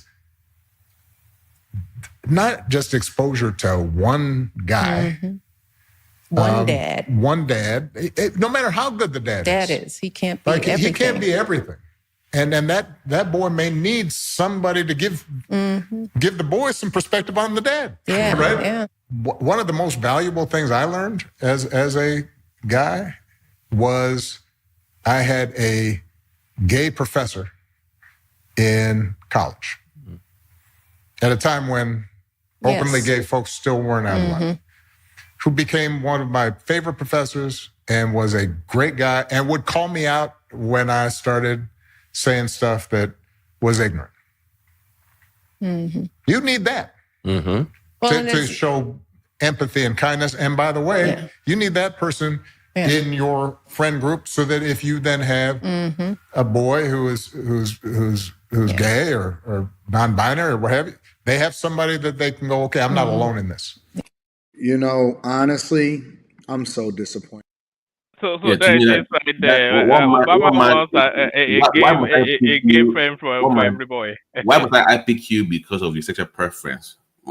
Why must it be that? I can choose people that I want to hang out with because I like them or No. You have to be open-minded with this. I didn't. But you know how people are reacting that way to what he's saying. To what he's saying, it's more like it's more liberal about this. Meaning, it's more like you want to be, like, let's say you want to be a doctor, you want to be an entrepreneur, and you have a mentor that you happen to speak to.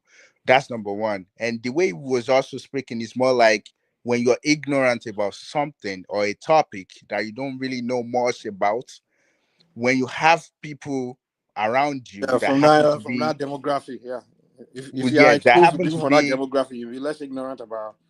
Yeah, exactly. That's just the point about race as well. You can say that about race. You can say it about a lot of things, or religion, where you're ignorant about it. But when you have those people in your circle, they can call you back and tell you, oh, this is what it is. Or just so it's more like you have to be open-minded. I believe that's what he's speaking to. He's not saying that you should go ahead and say, oh, the gay person is my father, or no, it's just being open-minded. Well, we can say the reason why those of us that live in the US can be more tolerant of gay people with our like being in the same room and be more tolerant than someone that's in Nigeria, right? It's because we live in America so long, we're used to seeing them. Yes. So we probably work with them, Exactly. So you go to school with them, you know them. It's not something shocking. Yeah. Exactly. So I think that's the general point. Like familiarity kind of kills. That's what he's saying. Yeah. Familiarity improve tolerance. I think that's what he's saying. And the thing is, when you get to ask questions, you see the way they live. Like when somebody says something that's not true, you'll be like, "Oh, I know this person. He's not like that. He's never acted that way." I still think Obama promotes homosexuality a lot. I still kind of think. Mike, one thing you guys are not put into consideration is the literacy level of America compared to Nigeria, where people are still. It has nothing to do with literacy. Literacy has nothing to do with it. I don't think it. The reason why I say it has nothing to do with it is the fact that, let's say, for example, you come from a polygamous home, and someone comes from just a single family, a more nuclear family home, because you're not, or you don't see, or you don't know, does not make you illiterate to that. It's just that you've never been around those things to be able to, you're ignorant to that environment to understand, but that doesn't make you illiterate. Yeah, it's got nothing to do how much book you've read, because if Yeah, that's the case, then but it you was won't have talking like about you but can't say it the was talking president of about Iran as well educated that will but be it, but it was speaking about keep mentorship, not in terms of understanding that community, but about life in general. So Yeah, what I'm saying is that I don't need to know about your sexual orientation for you to teach me or to mentor me about anything. I don't think I should seek that out for mentorship. I should just like, if I believe that you can help me, regardless of who you sleep with or what you do for a living, that in itself should be enough. So me but knowing that's about not how your, life is, though. I don't think I should. Yeah, because you have to understand. If I see somebody acting feminine next to me, I start being judgmental and being like, "Ah, why is he like this?" I start, but No, but I'm not speaking to people's preference, because there are people that are very religious and they're against any form of whatever. But I'm saying that what he was saying about being a mentor, like he said, to seek out like something that is, I'm like, no, if you're gonna mentor somebody, I don't care about who you. That should not be part of the reason for me picking you or learning from you. You can be straight and still teach people about how to treat other people. You don't have to be part of that community to actually have empathy towards that community. Baba That's my T, Baba yeah. T, I think you're getting it all twisted, man. There's a message in there, right?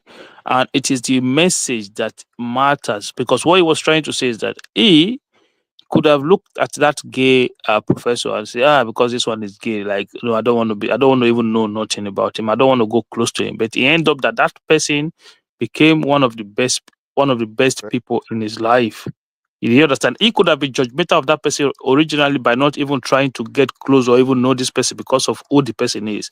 But because of his understanding at the time, he ended up being one of the best people in his life. So you can meet somebody today, and you judge a book by its cover, right? And that person supposedly could be the person that rescue you in life, but because you've seen him as, oh no, this white people, man. Like, but I've been in places like that whereby you go to a place and a black person will be saying, these white people, because of your color, you have to be careful of them. Then I've been in a situation like that, but like, you don't even know this person just because of their color, you already passing judgment on them. So a lot of people are like this. Yes, But correct. Akim, let me say this, Oriola. But Akim, okay, you gave another example now. So why is he singling out gay? Yeah, but that's not the Or point. It doesn't homosexuality? matter whether it's signal out gay or white or blue or don't green. you think, Akim, don't you think it's because of the open and the literacy level of that country that make people to accept whoever you think you are? Or it's not. No, it's not. It's part of it compared to where we are coming from. Where Can we there's a change lot of topic? Because I don't even think we should be talking about. What's his name? Maybe we can change the topic, please. Mombo, we'll change it now. Remy, in the 90s, even as the 80s, Americans, as educated as they were not tolerant of gay people at all. Like, with all the education, everything. It was when they started promoting. Yeah, the government got involved and started giving them all the rights and then promoting them. Like in America and everywhere you go, you see their flag. They give them parade. They allow them to. They kind of like push them in the workplace. Everything. So they push them in our face. Where people now get to the point where you are now used to them, seeing them, and they are open about it. So now it got to the point where the way Babati can agree with me, the way we used to feel uncomfortable around them before, now it's like a normal thing. Like it's just the level of discomfort I used to have years ago. I don't have it anymore around them. Because before, if I just sit down, just jam, I'm racing. But because the government now allowed them to be everywhere, just open about it, that initially we're all like, what the heck? Can you man irritate if I go? But now it's like, okay, Wait, can I give you a personal it's no longer story? so it has nothing to do with education, it just has to Yeah, do can with I like, give you a personal story? So, my high school days, I used to know this guy. Actually, I think one of the girls that I was with then, they were so close. but I even think he liked the girl. Like, I think so. I think we're in competition for some reason. That's what I thought. Okay, I know long story. I'm trying to change the topic. Wait, But until 4 years later, after I graduated from college, this is like 5-6 years after, I saw this guy. Well, it was, when you go to the club, they thought the light is like green and yellow, whatever. I was trying to dance with. I thought it was a girl. Well, he's changed. So you dance with a gay guy. Yeah. I was trying to dance. Then I realized later. Well, he was a little bit like did you he's not grab his comfortable. behind? Well, yeah, like how we do, how guys does now. You just go behind. You go grab. You don't go grab another man. But he knew he was a little bit uncomfortable. Then like we saw. Then I now Did you let your mom know about this? Huh? Did you let your mom? Come on, man. It took me a moment. Then I now realized that. But the thing is, I know what it is. Is like. But I don't feel any, like, I won't say him and try to bash him or disrespect him. I realized that it's just what it is. He's now going by a different name now, a different person. So I don't see it. But before then, when I'm probably just ignorant to that lifestyle, I'll feel some kind of way. But now I don't feel like that. It's more like, that's what it is. So what topic are you guys changing to now? If someone wants to be something, we have what it is. Let's move topic. We had there were some good topics today, Sha. The creation of states, the politics of creation of states. I think there was another one. Kemi Badenoch. You know that Kemi thing. Okay, let me just, I spoke about it earlier, but at this point, I got to give up the Ori. I don't know. This is what I think, Babati. Politics is a career, just like any other career. You have your career in your field, right? Now, you don't dictate how you do your job. Your employer dictates the way you have to perform your job, right? So, employer of a politician are two: one, the political party, and then the voters, their target voters. So you have to speak to what to the issue they want. They have to speak the way they want you to speak. It's not really you anymore. She's a house Negro, man. She's being no. used. Yeah, you can. That's what you say. But anyone that's more sophisticated will understand. We begin to say no. Bro, let me learn, man. Let's not turn into argument. There's no way you can be a conservative and begin to spill liberal, promote liberal stuff. The party will kick out of the party. Like no. That is not that's not how we're speaking. And also within the party, they also trying to put strategies on how you have to speak to issues, so that way to promote your candidacy and things like that. So to me, when I see her speak, I just see a politician doing a job. I don't see someone just feeling her own. I don't see when politicians talk, they just doing their job. That's it. I don't think. I think I kind of agree with you, because you have to understand which party Kemi is in. But this issue is not just down to Kemi now. It's almost like the whole of the West. They are trying to outdo this. Each nations are not trying to outdo themselves on immigration matters, on things like this. Even you come to this little island, right?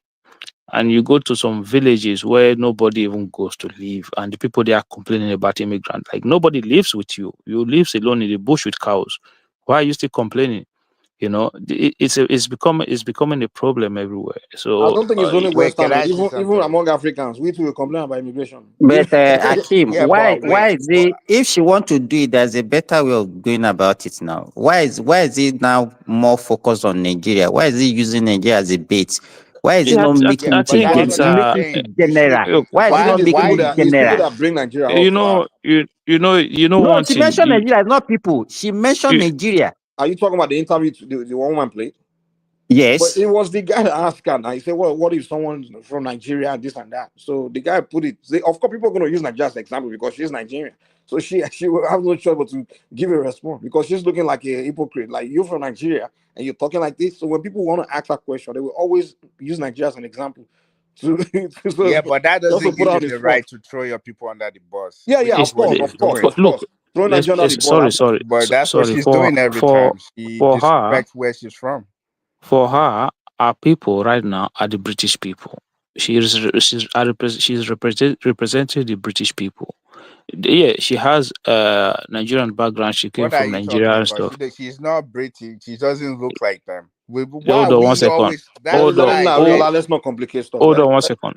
She's trying to be the head of a government of which country? Nigeria? No, the United Kingdom. So that is our constituency right now. That is our number one focus.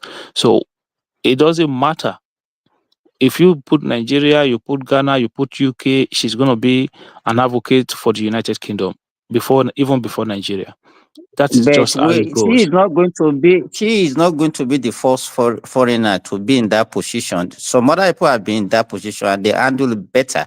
So why is she not learning from that? So why are we trying to defend something that's undefensible? Can you name one person? Was Sunak Even somebody even became a prime minister. An Indian was the prime minister there. He Yes, didn't Sunak, brought man. the Indians down. So, The level of tolerance the white man have for India is different from the way they have for blacks. You know that. Baba T, do you know of the Barack Obama hold on was the one previous sec, president of USA. hold on now, He hold on one didn't say second. anything wrong about Kenyans.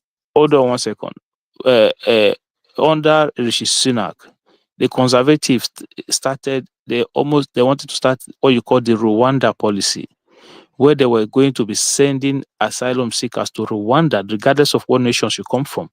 When Priti Patel was the Home Secretary, do you even know what you are talking about? Look, they are members of the Conservative Party, regardless of Yeah, what but what does color that they. have to do with anything? Regardless of what, History repeated itself, though. hold on now 1 second. Regardless of what color or background they come from, they are flanked by Reform UK on the other side, who is an extremely right party. So they have to try as much as possible. I'm not saying that what they are doing is right. I'm just trying to explain to you their Progressive, position. Sorry, Simba, you know if Obama was a Republican, he probably would have trashed Kenya. You know that, right? That's because he was a Democrat, he's a liberal. So he won't. Yeah, Obama's party played a big difference. That's why. The liberals are pro-immigration and all those kind of things. But if she was also a liberal party, I don't know what they call a liberal party in UK, she won't be talking like that. She'll be pro, let's bring Nigerians in and things like that. Because that would be their own talking points, you know. But that's where they are. Member of there was one Nigerian man that joined the Republican Party in Michigan, and this guy was calling for the banning of Black history in school against Black Americans. I'm like, because that's the way the Republican will vote for him if you say something like that. So it's just that political career. To me, politics is a very, very dirty game. You know. So if as a politician, so you can't have an ideology of your own. So you just want to dance to your part. I mean, to your employer. That is the ideology of No. Because the you should party. decide where you should go if you want to be a politician. If you know that the thing is working against your people, why should you go and join a party that is working against your people? Who's your people? Simba, here to push back to what you're saying. Even I agree with you.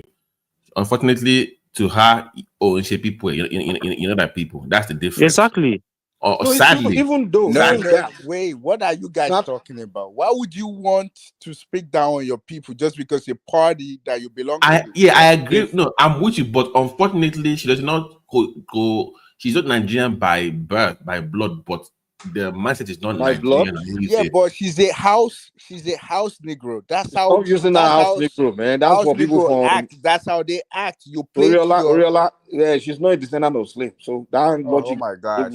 Wait. You don't have to. That the mentality. No, you have to. You have to have slave mentality. You don't have to. It's the mentality I'm speaking to. And to be honest, it's not. That's how they see you. You read your history. That's how they see you. So I don't understand. That's who sees you.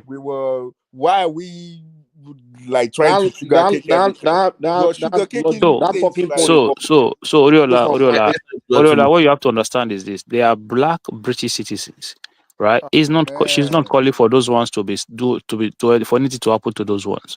He's talking about people who have, maybe they talk about immigration, people who are illegals in the country, people who are. Is it working? My thing is what she's doing right? Is it working for her? No, it's not. This is the biggest problem for her. Hold on. This is the biggest problem for her right now, is that she does not understand that the people that she's advocating for will not vote for her if their life depends on it. Because if you look at the polls right now, how Niger Farage, like to think that Niger Farage will be a leader of a political party, and that party will be leading the polls in the United Kingdom is unthought of even in 3 years ago, right? Because these are some of the worst people you want to be. Progressive, do you understand that they made her the leader of the Conservative Party? Yeah, that is the Conservative Party. If it's not working, then she won't have gone that far. No, she's the leader of the Conservative Party. But I'm talking about the United Kingdom as a whole. Hold on. I mean that she wants to be prime minister. We know that, but I'm saying that working towards that, this approach, is it working? No, it's not. Look, she can tell you today that she's going to close the whole of UK. She won't have gone this far now. She would. No, Mike is not. Mike, are you listening to me? Can I say something? Mike, are you listening to me? I'm telling you that the party that she leads once hold a majority in parliament. Today they are number 3 in the polls. It's got nothing to do with her, though. It's all to do with her. I'm telling you. What the hell are you talking about? It is all to do with her. Listen to me. Fine. Can you just listen 1 second? The same people that she's advocating for, the white British, will not vote for a colored person. That is one of the reasons why Rishi Sunak lost heavily. Yeah, but that's got nothing to do with that. Don't you guys see that she's doing a job for them?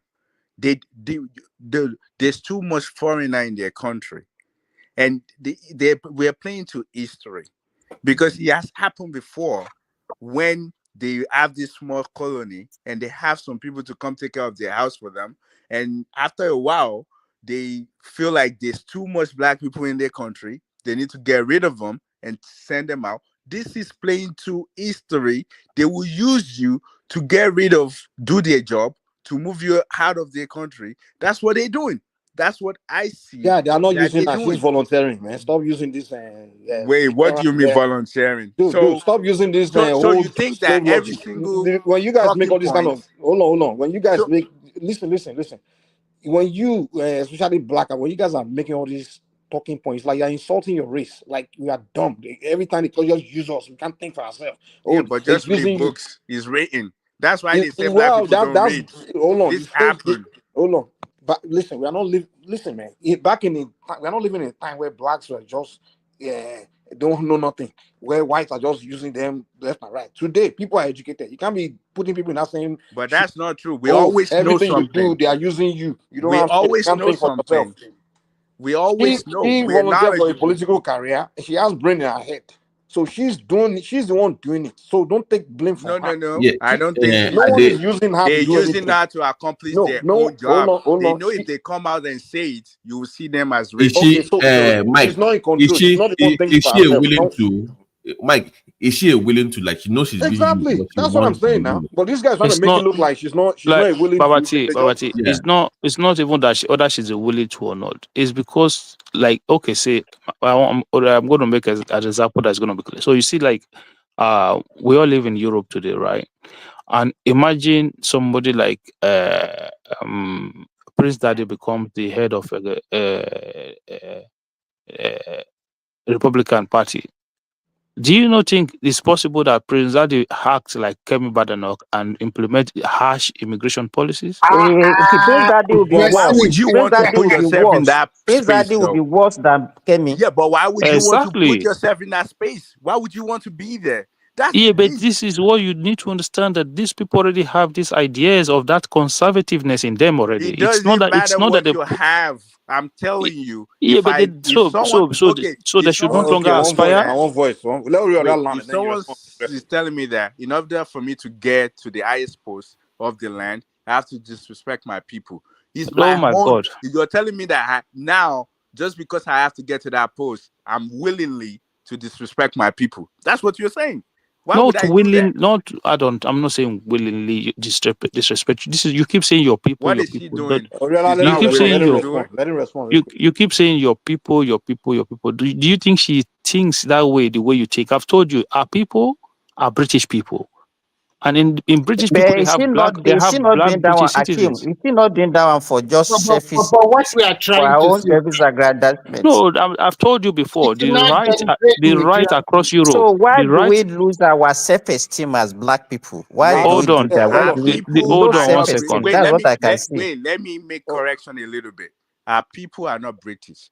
Our people, that's you might say she's her nationality maybe because she's a British citizen, but there's a race difference. No, the people You she's know, she representing. doesn't look That is like. what she Just believes is trying the to point. make it clear. That is what she Okay, believes. Hold on, let give me me make 1 this second. clear. Let me make It this did clear not to Progressive, you, give work. me 1 right? second. Give me 1 second. Okay, okay, Oriaba, the okay. people she's representing are British people as politicians. So that's our people she's working for. Go ahead, Progressive. Yeah.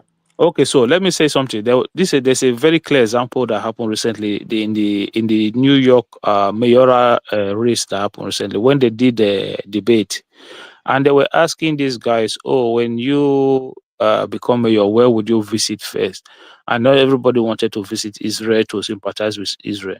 The only Muslim guy that was there that is of African descent, that even it was that is a naturalized citizen. And he said, "No, I will stay right here in New York, and I will be here to take care of New York people's need and stuff." That I think that answer was supposed to be to be a gotcha question, right? But I think that answer almost single-handedly won that guy that race. The guy went up for So 2 in 1 week. That guy Wasn't is a win. joke. That I your say, guy is a joke. who's guy? That your Zoran Mandani is a I joke. didn't say it's my guy. I'm just giving an example of a conversation that we're having. When did I say it's my guy? So basically, We what I'm trying shouldn't to even be discussing such Eh, humans. hold on. Basically, what I'm trying to explain to you is that this guy has a constituent. Why did he not say, "I'm going to visit Uganda," where he was born? But he's visiting Uganda for 1 month. Yeah, but why did he not say that, "Oh, that is my preference. I want to Because visit he's a Uganda"? liar. Okay, Mama, Madam Zita, Wait a minute. I'm Wait a not yet. minute. Wait, I'm not here to defend the let's guy. break down the I'm history just of that giving guy. you a Let's break down reference. the history of that guy that you spoke to. Can we He's focus on Kemi? American We're not just because he discussing was my born guy. outside. Both parents are American. They just happened to walk over there and give birth to him there. That's why he's saying that. Where It's is the not guilt? true. It's not That's true. The bro. guy is a naturalized citizen. Oh my gosh. He's both parent. You can say it's natural, but I'm telling you, just Bro, because he was born there, the but guy both his guy just said, hold on, the guy just said both that his his father still parents. goes through immigration process as we speak. It's based on another Jay American. is the one the father wrote that suicide bombing is a thing to do.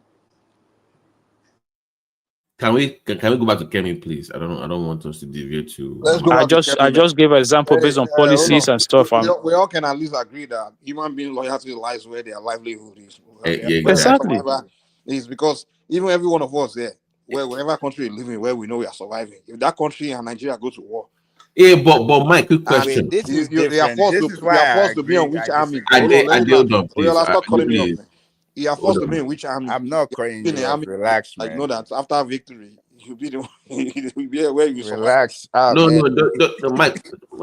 Just to clarify, because Kemi said on CNN that the only reason why our kids cannot get Nigerian citizens is because she's a woman.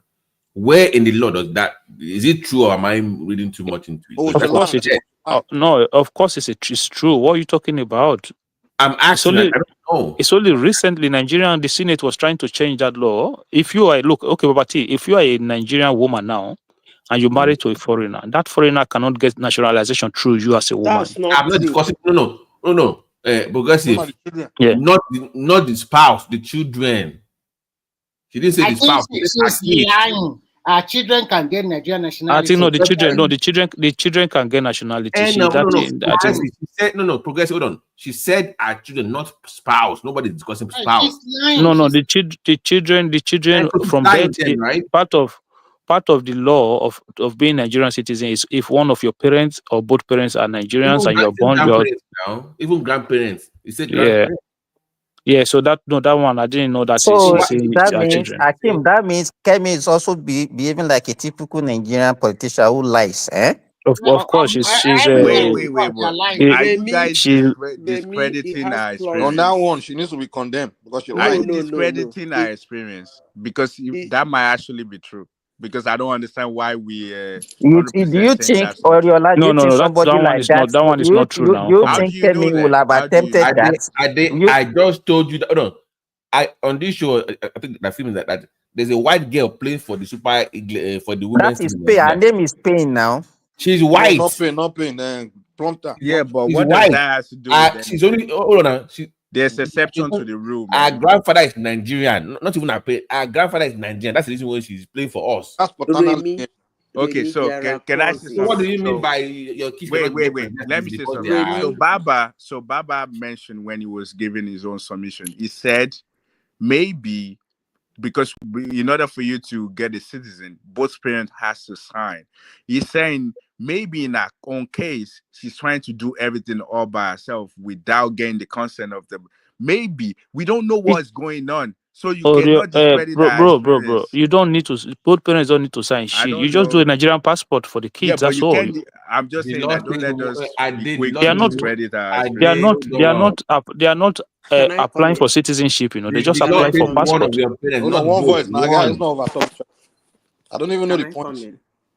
No, Uh, I'm just hold on, asking. progressive. Hello. Land that point. No, so basically, if you are applying for a Nigerian passport, you just need your one of the parents to. They don't need the children. Our children do not apply for a Nigerian citizenship. They just get a Nigerian passport. But I don't know.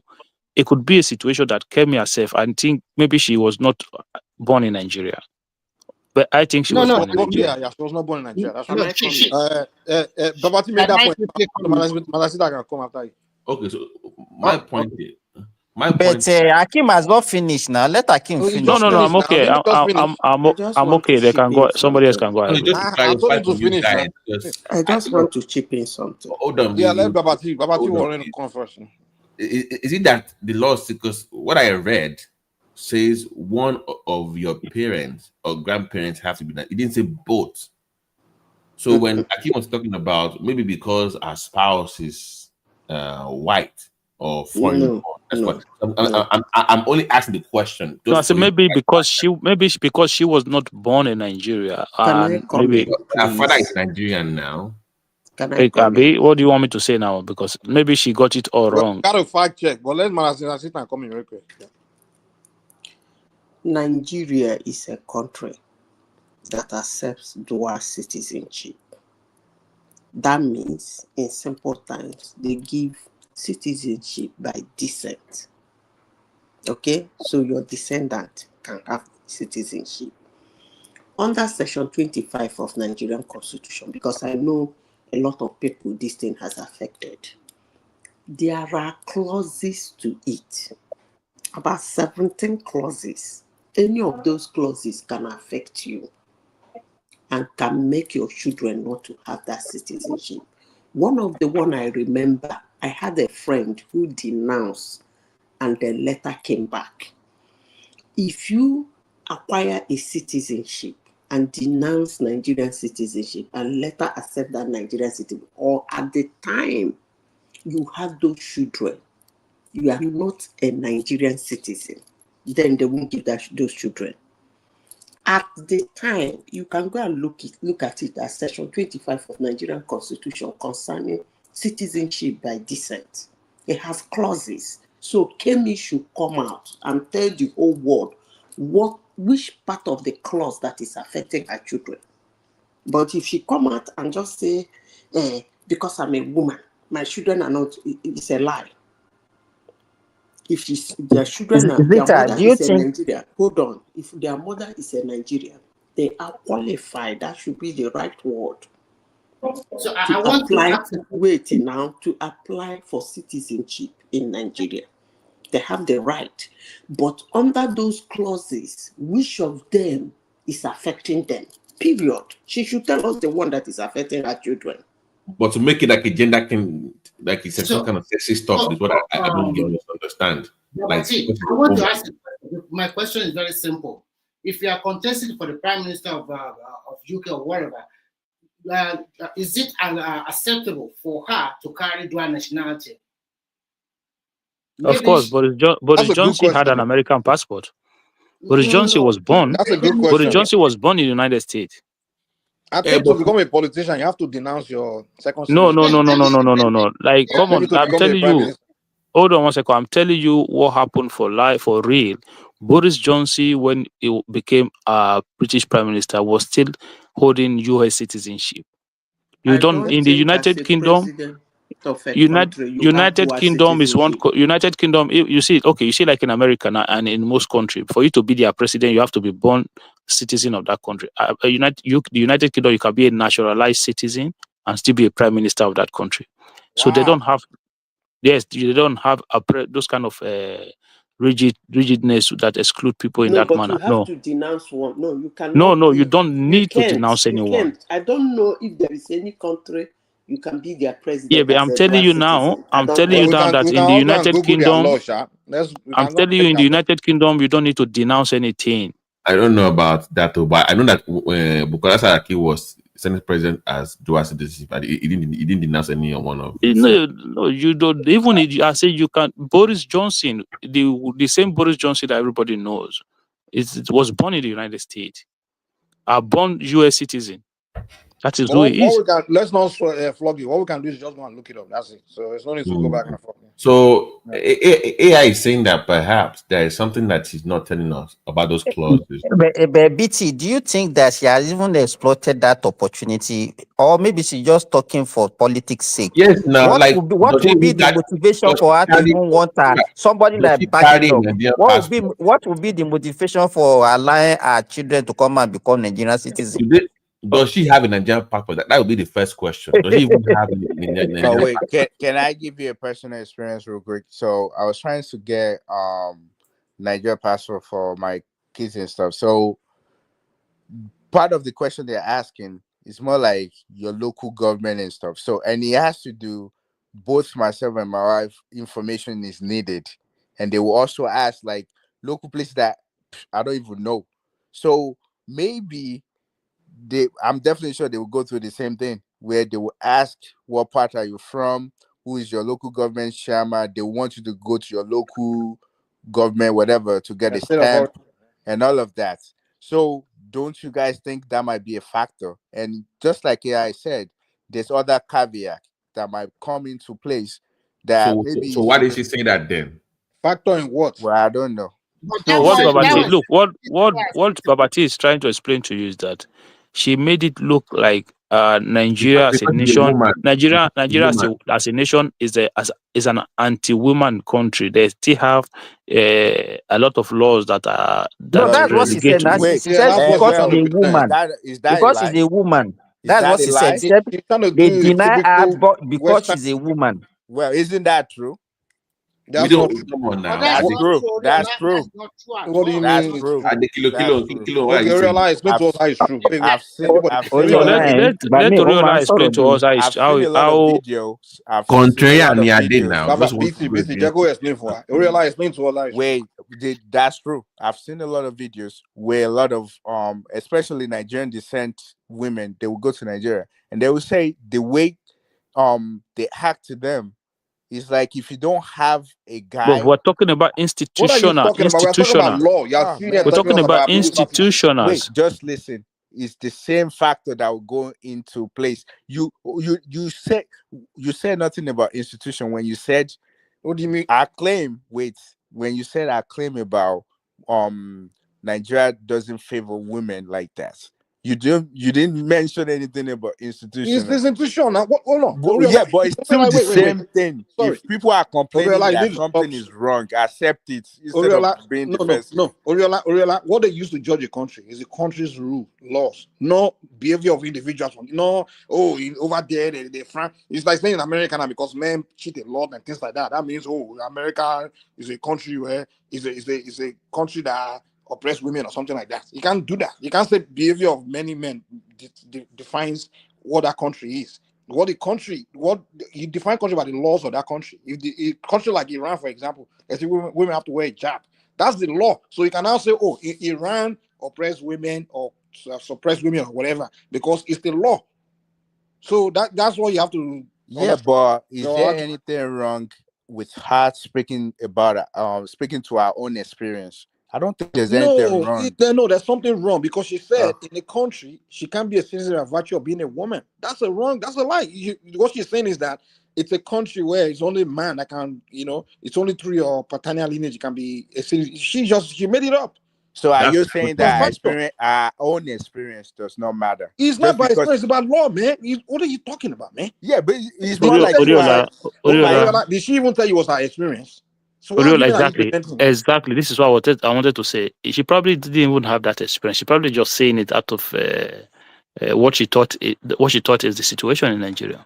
Does Bari not look like a woman that went to Nigeria by herself to try to? Does she have a Nigerian passport? That one. Just trying to get passport and they say you're a woman, get away. Does she look like someone that did that? Wait, wasn't it the same woman? In fact, the law is against wasn't it the same lady that told us about her growing up in Nigeria and police has to do something Mike, to her sorry, family? was another topic. Oriola, we gotta move on from you, man. We can't be flogging your this thing, I beg. Well, it's good to speak to the topic. Yeah, but you are just taking us all over. I'm not taking you all over the place. It's the topic. Well, it's okay. Akim, you can talk about the state creation. Yeah, that's what I was going to. Yeah, state creation. Yeah, state creation. State creation is nonsensical, man. I don't know why we keep doing we want to do this to ourselves. It doesn't make no sense. It doesn't make no sense. The one that we have, how many people has it could do state. It could do state. Look, they should. Akim, I'm sorry. That thing will come to reality. Go and write it down. Yeah, but it's gonna be stupid. It's gonna be one of the worst things that we do. Wait, can I say something to you? Akim, yeah. How many states do they have in Russia? Let me explain. Russia can afford. Russia can afford whatever they have. You understand? We cannot afford where we are going to. That's the problem. Where you want to. We are not a rich nation. We don't have the resources to keep funding politics, to keep funding governance instead of the people. It doesn't make sense. Okay, let me explain something to you, right? Look at, they say the Southwest today, right? Imagine Osun State, Ondo State, Ekiti State, Oyo State, all those governance side, the administrative part of that state. Take all of them out, the State House of Assembly and the government house. Calculate all of their budget that just goes into basically zero, nothing that have to do with the life of the people, whether it's road, whether it's education, whether it's healthcare, just by paying politicians. For how long are you going to continue that, for God's sake? Look, for me, if I want to, if I was to be involved in this, go back to a regional system of government and just have mayors to run the state. Even if you want to create 20 more states, create 20 more states, no problem. Just have one single mayor per state. No state house. Okay, Ola, by the way, hold on. Ola got to speak. No state house of assemblies. None of those many commissioner of in every state is a waste of resources that we need. They can make it like a development. Before, when we have region, we have provinces. Exactly. That was what we used to have. So why should we make it like a full-fledged state? Create 20 states if you want. Development areas.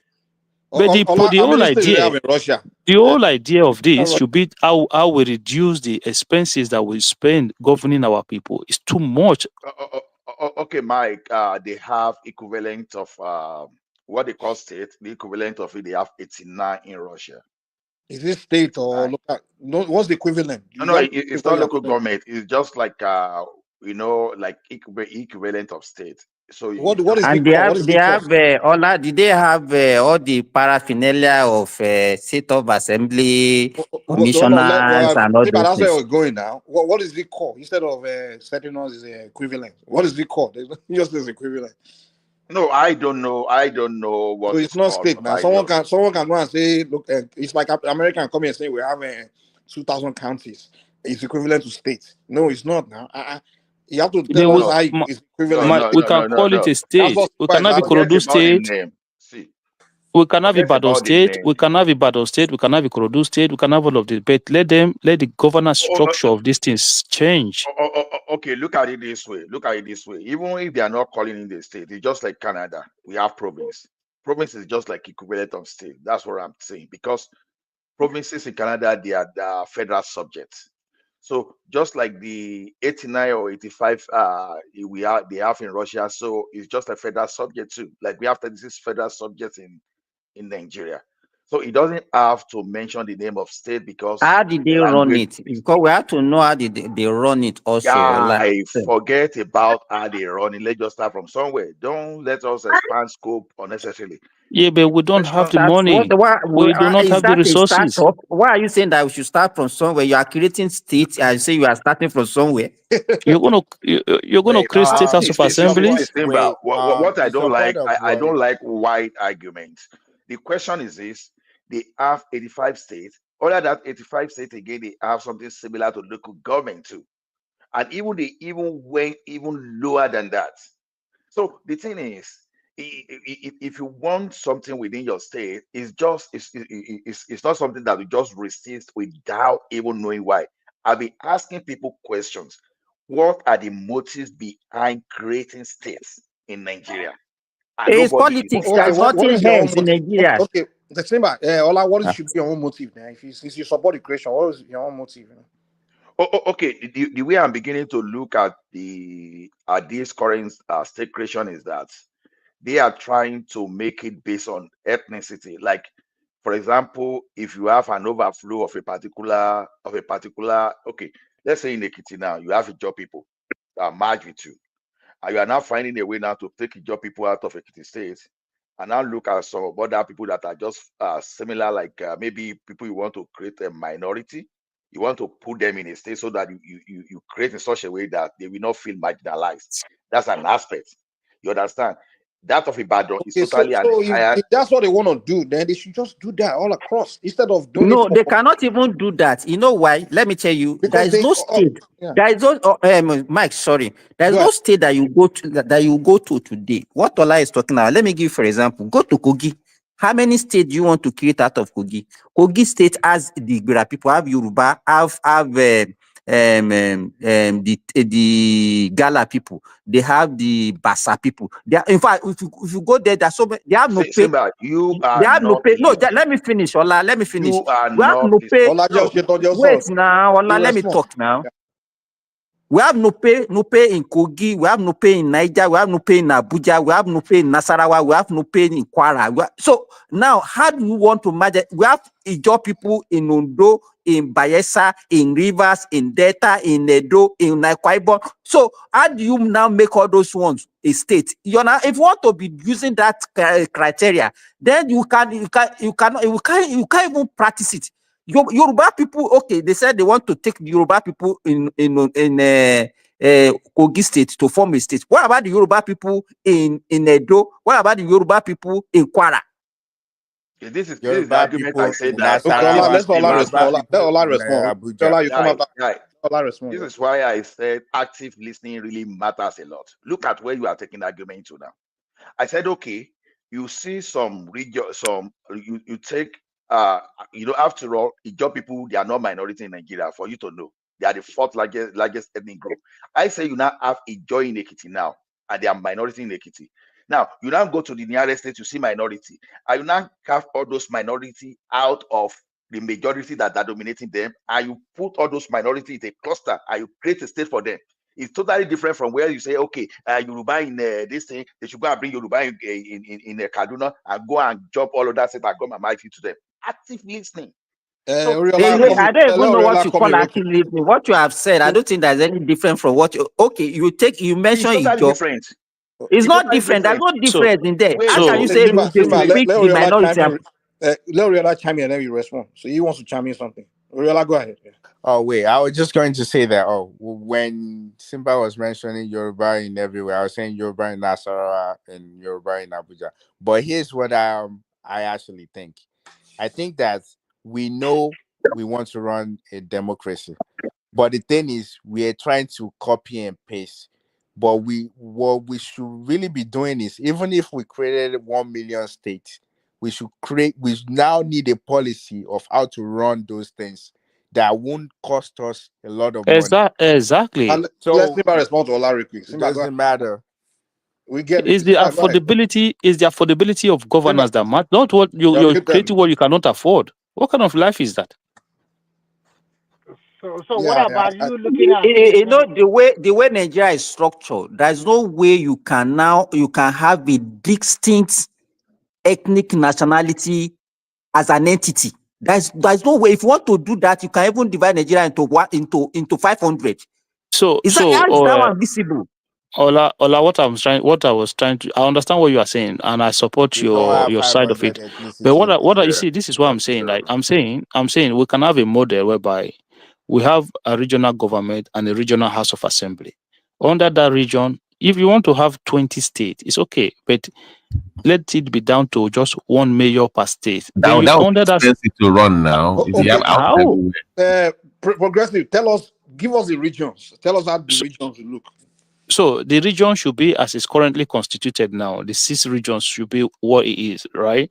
But each state now was then. Oh no, there will be no more state House of Assembly and no Who more will be the state head of the governors. region? Is it premier or what? It could come in any form or any name. It doesn't matter. You have But to it cannot. tell us what you should already have it prepared now. You don't even know. Yeah, so You say you yeah, want it could be. region, but you don't even know how the region looks. Look, it could be a governor. You could call Can it I go governor of the. after you? You can call it a Governor of the South. governor of the Western region, governor of the Southern region, governor of the Eastern region, governor of the North Central Nigeria, governor of the Northwest Nigeria, governor of the Northeast Nigeria. You can call it like that, side. So they So have one state House of governor be Assembly. governing Lagos or your or Osun.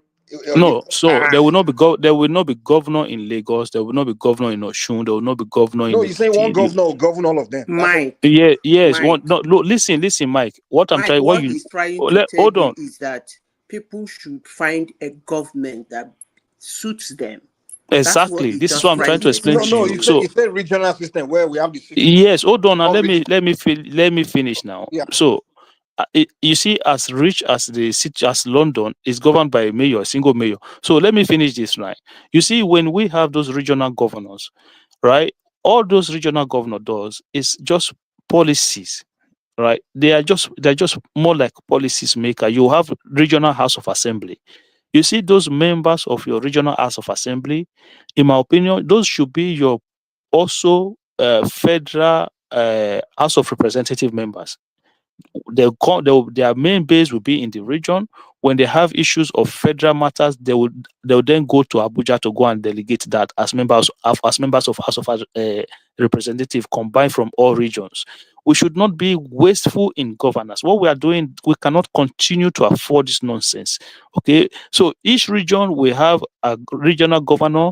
Then each state will have a mayor. Then you can still go down and have your local government. And local government, you cannot have a local government. We're still going to pay for all those things now. So But it is far cheaper than what we have now. Far cheaper. Yeah, but I don't think we should. You still got to take governors to the people now. You still got to you still have local government, and you look in that local government.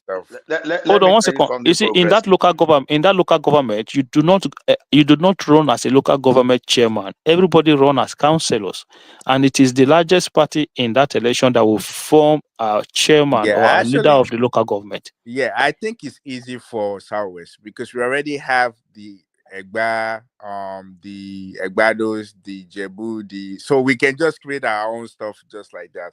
And another thing that another thing. Sorry for cutting you short. Another thing they should put in that their stupid thing if they want to do it right is that they should create a system whereby we have a rotational presidency, because that is all we are doing now. Let us create a law. Let it be known in the law. So if it's going to be the turn of the Southeast, every single political party in that year will produce candidates from the Southeast. That is what the law should determine now. Then it should be a 1 term for each region, 4 years term for each region. So basically, the political party will now be so important when it comes to democracy and elections, so that one region does 4 years, it moves to another region for 4 years. The people will now be voting for political party rather than individual. So if APC present somebody from the Southeast, PDP presents somebody from the Southeast, or the political people present somebody from the Southeast, that will make a choice. We vote from which party we think represent the best candidate in that will place. not encourage any competition, because it's going to be, it's my turn. I can do whatever I like. Of course, then it's now up to the people to vote. It is now up to the people to vote for the other party. Wait. Wait. See, let me tell you something. The thing is this. It's not the number of states we have in that country that is creating problem. It's the excess of the executive arms. Let me tell you, in my province, we have 87 members of the province assembly. Not until we start talking of councillors, we have Bro, like you live in Canada, you know. You remember that you live in yeah. Canada. Yeah, one of the G20 economy. Wait. It's not a matter of economy. You It understand? is. Wait. Nigeria is where you have politicians any more than those people that are working in the private sector that they are being productive. That is where the problem starts. You understand? We don't have a situation where the city, there are many people any more than the mayor of the city today as I speak. There are many individuals like you and myself that earn more than the prime minister of Canada as I speak today. How many workers in Nigeria earn more than even state house of assembly members in Nigeria? So when we look at the political office holder excesses, we now think that is why we think we are thinking from that way that is too expensive. No, it's okay. Okay, I'm going to give you an let's hear example. other voices. Other people are here. If anybody want to comment, they can call. So Remy, Is Arogidi still there? Arrow is there too. Yeah, you don't let me say now. Please, you and Mike or Kabisi now I wanted to, but maybe down, maybe later. Can I Let me that one real quick. So I don't think we bringing up other countries into this conversation really matters, because those countries, they can have billions of, they create their own constitution how they want to run it. That's what we should be focusing on. They study their society before they create system. Yeah, so we should we just want to copy and paste their system. Exactly, we are copying and pasting. It makes no instead sense. of us to study our own society and say you know we love that now in Germany, in Singapore. We love that. Is that way? Why not a person like me is supporting that? If we make that thing, we take don't allow ethical to we always do that. We need to stop it. Mike, I'm going to say something to you. You see, you will be when. Yeah, go ahead. Let Progressive quickly say that. Then come, okay, Progressive, go ahead. Then. So you see, when Aregbe was the governor of Osun State, and Aregbe will pay 50% salary, we pay 75% salary to workers. In that same time, did the budget of the State House of Assembly, did they reduce it? Were they not still paying those lawmakers in the state? They were still receiving everything, every single penny they still got. But just imagine that in a situation whereby you don't have to spend that money for that for the state legislature, you have more resources for you to do other things. In some states, the State House of Assembly, they take in excess of 100 billion or more than 100 billion in or 50 billion out of the budget. We get the point. Okay, I want to look at it in two ways. The first aspect is I look at Nigeria as a country, and I see that the major development in most Nigerian states is only the state capital. When you remove the state capital, other small towns or cities in those states, they are not well developed. So only one state or two, I can say maybe if you go there, you can see pockets of factories and the rest, and that is Ogun State, for example. Even the others are not. But when you create a state, you bring development to most of these neglected cities or towns. So each town should be a state because for them to develop. Let me give you an example of Osun State now. After Osogbo has not developed for longer years, if not because of Aregbesola, maybe in the last 12 years. What you have? Only Osogbo. After Osogbo, tell me another city. So it's the fault of the government, right? Government should be developing your states. So the second aspect I'm looking at is this. I would like them to cut, instead of putting more money into the National Assembly, maybe we should reduce it to one house, and then the money you are paying most of these guys that are doing nothing else, you can put it into the state. And I want state resource control. Because if you bring in state resource control, this one will eliminate unnecessary spending from the federal government. Do you guys think do you guys think it's just easier that I know it's not easy. I will say they are already responding.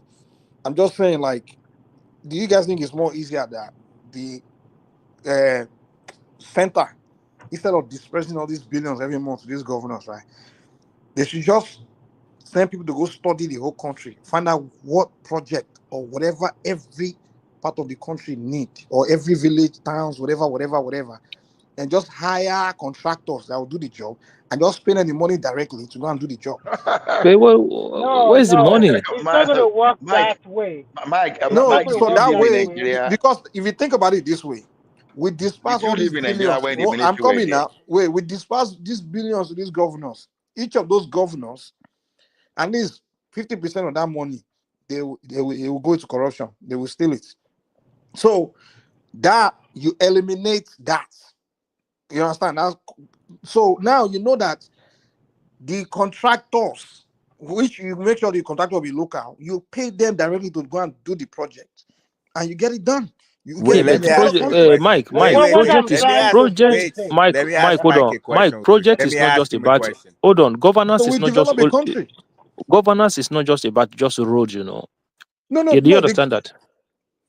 I get it. I get it. No. Exactly. Major money they give to the governors is to decide what they want to do. And most of the No. things. Hold on, I'm coming now. If you say, okay, you can have governors, and you can just say, okay, the governors should leave the projects or those things alone, and all they should focus on is maybe affairs of maybe medical or something that has nothing to do with project where we invest big money, intensive capital things, maybe to pay salaries and things like that. So all they got to do is just the center just disport salary budget to the governor to pay salaries, right?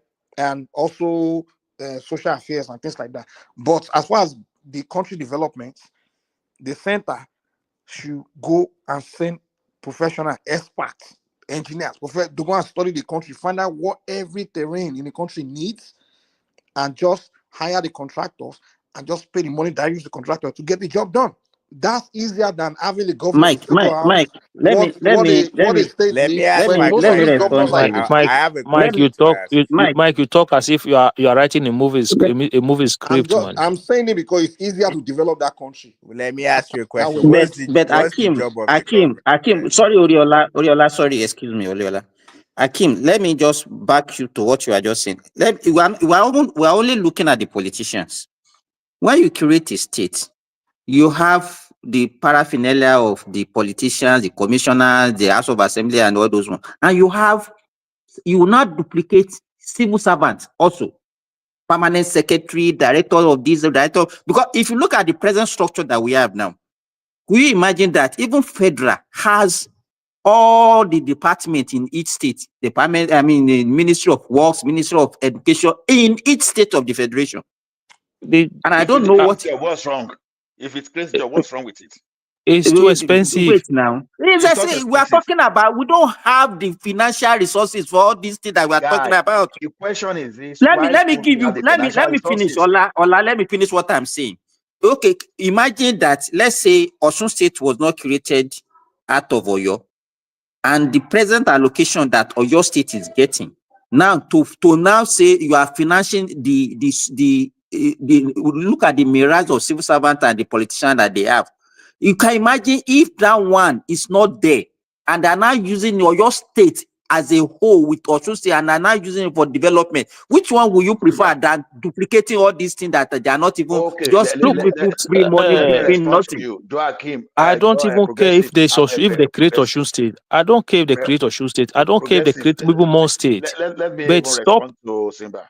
Let me respond to Simba. See, just the way you were talking now, the same way they were talking before they created Osun State, Ogun State, all those stuff. You understand? And the fact on ground has shown that even those states developed more than when they were not creating more.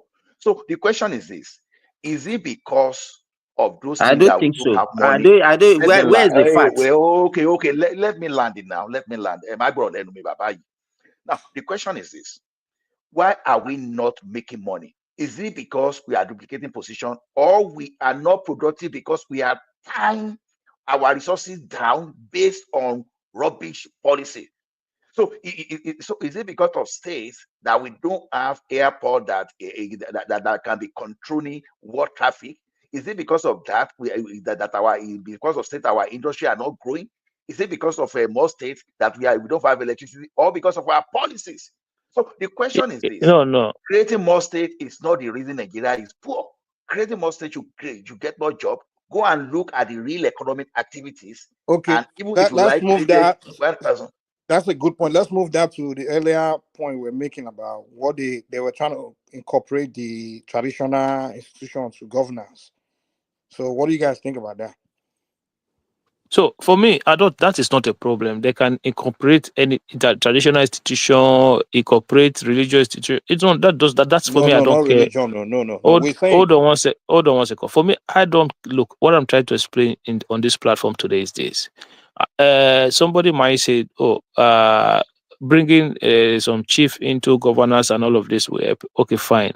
But what I'm saying is this: are we developing at the rate that we're supposed to develop?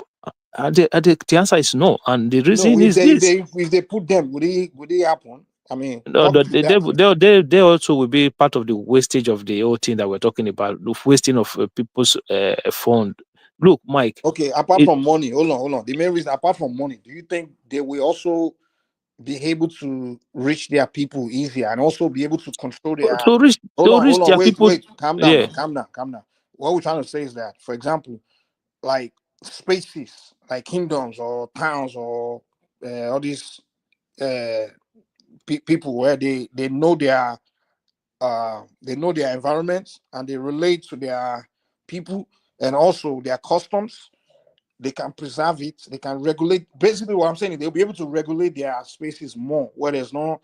Because what we have in Nigeria today, for example, millions of people come from West Africa and they just settle in communities in Nigeria now, where now we don't even know who the hell is who. You understand?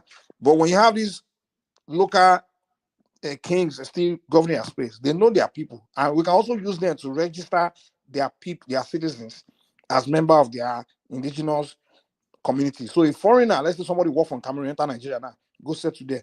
It can be they can know that okay, this guy's not in a database as a member of this community, because the database of that community will be in control of the local kings and chiefs. So now we all know who's a Nigerian, who's not in Nigeria. Where are we going? Where are we going back to 1854 or what? I don't understand. What's going on? 1854. So okay. Now today, how do we know who's in Nigeria, who's not? Is it not? That is why the government have NIN. That is why you have a Nigerian passport. That is why you have all of those certification system. Calm down. Do you know that someone from Ghana can come to Nigeria so they are going to acquire NIN? Yeah, but if the system is corrupt, that doesn't mean that. It has nothing to do with no. Oh, okay, wait. If I'm a Yoruba man and I'm the one in the office of NIN, and a guy from one town in Cameroon come to my office to acquire for it, tell me he's a Nigerian. I wouldn't know whether I wouldn't know the difference between hold on. But it doesn't have to be a Nigerian. It can be a Cameroonian and still get an NIN. Yes, I wouldn't know if it's do you know in Nigeria? Do you know Black Americans? I know a Black American friend that got Nigerian passports. Yeah, but this is what I'm saying. If the system is corrupt, it's not by that same chief that you are talking about can be corrupted as well. Do you think Nigeria have ID of everybody, identity of everybody? Of course not. Exactly. So anybody. So if a guy from Niger, or let's say a guy from border, can walk into Nigeria now, and he come in front of, he goes to the NIN office. Me as a Yoruba man, I wouldn't know whether it's Calabar or Cameroon. I don't know the difference. But hold on now. But I'm telling you that if a guy, if you have to acquire that NIN through the kingdom or my hometown, right? I'm a Kodu person, right? You can't, even if a non-indigent come there, say want to acquire the documents, whatever. I know you're not from there. You know what I'm saying? So I'm saying the federal government can use that to. But why does he have to go to traditional? Why does he have to be traditional ruler that will do that? The local traditional kings and chiefs, they know their people now. Can I go to? Hold on, wait. If I go to, what if we localize the system? Like the NIN system should be local. The passport should be local. That's the point I'm making. Which is what we currently do. Hold on. Identity. Hold on. ID of Nigeria. Hold on. To identify the ID system of Nigeria is something that should be in. Hold on. Yes. It's a responsibility that should be handed to the local communities. You understand? So that way, it will be difficult for non-Nigerians just coming to Nigeria and just easily Look at what acquire. Aki, let me just quickly TP. What Mike is saying, what Mike is just saying, like, we should be sure of that identity. That's what he's trying to say. Exactly, you show the identity is to like get those people involved. Mike, our traditional. Hold on, let me do it. Let me do it. Last this point. Hold on, issuing the whole people, the whole citizens of Niger have our need. Southern Sudan, they have it down to that side. Exactly. I'm telling you the truth. And you can even obtain it. You can obtain it in African shop. Tell me which country is the national identity. Midwest, you don't call with your exaggeration. No, he's being honest. They have it in Sudan also. It's not being honest, I beg. It's not exaggerating now. No. Let me do. He's making a point. I'm telling you. Guys, allow me to do it. Even the Nigerians, some Nigerians don't even have. It's South Sudan people that have it. Simba, let me do it. Just allow me to Simba. Yeah, let's not make it rowdy now. Can you calm down? Let me do it. This point. I'll come after him. Simba, please. Call people in Europe. Now in South Africa, sure that they do our need here. If I'm lying, not be every day they have it. Midwest Republic, Midwest. Okay, everybody wait. Guys, getting too rowdy, man. Let one person Midwest, and then for Midwest, you are not lying. Hold on. Let me, because Midwest always. Calm down. Midwest always have a. Hold on, Mike, 1 second, please. But let Midwest. Hold on. No. You can't do that. Because even when I want to call me, I stopped him. I can't do that. Go ahead. I can't stop online and then let you go. Like, what I'm saying is let him land his point, and then whoever's coming there, I think Ola wanted to call, unless Ola allow you to come. Then, no, I just finished. Okay, don't finish. Okay. Ola, do you want Progress to come before you, or you want to go before? No, let me just point you to something. Because the thing is this, everything you are saying is part of the process already. And Midwest is exaggerating because he has always been exaggerating anything around identity in Nigeria. And him and myself, we know that. Look. No, you are wrong. You are just wrong. Wait, okay, I'm wrong. You live in Canada. I'm wrong. Midwest, let him finish. I'm telling you the reality in Europe here. Why you sound exaggerating? Midwest, let him finish. You. See, as it is in Nigeria today, there are many ways you can. You don't just walk into those offices and you just go and present yourself. No. There are things. Now, look at the thing now. You must be in a school. If you are not in a school, then you have to go and take letters from your religious within your community and the traditional rulers. So the traditional rulers are already involved. Or you go and get certificate of your local government of origin.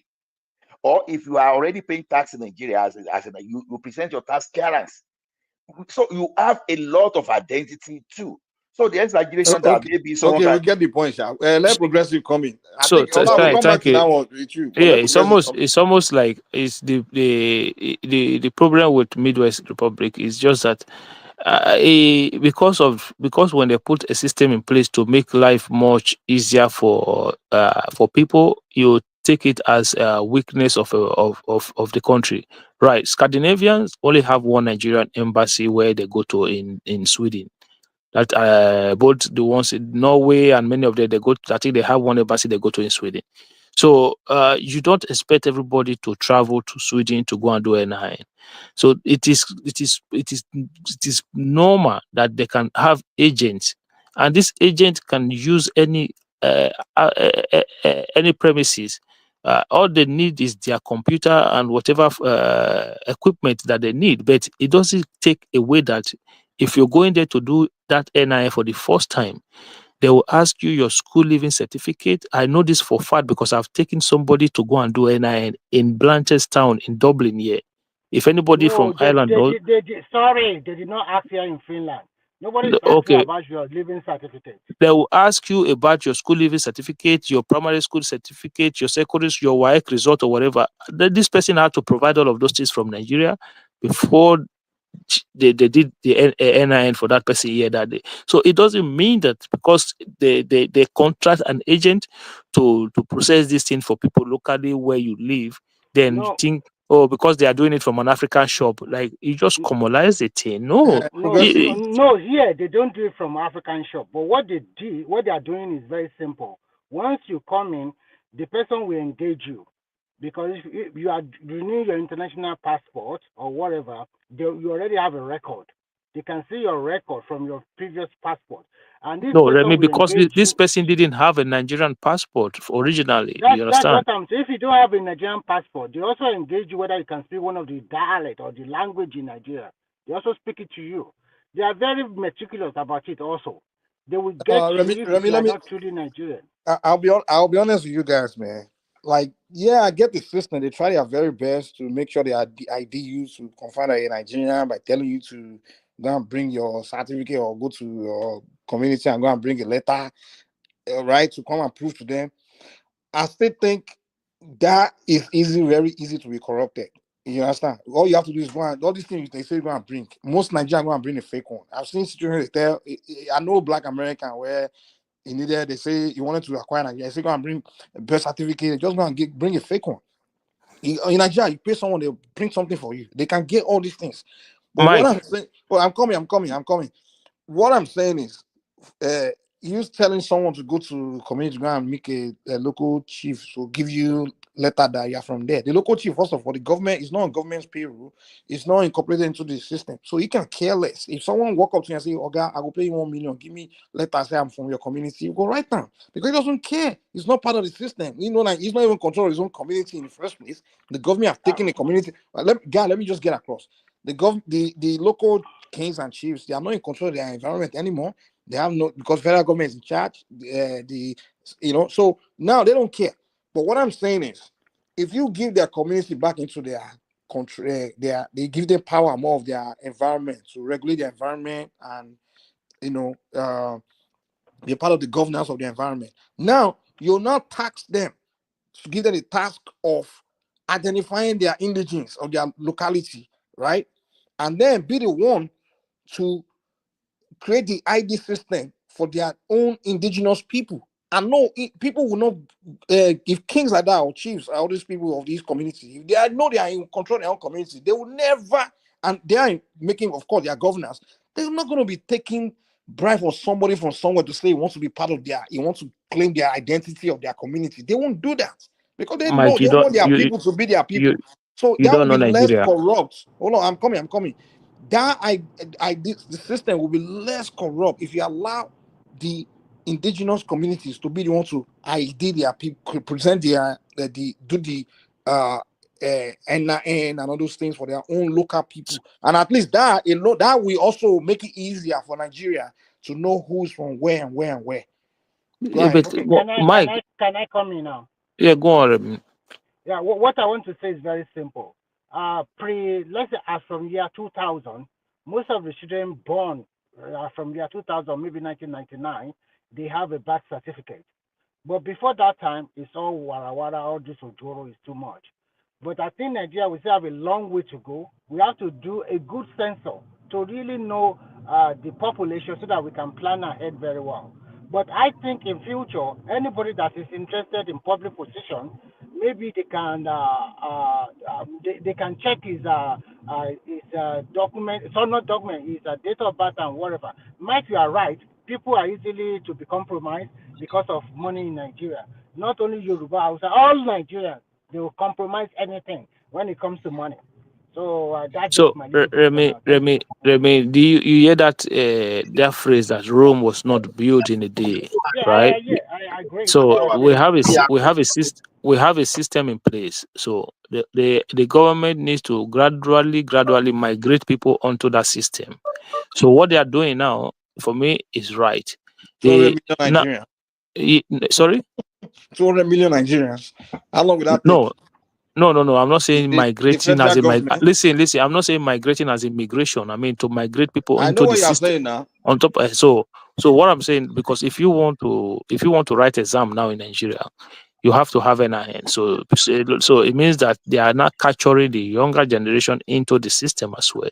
So over time, the system will have a system whereby nearly. Progressive. Do you know that majority of Nigerian children will not go to school, and they also will not because the only way government capture people is What do you, one more. Ola, I mean, Mike, don't say majority. How can you say Okay, majority let I of me was say going. Nigerian I children majority. was. don't go to Okay, I school? was going to I'll take ask. it back. Hold on, I'm let's just say millions of them will not either go to school or go beyond secondary school to go to higher Okay. institutions. And now, Yeah. what the way the government capture people is through people they are going to higher places and things like that. Now, majority of those poor, they're just being born in local community village.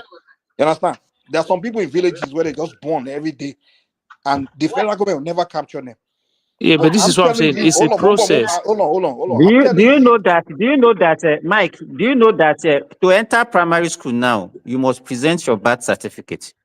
Present what? We lost you.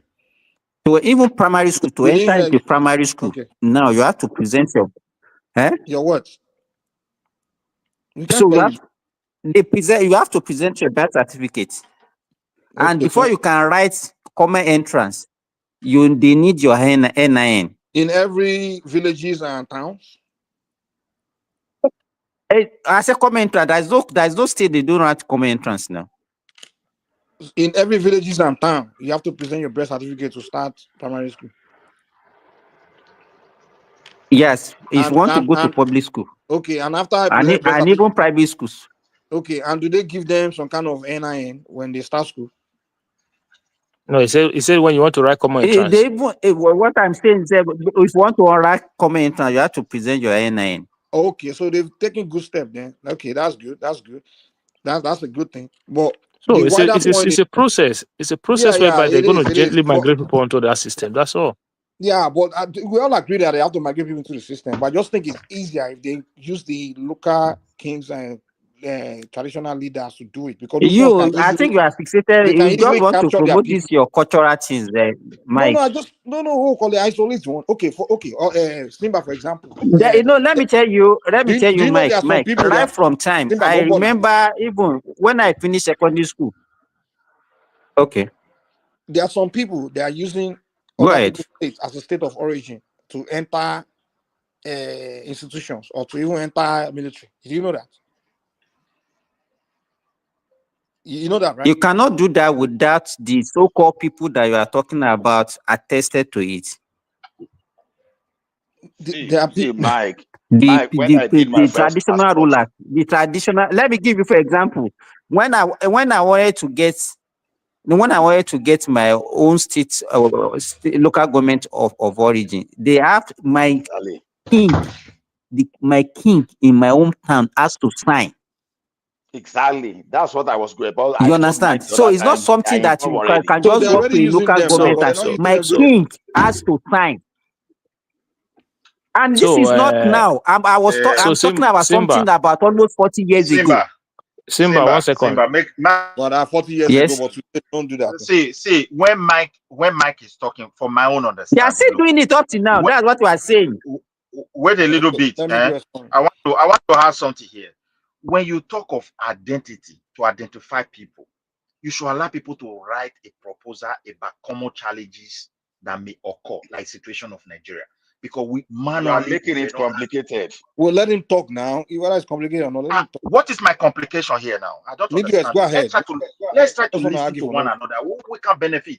Look, why our own was complicated is that we don't have data manually. When I say manually, no single paper record about birth registration, anything. So now we started registering people, which is very important.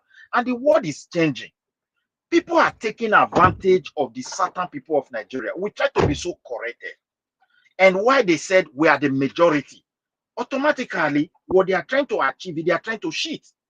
And therefore, to avoid all this kind of thing, to really have full identity, let us really, at least those who know the community, who know the origins of people, is a brief history about this person. They should be involved.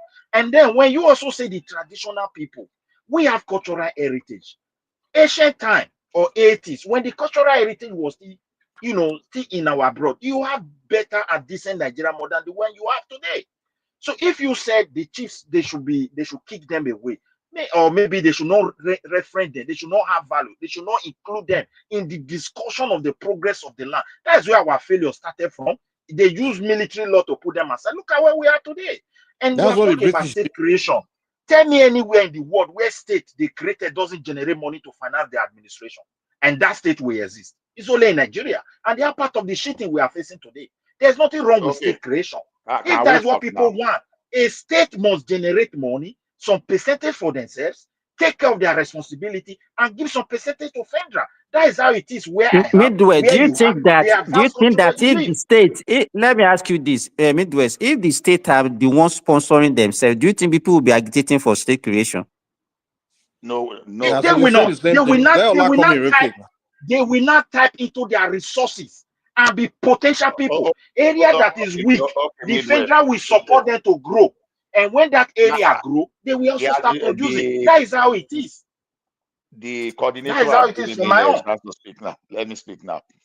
You see, once in Midwest, like Simba said the other time, you see the system of identification, we grew up into it. In fact, that time, whenever we're going to primary school, they say we should go and bring our development levy receipt.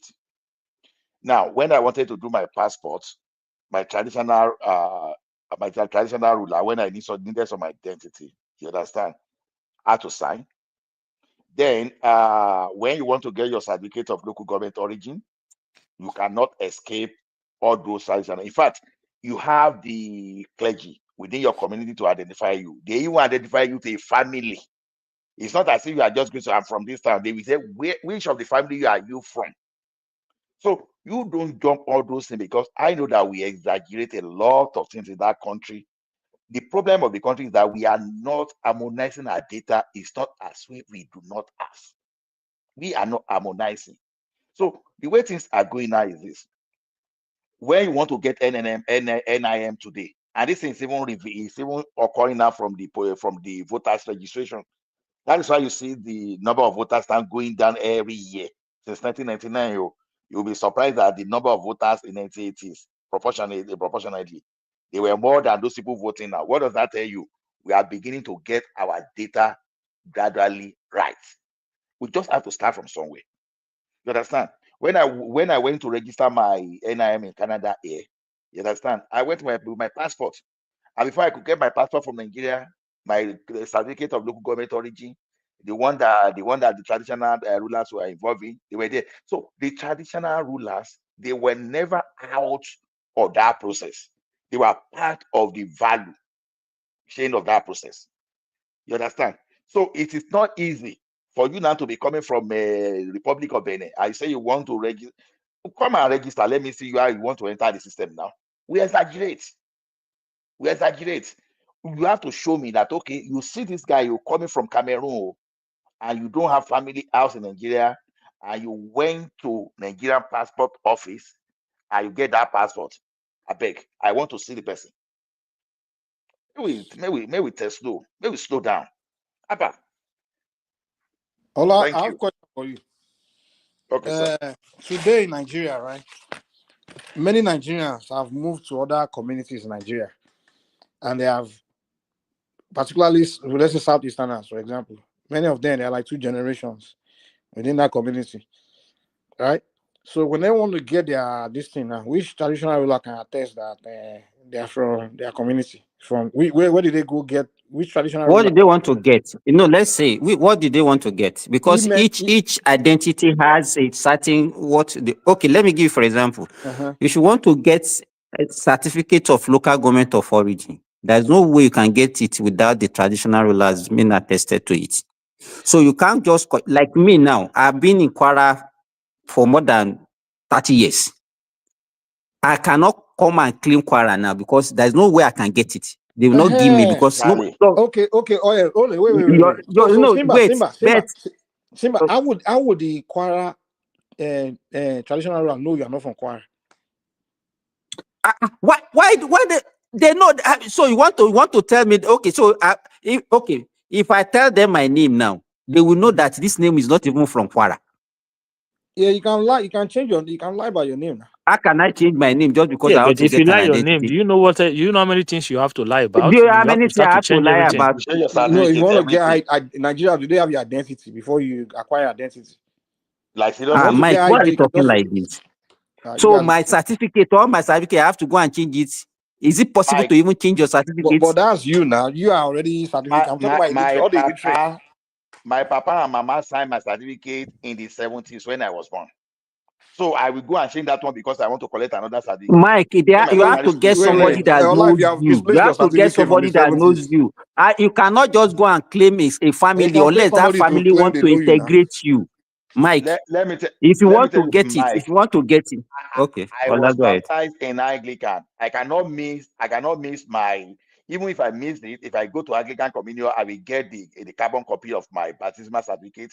I will get that, the one that I will use to do confirmation for Holy Communion.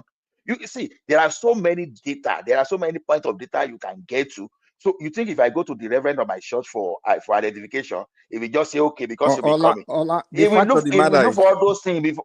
Ola, let me tell you something. Back in the 60s, 70s, all those days, even before the British came, in a community, the way traditional ruler would know your identities, they'll just ask you which compound are you from. And they will just go to that compound. They say, Bale, they know that you're from this family, that and that. So it was easier back then to identify who's from that community. But today, It's still easy. It's still easy people have today. moved from different parts of Nigeria to Yeah, your but community. why do you want to Why why do you want to don't identify even know who's people? from there anymore. Why do you want to identify people in the community? I still don't get it, man. No, Like, the reason you are have we in to no, that's 1845 the or reason. what? That's the easiest way where foreign non-Nigerians will not Bro, penetrate to our country. That's the point I'm trying to make. Listen, you guys don't see the bigger picture. Remy, hold on. There's no bigger picture there. Hold on. Let me show you the bigger picture. Nigeria today, we all wanting to start progressing, right? Become a very prosperous country. Do you know if Nigeria begin to become prosperous overnight? Let's say something we discover something we can't industrialize. Do you know everybody from West Africa start fleeing to Nigeria? Do you know that?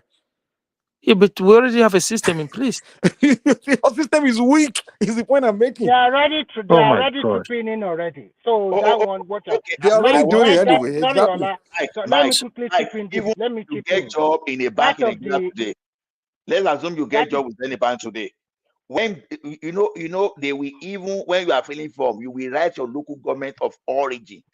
Some banks ask you to submit the certificate from your local government. They won't stay on that. They will go and do confirmation. So Ola, what do you think about the constitutional review about indigenization, in which they want to impose that when you live in a community for 10 years, then you can claim that area. For Exactly. example, if you have, but I don't think most people are against it. Okay, I don't think that one will pass because that means no, Remy, I'm against it too. Yeah, in fact, why should you even do that? So a lot of this is being pushed by some people from the southeast because they are the ones that flaunt, everywhere in the country. So they are pushing expansionist idea. That's what they are trying to do now. Okay, so hold on 1 second. 1 second. Let me quickly say this, right? So somebody who is a Nigerian, who is bound by the Constitution of the Federal Republic of Nigeria and according to every Nigerian, when they go to live somewhere, right? Why do they need to indigenize themselves in that place? Why do we have this indigenization mentality? If you live somewhere, you work there, you contribute to the system in that place, you should have access to every single thing that place have to offer you. That's simple as that. But the problem we have here, the problem we have here is this: everything you have said is right. But when those people, when they now want to tamper with the culture and tradition of the place where they're domiciling, that is the problem. Because you cannot come from the Edo and you want to be a king or be a governor or be somebody there. It's not going to work. I think the problem. If you want to be a king, major. If you want to be a king and the people there allow you to be a king, it's up to them. That's their own decisions.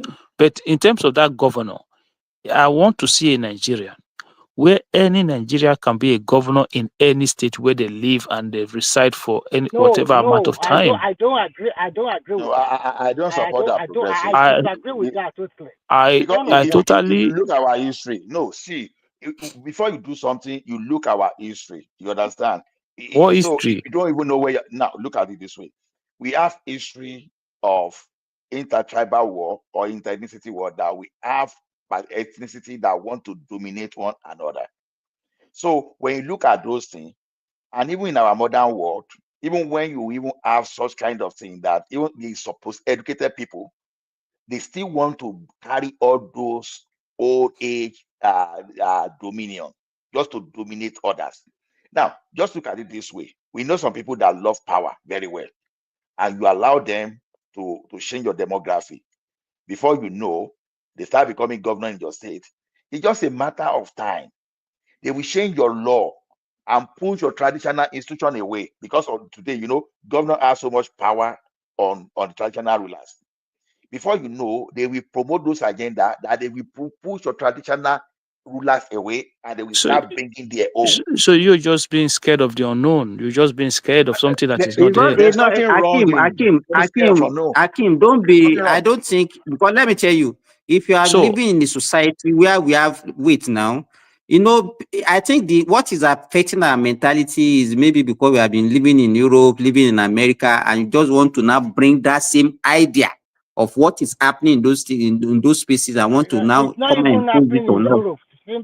No, because if you live in places where you have indigenous people, which Europe do you live in? Which Europe do you live in that is not happening? Let me give you an example. Look at Queen of England. Can anybody, an immigrant, we're talking about political governance. Somebody from any part of UK, not in that royal family, can they become queen or can they become king? We're talking about politics. Politics, not the same thing also in Nigeria. No, it's not the same thing. Look, Remy, hold on. Let me finish. I will tell you why it's the same thing. That country is divided by, there is division along tribal lines. And that divide the country then. Why not just divide the country? Why not divide the country if that's the case? No, we have to manage it that way. Well, you cannot manage it. You cannot manage. You cannot manage. You cannot manage. Not being free. Let me finish. You that is talking. Nobody can tamper with your Oba Bini royal blah blah blah there. Nobody, no one, nobody. And now you are now telling me, if I, a Yoruba man, live in Benin City for 10 years or 15 years because of engineerization, do you think I can now say, okay, I want to compete for the Oba of Benin Kingdom? So Remy, are you saying we should eliminate ethnic groups? Is that what you're No. I'm not saying you. I think Remy, you guys. That's not what you're saying. Then we should be able to. Hold on 1 second. 1 second. I said, if somebody come to your community and want to become a chief, it's up to you people if you want to allow him to be a chief or not. But what I'm saying is that it should be up to the law. It should be up to the rules. It's up to the community. It's up to if a foreigner come to your land and they want to take up. Hold on now, Mike. Hold on 1 second. So if somebody come to your community and that cultural part of it, you guys gave it to them, that's not the person's problem, it's your problem. But it's the governance structure, political governance structure that we are all abide under one constitution, right? If I, as a Nigerian, go to Kano and I live in Kano, I work in Kano, I pay my taxes in Kano, I should be able to contest for any political position in Kano State. That's what I'm saying. No, the law is not saying you cannot contest to. Don't make a mistake. That's what I'm saying. The Nigerian law says it, but I disagree with that law. I think it needs to be changed. No. The law of Nigeria is not saying you cannot. The law of Nigeria you can. That's what I'm saying. He's saying you can right now, and I disagree with that. Where is the law saying? I want to see where the Nigerian law says you can contest anywhere now. Exactly, you can contest anywhere. That's what I'm saying. The question is this: and I disagree with that. People will not accept you. People will not accept you. That's the problem. Something just happened in Denmark today. Something just happened in Denmark today. Nisuru, do you know there are some communities where the Southeasterners are even more popular than the indigens, or maybe close to? There are some communities where the non-indigens are more popular than the indigens. You know that, right? Mm-hmm. So you can't place like Lagos, for example. The non-indigens of Lagos are more than the indigens. So if the non-indigens decide they want to vote for someone from outside of Lagos, that person don't win with that. And in many communities where they are minority, like the tribes are, like for example, Ogoni people now, for example, they are very small tribe or some other tribe. Southeasterners in River State are more popular than the Ogoni. So within their Ogoni constituency, if a Southeasterner say he wants to run for the local government chairman there, and all the Southeasterners in Rivers go and vote for him, he will defeat an Ogoni man there. Okay, so Mike, 1 second. It's not that clear cut. The people will not accept you. Sometimes the people don't have that much power. Mike, you see, in the United Kingdom, right? They have some of the best universities. They have very highly educated people. When the Conservative Party was in power, they made this current Prime Minister of Canada, Mark Carney, they made him the governor of the Bank of England, right? That doesn't mean that they don't have people who are qualified who can do that job. But can you ever envisage a situation whereby Nigeria have somebody who is not a Nigerian as a governor of central bank in Nigeria? All of you will go mental. Look, why do we not always advocate for the best among us, regardless of their ethnic background, to be in charge of governance? We're talking Hold about on. people If you're who talking want about to central, improve. hold on now. If you're talking We're about talking central, about people who wait, want to improve the life of our of people. You're you talking don't know about someone's indigenous. intention. Hold on, my brother. You don't know someone's intention till that person is there. You don't know. If you're talking about central, something that belongs to like central, federal position, things like that, yeah, I agree. Like you're talking about indigenous areas or indigenous. I don't know your true intention. I don't know where your loyalty really lies. I can come from one state in Nigeria. I'm living in your community and be very smart and everything and convince your people to make me your governor or your leader, and my loyalty can be still with my where I come from. I begin to siphon your money. Hold on. Those of you that I is can, accusing Kemi, since now you see what is going on, right? Those of you that was accusing Kemi, oh, she's doing this to our well, let's people. not go back to Kemi. Let's stick to let's leave Kemi matter. Oh, you see now. I'm facing your argument. They forget England. They know what they are doing. Those ones they have technology to monitor you. In Nigeria, we don't have that kind of technology to monitor what the fuck. People can siphon money the way they like. Nigeria don't have that capacity to really monitor whatever. In Nigeria right now, if somebody from one state come become governor of your state, convince you because you live in your state, can trick you to make him your governor, and he can take all your wealth and ship it to his land or a village in another state and develop it. You understand? So you don't know people say can't say all these competent things. Not enough. It's not enough. I'm telling you, man. Don't say because you're so competent. Some people are very good at tricking. They just trick you like, come, I'm one of you now. Vote me in. I will develop. I'll do this. But it's loyalty. But be still in his where it come from. His origin, state of origin, or That's the village of problem. origin. Exactly, you got it, Mike. That's the problem we have in Nigeria. So today that we They have are they are indigenous. even going to another people's place to go and say they want to establish their kingdom. Hold on, today that we have Can you indigenous. imagine? Hold on, today that we have indigenous that are governing. They want to run for governor for that place too. One day. Hold on, and today that we have indigenous that are governing those places, how are we faring now? Forget about well, we get that now. That is not the problem. And not allowing other people to come and govern you is not the reason why we didn't develop. Listen, okay, That's let me not give you the reason. let me give you an example. Let me give you an example, right? I know somebody here, right? Who she's from originally from Edo State, right? She would not like her parents is from the Edo Central part of Edo State, but she was born in Lagos. Her Yoruba is better than any, like is as good as anybody's Yoruba. That when she's speaking Yoruba, you even think she's a Yoruba person, right? So such person, she maybe in her life she's been to Edo State maybe 2-3 times before, like ever. So if such person have opportunity to govern a space in Lagos, you say she's not an indigene. Whereas she born, she was born there, she schooled there, she lived all her life there.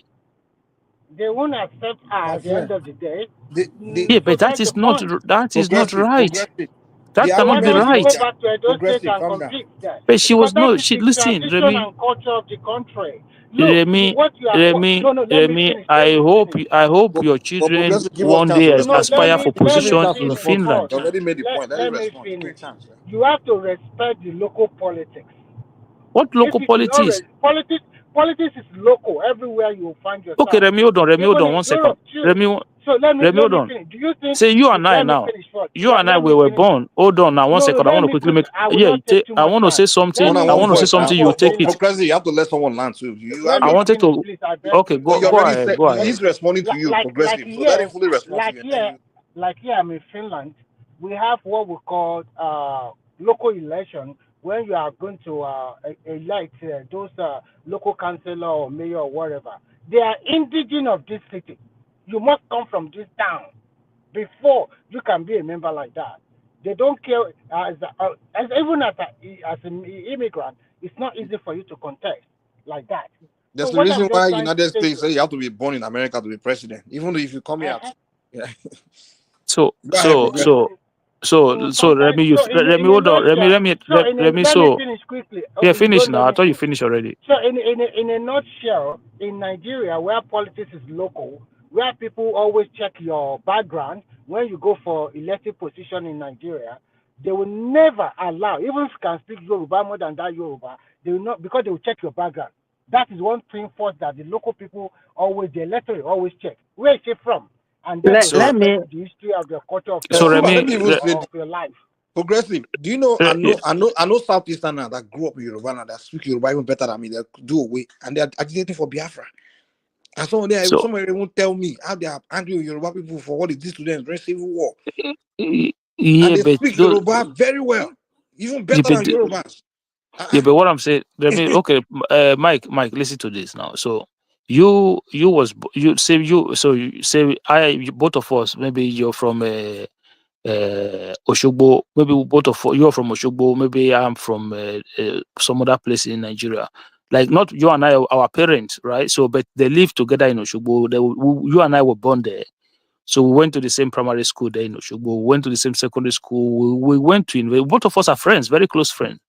So when it comes to aspire as politicians, oh no, Mike, you can be governor, but no, you, the other guy, you cannot be governor. Why? Because your parents did not come from here. But I was born here. I lived all my life here. Oh no, let yeah, me no, but explain. your parents did not come here. Let me How explain the does whole that? point. Okay, the argument we're arguing against is not that human being from another place cannot have a good heart and be loyal to the community of their host. That's not the argument. But what we are saying is it's not all, and we can't know the intention of somebody. You understand? We can't know. Of course, most likely the person you just described, born and raised there, is very loyal to that community. It's likely gonna be not be betray him, not likely not gonna be more loyal to the origin is city or place of origin. But the possibility is always there, and the fact that that possibility is there, we can't we can't risk that. So You I don't understand? know, but Mike, you see, for me now, Just as as I you am have now, that, hold on, just as you have that person you described, right? That grew up there as lawyer. I also know some people, just like another example I gave you, a Southeasterner born and raised in Southwest, speak Yoruba, everything well, it's almost like a Yoruba person, but he's still angry about what happened to his people in Biafra. He wants revenge because his father taught him about that, and he's one Biafra. But I was shocked. Like you? so Akim, let me ask you, why do you people protect their identity? Why do you think people protect their identity? I don't know what you mean by protect their identity. That you don't want your identity to be diluted. You don't want to lose it. You want to keep your Why? heritage. Let me ask you, Dubai that Yeah, everybody is talking about. it's a lot Everybody of was no. Let me it's a set bad. this example. You talk now. Yeah. Sorry, Akim. Dubai that everybody used to go. Oh, Dubai is fine. They are developing and all those things. Do you know that even ordinary dress, ordinary their Emirati dress, they don't want foreigner to wear it. Now serious issue. Then go fight you. Even To people put it from on. Arab country like them, even people from Arab Because country each like them. each one of the Gulf country, they have the way they dress, and they don't want any other person to dress like that. So we're not talking about we're not talking about Okay, politics. We're talking about culture now. okay, progressive. Let me tell you something. They are all interwoven now. Because let Okay. me tell you, Okay. politics can affect your culture. I hope you know that. Exactly. You're talking about culture now. We're not talking about politics. No. Because As from we are talking, politics, you I make said policy. I can make policy that go against the culture. Exactly. Yeah, but Progressive. the people Progressive. of yeah. Progressive, do you believe in this? The law was made for man, not man for the law. Do you know why? Do you know why that quotation? The law was made for man, not man for the law. Yeah, but what So I'm saying to you is that wait if now, it's law should serve and protect the people. When you say bro, the people now, as you're speaking now, you are even let me talking of you guys don't understand what I'm saying. If we choose to live together as a country, then there should be no boundaries. But if we say we want to have boundaries, this split Are the you country. kidding What me? is wrong with that? Why Why would do it you not not be want the why bound? we country? want to live How can you together as want a to? country. How can you want to keep your culture and then you want to live with other people? No, split the Progressive. country. Okay, so we should abolish the Benin throne. No, split the country. I'm not saying wait now, split the country. What's wrong with that? hold on. So Like that, you can keep everything you want to keep. Progressive. So your ultimatum is you should abolish the Benin throne and No, of because course, no. I've never said you should so abolish that's what any you're throne. saying now. So if you're saying No, we create boundary, there is already no. boundary. You I'm can't saying eliminate the boundary. governance. I'm saying The only way, you're hold on, saying the only way, wait. The only way you can eliminate the boundary is to eliminate the ethnicity, ethnic group. That's the only way. so. No, You can't the eliminate only ethnicity. Mike. So what is wrong with splitting the country then? Why can't we just split the country? Well, so am I the one stopping anyone from Why? splitting? You know, Ola is there in Canada. Why did they have provinces and those provinces are protecting themselves? Yeah, but Why? provinces they don't stop people from contesting for governance. The indigenous people, you don't touch those people. They have their own people in the reserve that you don't go. If you like, go and live 1 million years among them, you cannot represent them. You Can your cannot be their MP. children born in Canada can they contest for offices there? Yes, they can. Progressive, don't make a mistake. But Canada can they? In the UK, can an English Canada is a background conquered contest in territory. Scotland? No, Canada is a conquered territory. The foreigners, that is what we are saying. We don't want that to happen to us in EDG. The foreigner, the British people, the Italian, all of them, they come, they conquer the indigenous people. Okay. Now the British, who conquered the British now? Nobody conquered British. But Rishi Sunak was prime minister in the UK. Did anybody conquer The question, British? wait, now they were the masters of colonizing and moving around. So the fact they are integrating foreigner into their midst, in the day they want to push the people like Kemi and Kwe away, they will do it and they will clear their Yeah, house. but I'm just saying to you, Rishi was a prime minister. Rishi was a prime minister. You are talking about a system where it's very advanced. And they also sent him packing soon or later. Yeah, but he was a prime minister. How many months? Whether for 1 hour, whether for 1 second. If you go and check if you go and check the list of former prime minister of the United Kingdom, his name will be there. You are making. You want to compare yourself with countries that are very advanced already. No. I want us to live as free people.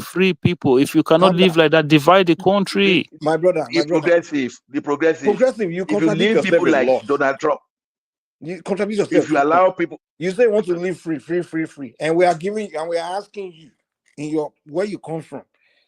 Are you willing to abolish the traditional institutions and this thing? I said no. Okay, exactly. So can me or a Southeasterner come to your region and go against the custom of the traditional ruler there? Do you agree? How? In what way? Okay, can he come there and insult the Oba? Of course not. Why? Okay, so you're against freedom. In their place, hold on. Wait now, calm down. In their place, it's fine to insult the Oba, the king, whoever. If they don't agree, they insult him. They insult him. Even that's their freedom. Hold on. Their own custom. That's their freedom. That's where freedom is just free to do. To express yourself the way you like, or do things the way you like, right? Express your culture, express your own mentality, right? So now, someone's mentality is what's the word? It's just not in line with other people's custom, right? So we are trying to regulate that. We're trying to manage that. But you're saying no, we got to give people freedom. And I'm asking the question where you come from. If someone they come from a place where they can insult the king to his face, can he come to your place and do that? You said no, and then so what are you hacking with us?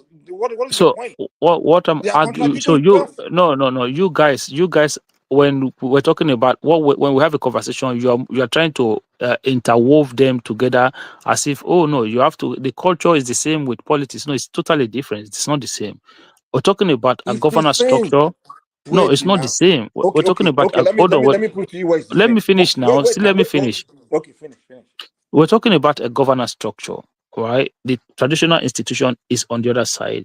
The democratic, the political institution is on the other side. So if somebody today live in your community, they were born there, they raised there, they school there, they've lived there all their life, right?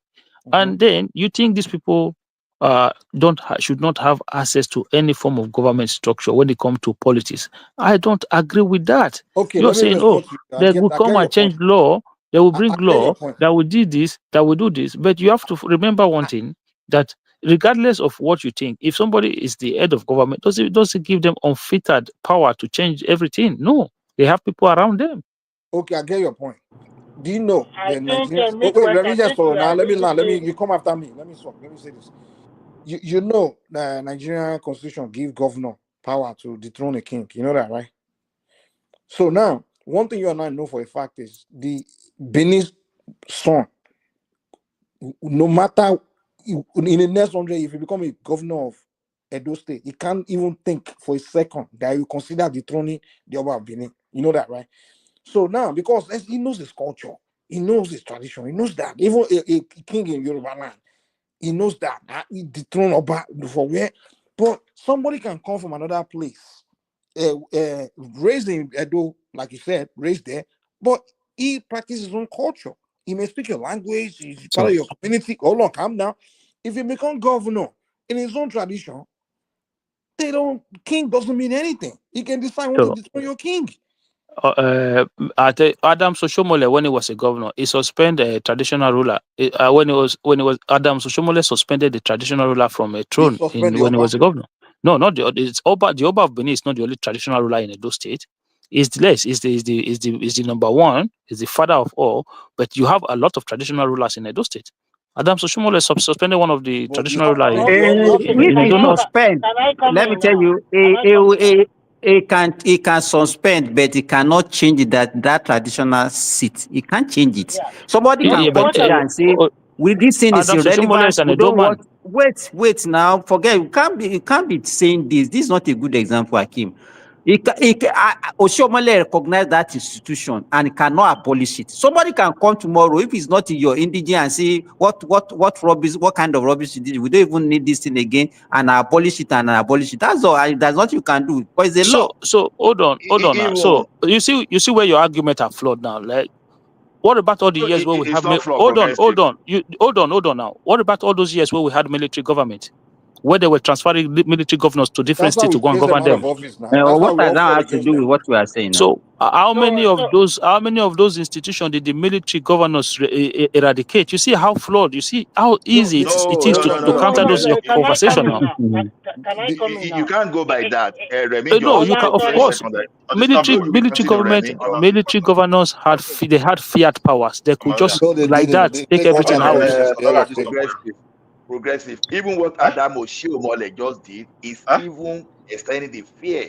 So if the son of the soil could do that, now imagine what a foreigner would do. Thank you, Remy. I'm saying it doesn't matter who you are. Progressive man.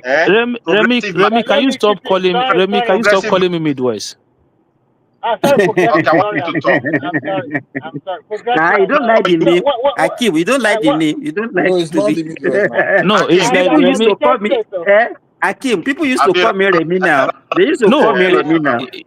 You know. The point is that we all been here for long. That Remy, hold on. We've all been here for long. That no, I'm not making submission. I'm not making submission. I'm going to say we have been here for long to know each other's voice already. When Mike is speaking, I know straight away is Mike that is speaking.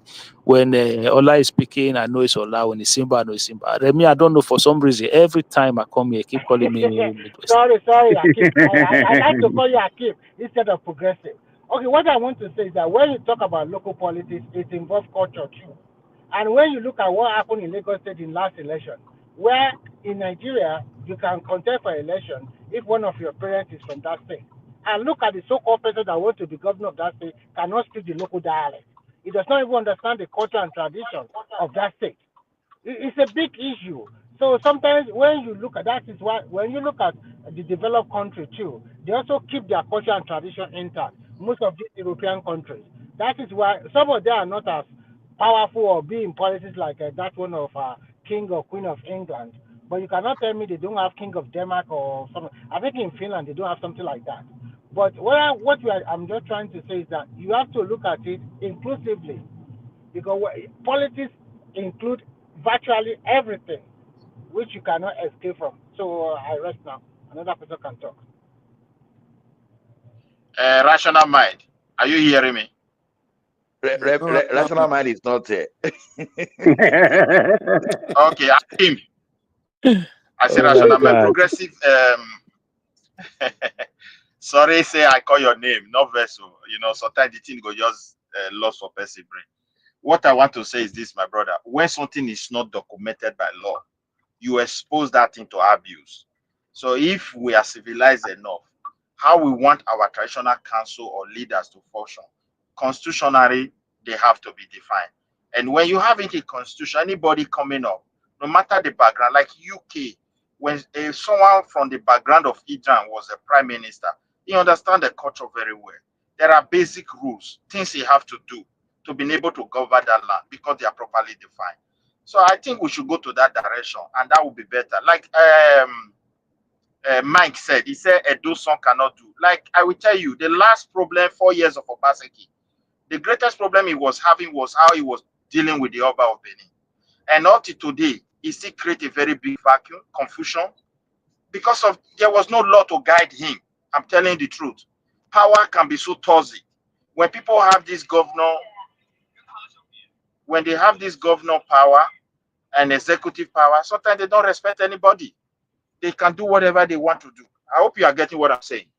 So we need to go back to a drawing point where we need to put those things in written, argue and So, discuss it the way it suits us. Midwest, I agree with you. I agree with you in that sense that if you want to put it I into agree with law, that.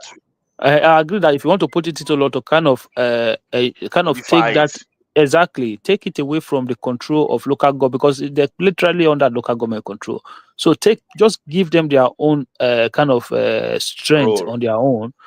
You understand? I agree in that. Do I you agree in know? that You know, sense. they are not even Akim. Sorry, they are not even under local government, and that is why we are still even having problem with this local government autonomy. Do you know that the local government they cannot make law for themselves?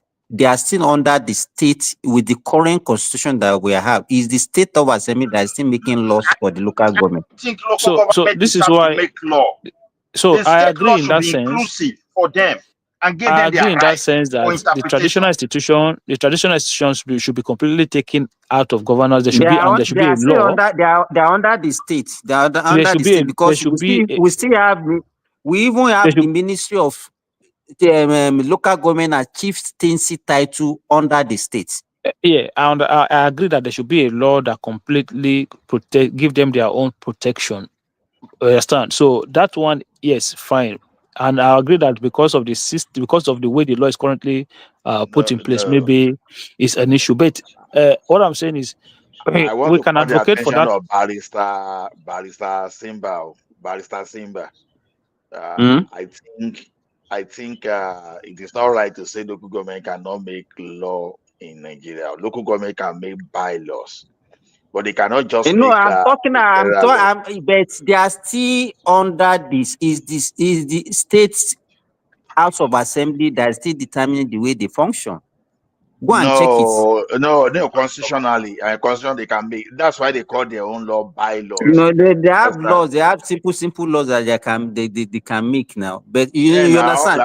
like if tomorrow You know, now, in a state. Wait now, Ola. In a state, you don't have one local government. Do you understand what I'm saying? You have many local governments. So, and it is that state of assembly that is making law that can make something that will bind on all the local government within the state.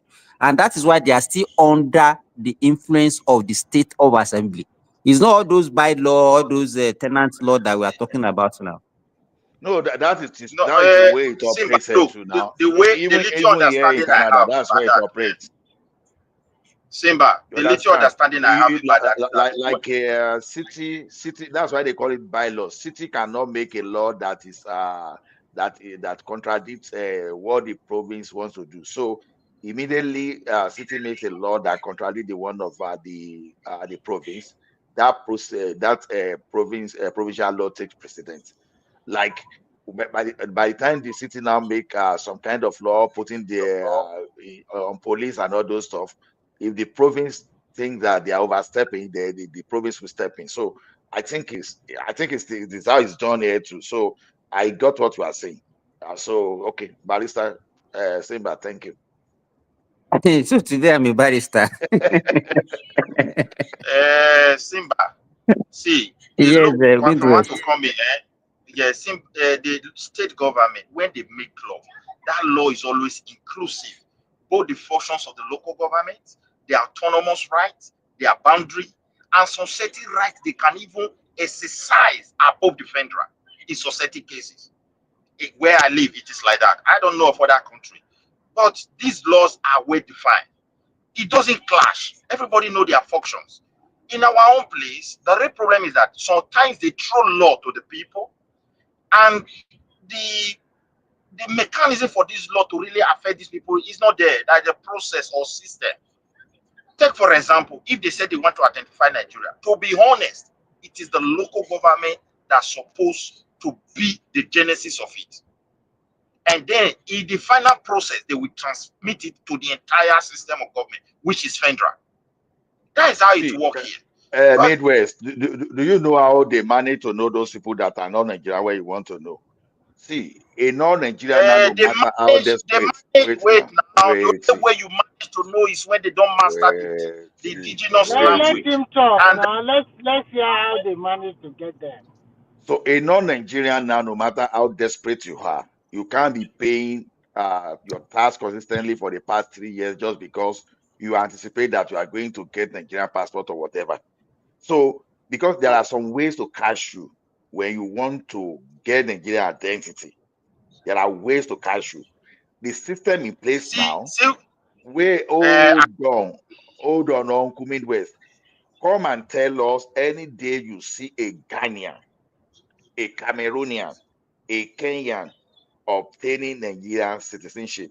See, my there former are so boss, many of them. What are you talking about? Millions. Waiting now, I'm coming. My former boss that got Nigerian citizenship, he didn't get that Nigerian citizenship until he stayed in Nigeria for 10 years. He had a military man. He had a general at that time that was his guarantor. You understand? He presented his all those tax statements that he had been operating, and all the visa that he got to be operating in Nigeria. So it's not as if he just came from nowhere and just went ahead to naturalize. He met the constitutional requirement. Ola, I know black Americans, I'm telling you. In fact, they are even, I will tell you the show, they are even bragging, showing their Nigerian passports. They went to Nigeria and they purchased Nigeria. What year? These people just went, they went to Nigeria. In fact, I'm going to invite you to come down show. One guy, this guy, the guy from Atlanta, black American guy. The guy they show me Nigerian passport. He say he's a Nigerian citizen now. I said, but even Mike, you know why? I don't know how they got it to, because even when I wanted to get passport for my children that are at least the two parents are Nigerians, and even they were born in Nigeria and they are in Nigeria, the kind of thing, the credentials that they are asking me to produce, because they said they should bring that. No one pay. That's why. That's what Mike. I said the new system. Some people will pay money and go get Nigeria. Guy, I know. I need to. See Simba, those people, the guy that has your credential. If you tell her 100,000 naira, I'm not saying you lie. I know anything. Respond to your submission. Can I respond to your submission? Okay. Okay. Look, the problem we have in Nigeria is not Cameroonians. Those one can still obtain it, if particular those who can speak English and whatever so easily. We know the country we are dealing with. We should not be trying to, not to admit these challenges because of the way we do our things. Now, the real even people like to get passport of any country now. So that should all those small aberrations. You cannot eliminate it now. The real challenges we have within our own space as a Nigerian. Most people that have American passport, Canadian passport, some of them didn't get it. They got it in a crooked way now. So American passport, crooked way. You get American passport, crooked way. What? Wait, I agree with you. There are possibilities. Mike, what are you talking about? All those come and get it now. And the rest, where did they get it? Mike, there are possibility for people to crack the system, but they will still go through so many process and being able to reach there. Yet it's possible. But just, you understand me, if they sell it for you, you can't defend it. Like all these advanced countries, there are something they can easily detect it. Now, where I'm going is this. Imagine a country where they show huge number of people during election. They were non-Nigerians. They caught them with PVC to vote. And the customs and security agents said that they don't even have law to persecute them. This was very clear. I don't know whether you saw it on our television. Midwest, it has changed. That's what I just told you. You are still going back to 2015. What I'm talking about 2023 here when we were doing this election. What are you talking about? Okay, if you did not see it, let us not be arguing over everything. Midwest, Yarabale. No. This is we need to separate the wait. What you do not understand. Hear before you even move further. You can go and clone Nigerian voter card. Granted, there's a difference between you go and clone, but by the time you now go to where you are going to verify, that is where Wahala is. I told you that the number of voters are reducing in Nigeria because of biometric.